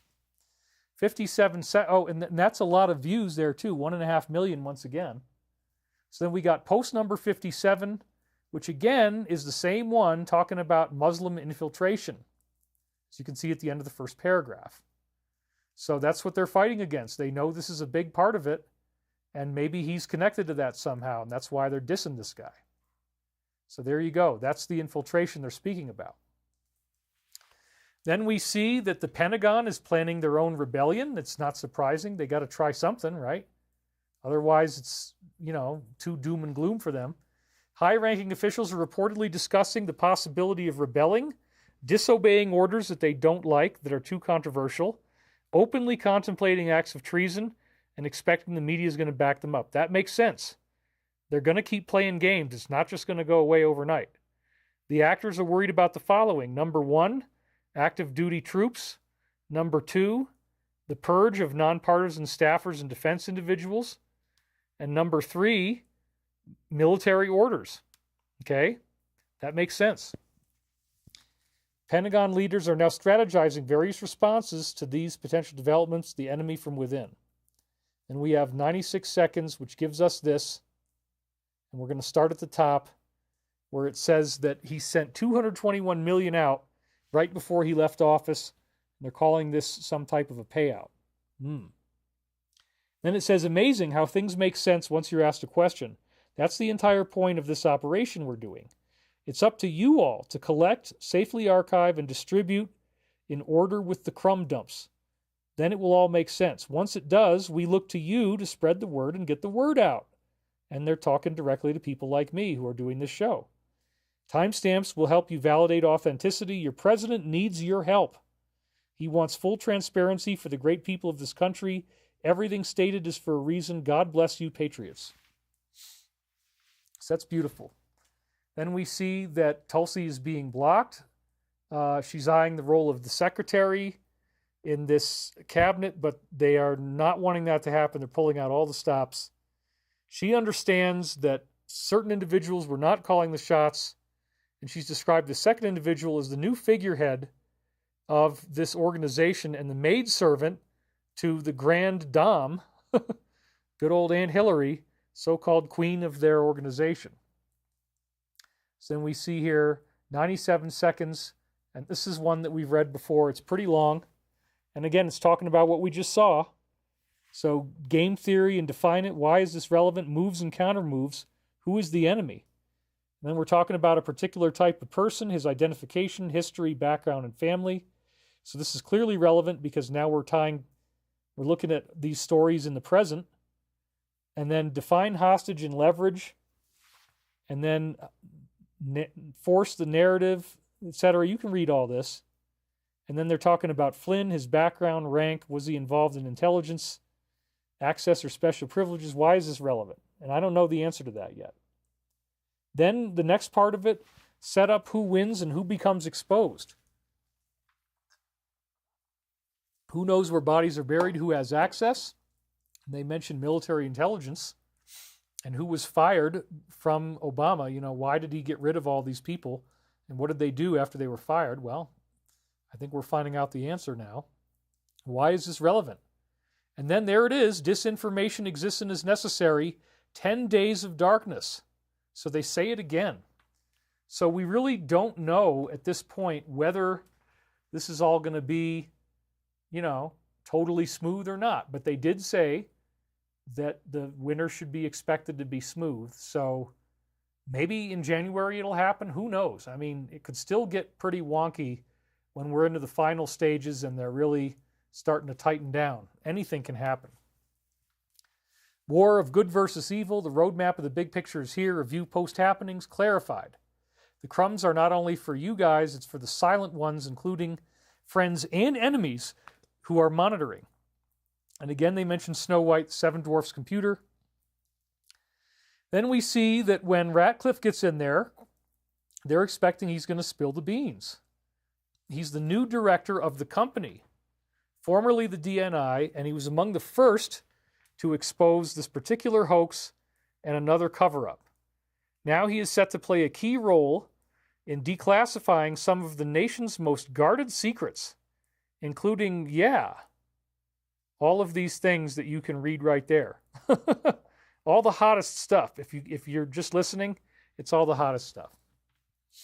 Okay, so almost 500,000 views, and thankfully no video on that, so we can move a little faster through this. It's already getting towards 4:30, but I'll be fine. I'm going to make it. Then we have Elon and Vivek heading up the Doge Efficiency Department. It's the Department of Government Efficiency, or DOGE, aimed at cutting waste, slashing regulations, led by Elon and Vivek. They've already reached out to Ron, invited him to join efforts in reducing government waste. I don't think he said yes, because I don't remember hearing about that. And he previously labeled other groups as the greatest source of waste in the government. So then we have 5 minutes and 59 seconds, which is 359-second video. And it says, we are being advised to update our code. Serious hardware is being used to break it. This group is not secure where they're posting.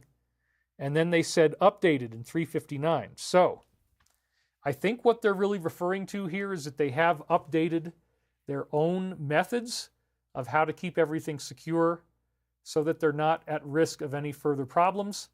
And that is why they can have this Department of Efficiency.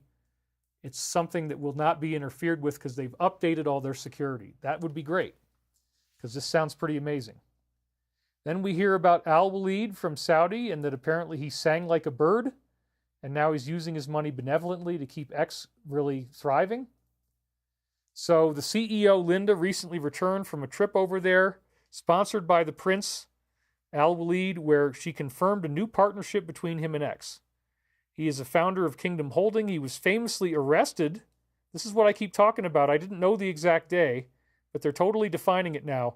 The Saudi royal purge on November 4th, 2017, just 5 months after he made his first foreign visit to that country. Following his release, this Al individual revealed to the media that he was forbidden to discuss the terms of what happened when he was held, and the rumor has it, wink wink, because this is an inside source, that he sang like a bird. Okay, so that means that now he's on the good side. And this country that we were just talking about has been overturned, and it's not negative anymore. It's actually positive. So then we have Ron being invited to join this organization. They did another post on that, where he was invited to join the roles fitting for him since he's been sounding the alarm since '88. Known for his unwavering opposition to income tax, he's long argued that this fuels an unsustainable state, propping up an American empire funded through twin engines of income tax and monetized debt. And he says we have enslaved ourselves through the tax system. So then we have 217 seconds, and look at what they say. How the F will we ever connect keyhole to this? One more keyword, please, please, and then they say clowns in America. And you can figure out what that is. So that's what this all ties back to. That's what they're going to be dismantling when they get the government efficiency stuff running. And we can see that's vectoring in very soon. So then this is where they said it's going to be mostly peaceful. I really do hope this is true. Despite their open animosity, these two individuals officially concluded a meeting honoring their long-standing tradition to a peaceful transfer of power. And then, as we said before, there was spying in 2016. Then he says, wink, wink, I have a feeling this transition will be mostly peaceful. So I don't really think we're going to see a whole lot of stuff, you guys. I'm pretty confident about that. And then we got 42 seconds where they say we serve at the pleasure of the president. So that's logically fitting in. And they're saying, yeah, we've got this. We're serving at his pleasure, and it's going to be a peaceful winter, which I'm happy about. I like having some time off from things being totally insane. Then we see the new star of Snow White is dissing the supporters of the people on the opposite side of all her bosses. She made waves by wishing that these people will never know peace. Yikes. Urging her followers to boycott the platform, blaming supporters for creating a future where, where her own infant daughter might never have access to certain services. That's what they've really gotten people on, and it's never going to happen. I don't know why so many people are worried about this. It's easily debunked. Anyway, she went further, likening these supporters to a sickness in the country, saying there is no way to help them, and then concluded her rant by saying, F this guy. And then they got a picture of her in some kind of haunted house where she's all covered in blood. Yikes. Then we see that Gates is hinting that there were certain parties behind certain events.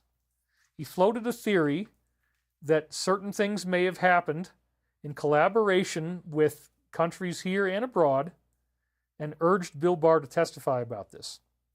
He stopped short of naming the country, but it's widely known that this individual was an agent working for a certain government. I'm just reading what they say, so don't hate on me, bro. I just read what the Alliance has to say. Anyway, 106, here it is. It starts at the top with this condensed graphic, and it says, remember what was said. They were waiting for this. Whatever is happening now. Archive everything. And I think that's part of the message. Whatever is going to happen is happening now. This is it. Make sure you're archiving everything. They were waiting for this, and it's happening now. And then he answered. It said they cut the feed trying to shut him down. Remember what they said. They were waiting for this. Whatever is happening now. Archive everything. And then the Alliance responded, nothing is a coincidence. We are at war. Saudi, however, they just talked about this before in a previous one, November 4th, 2017, they cut the strings. The enemy is scrambling for cover and using any means necessary out of the remaining power and control they have. So that's what we're seeing right now. Then we had John Tulsi.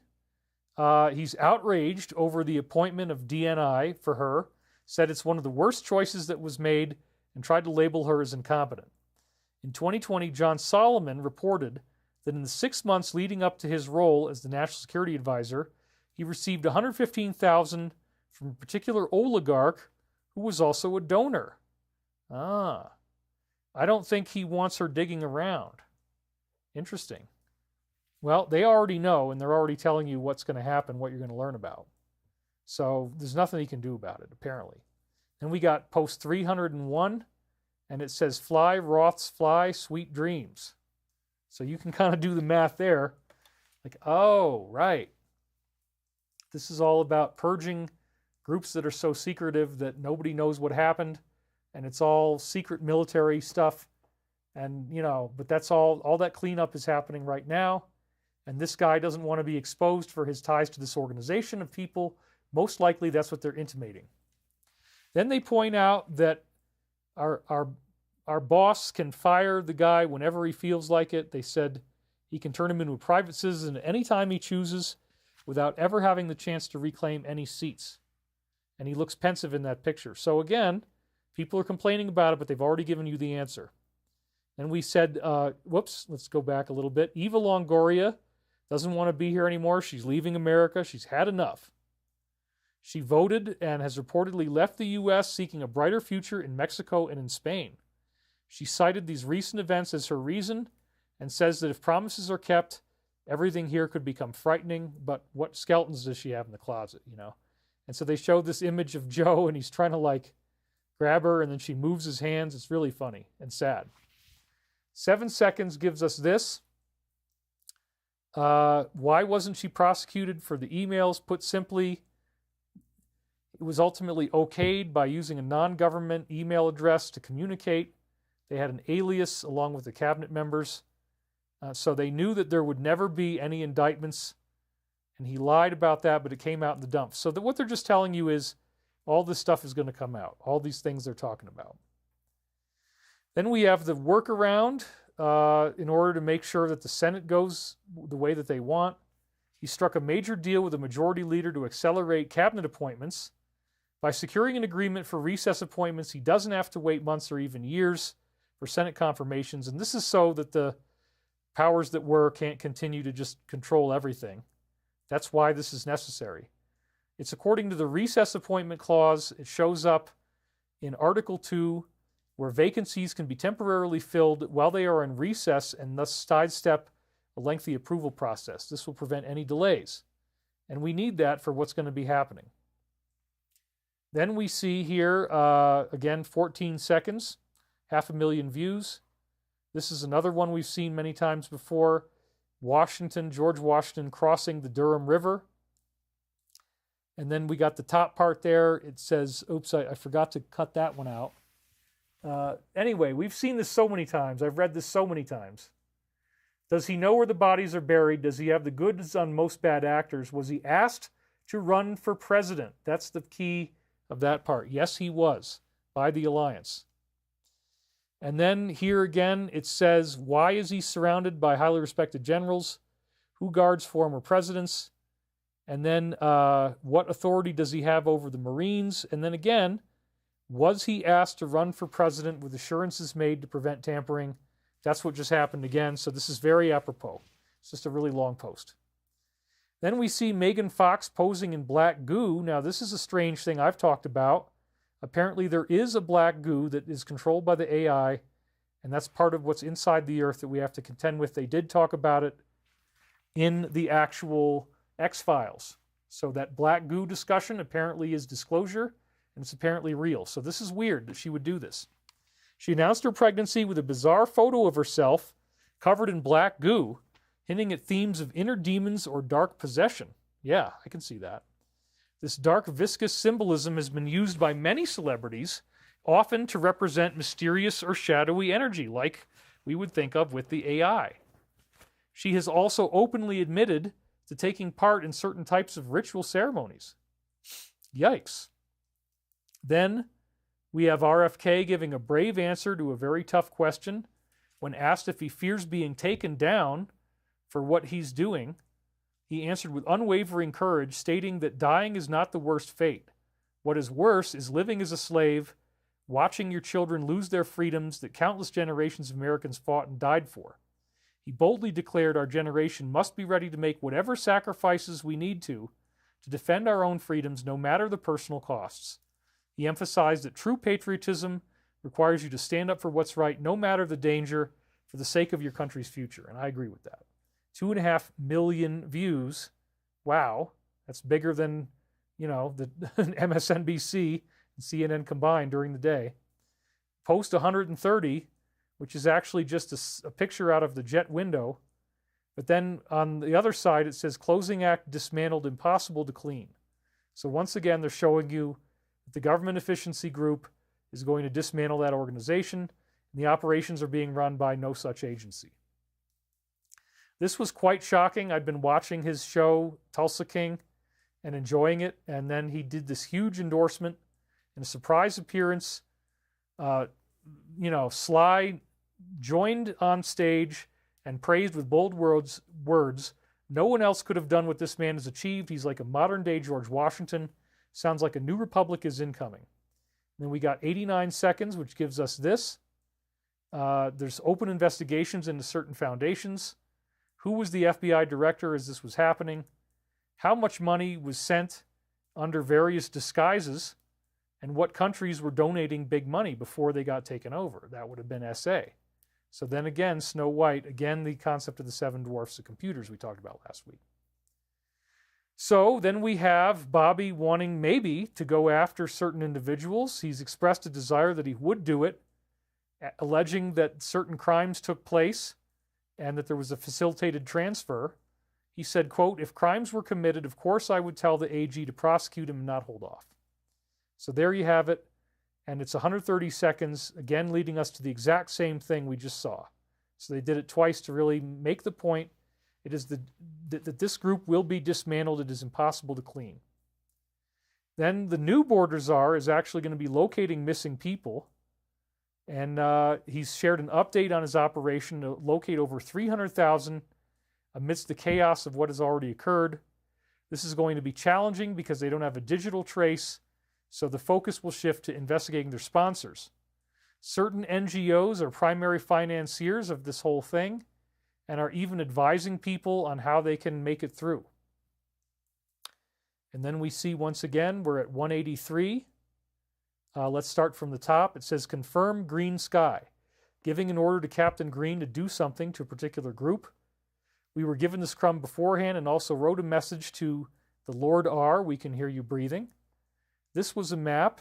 He told us the future shows the past, meaning that a future event, Captain Mike Green doing something with a helicopter, will explain these keywords and confirm that top secret information is known. Green is obviously a good guy. He had a mission. We don't know exactly what he was supposed to do, but it had to be something very serious because bad guys countered very seriously and killed several people. Mission failed. So that's pretty wild stuff, and it shows that those types of operations are probably ongoingly occurring right now. That is the risk that everybody is facing if they don't make a deal. I would say that's true. Then we see this. This was really horrifying to watch. I only wanted to let it run once, and then that was it. Hollywood screenwriter known for his work on films like Alabama and 'Twas the Night. He was now in this unfortunate situation. He was exposed, and he was caught entering the home of a particular individual and then confronted after doing a bunch of really strange things. The media has not reported on this. Don't watch it, okay? Just... It's going to upset you. It upset me. And this has, look at that, 6.1 million views, 62 seconds. And again, he's saying, I highly recommend you take all these crumbs, put them into a massive dump. This will be considered the biggest inside-approved dump in American history. They repeated that. That's what I'm doing here week by week on a weekly basis. They are just beginning to understand. Attorneys have been notified.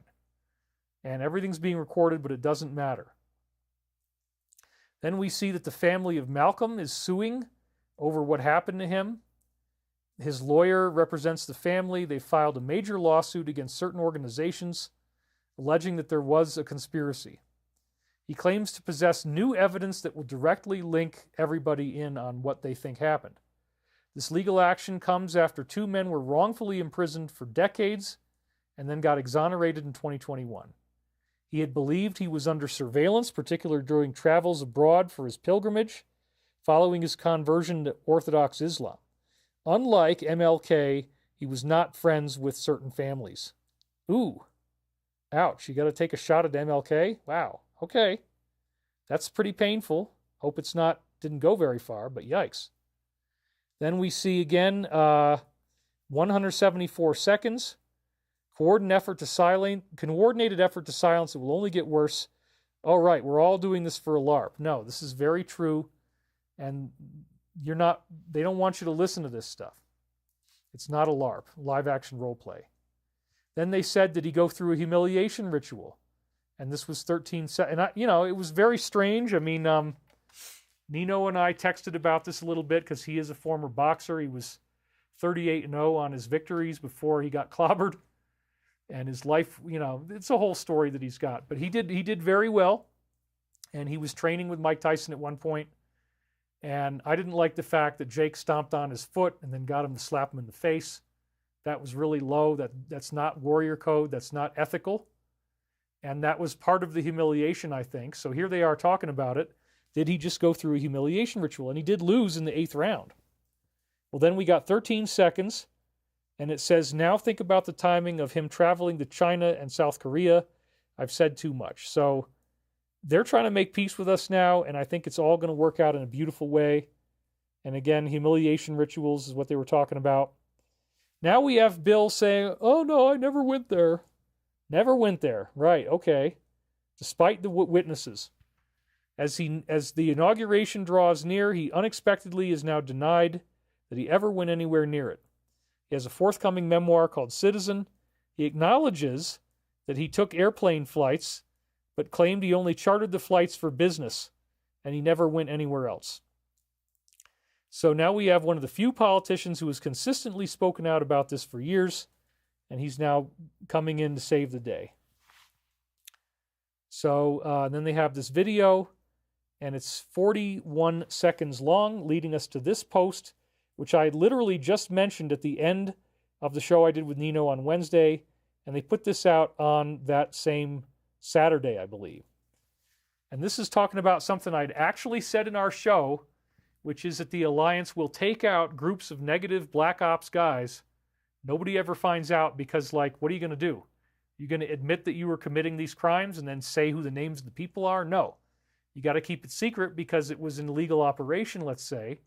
So if they disrupt an illegal operation and they take everybody out, you're never going to hear about it because it's off the books anyway. So that's what they're saying, that this mountain that housed certain problems had collapsed. The timing was unbelievable. I wonder, wink, wink, if critically important materials as well as scientists, aka these makers, were inside when it happened. They're saying they're doing that now, and that's how they're getting to the end. They're stopping these people from doing atrocities. Shocking, no news agency suspects we had nothing to do with it. Enjoy the crumbs. Then we see that the Jack the Ripper thing has this occult and secret society connection. New investigation into these murders uncovers links to symbols of code, rituals, and shadowy networks that may still hold power today. And then it says, what if the murders weren't just random acts of violence, but part of something much bigger? Hidden networks, Freemasonry, etc. I connect the case to True Detective Season 1 because, of course, Hollywood always knows. And you can go click on that and get the name of the show. It's a show about the Jack the Ripper stuff. And yeah, this goes all the way back to books that I read, like New World Order, The Ancient Plan of Secret Societies by William T. Still. And in that book, they definitely talked about Jack the Ripper. And they said that if you go through the secret society, they threaten you with certain types of death that are very specific and gruesome. And they're very graphic and very serial killer-like. And that, in fact, each of the Jack the Ripper events had these types of symbolic ways in which it was done that are directly referenced as you're going through this society. So I'm glad to hear that finally people are making shows about this. I've known about it for what? 25 plus years, 30 years I've known about that one. So anyway, there you go. Then we see Cynthia. She was a great congresswoman. I loved hearing from her back in the day. In 2005, she totally blasted them. The history of failed audits is nothing new from our five-sided friend. And in 2005, this Cynthia took it a step further. She boldly questioned Rummy about his subsidiaries' ties to various criminal behaviors, missing money, and war games that were conducted. And then she said, how sassy is this? She's the sassiest woman in the history of Congress. Mr. Secretary, is it the policy of the U.S. government to reward companies that engage in this behavior? Wow. Ouch. Incredible. Finally, Mr. Secretary, after the last hearing, I thought my office was promised a written response to my question regarding 4 war games on September the 11th, but I've not yet received that response. Well, she never was going to. And then we see 558 seconds leads us to this post, which says, timing is everything, State of the Union. Well, this is new. They haven't given us 558 before. Well, let's look at what happened back in the day. It turns out that in 2024, it was on March the 7th when the speech first took place. However, keep reading, on January the 6th, House Speaker Johnson formally invited him to address a joint session of Congress.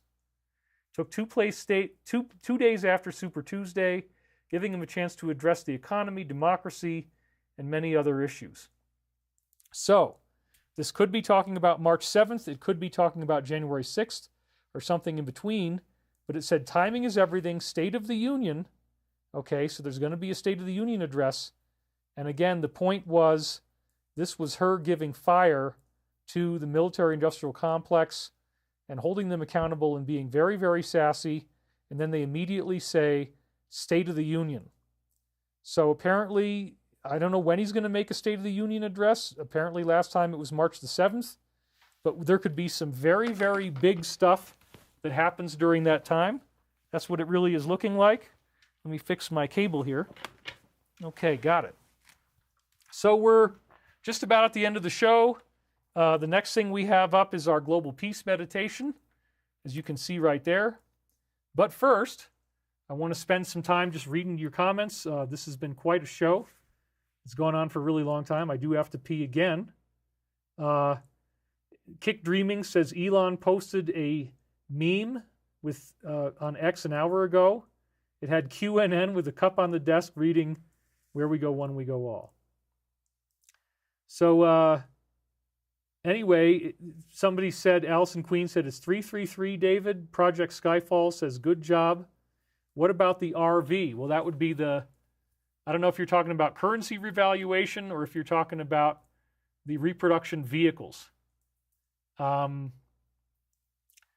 So, yeah, we have a lot of things going on here, and they have admitted now that reproduction vehicles do exist.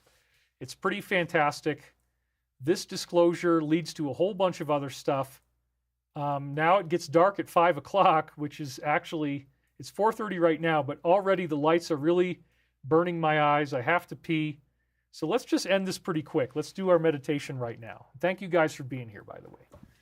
All right. That way I can get on with dinner and all the fun things of life. The turkeys never showed up, by the way. I don't know what happened, but I did have to go and eat some things. I grabbed some blueberries for myself. I was really going to try to last.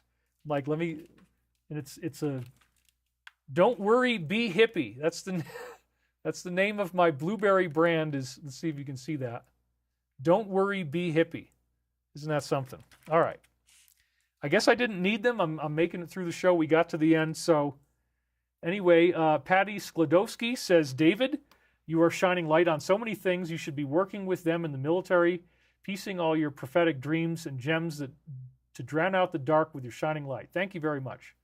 Scarlet Fire says, long show. I ate lunch, took a nap, ate dessert. Now I'm having coffee. Well, we do 4.5 hours on average, and that's exactly what we're ending on today. So Roger Zubarik says, thank you, donated $20. Swervy says, can you please explain why they're putting portals around the country? I'm not really sure what that means. But again, as I was saying before, there's a lot of weird stuff on the internet right now. There's no person behind it. They're not doing their own videos, but they're talking about strange stuff, and they're trying to come in line with the same alignment that we have. Tarotina says, spiritual love, angel face, heavenly eyes, don't worry, be hippie and happy too. It's all about the fruit, says Fritz Peterson. Love blueberries, says Real Samil. M.L. Weaver says, thank you very much. Hang on, David, we are almost there. Yeah, I mean, this is amazing. The prophetic readings that we saw today, the amount that's been disclosed, these flying brains, we've got all this interesting stuff going on where they're trying to blame it all on the executive branch, and then they're saying that they've got high-quality video footage of these various types of craft. If they disclose that, it is going to change the world. Everything up until then has been a big tease. The flying brain video is very strange. Again, I think it's like a crane robot.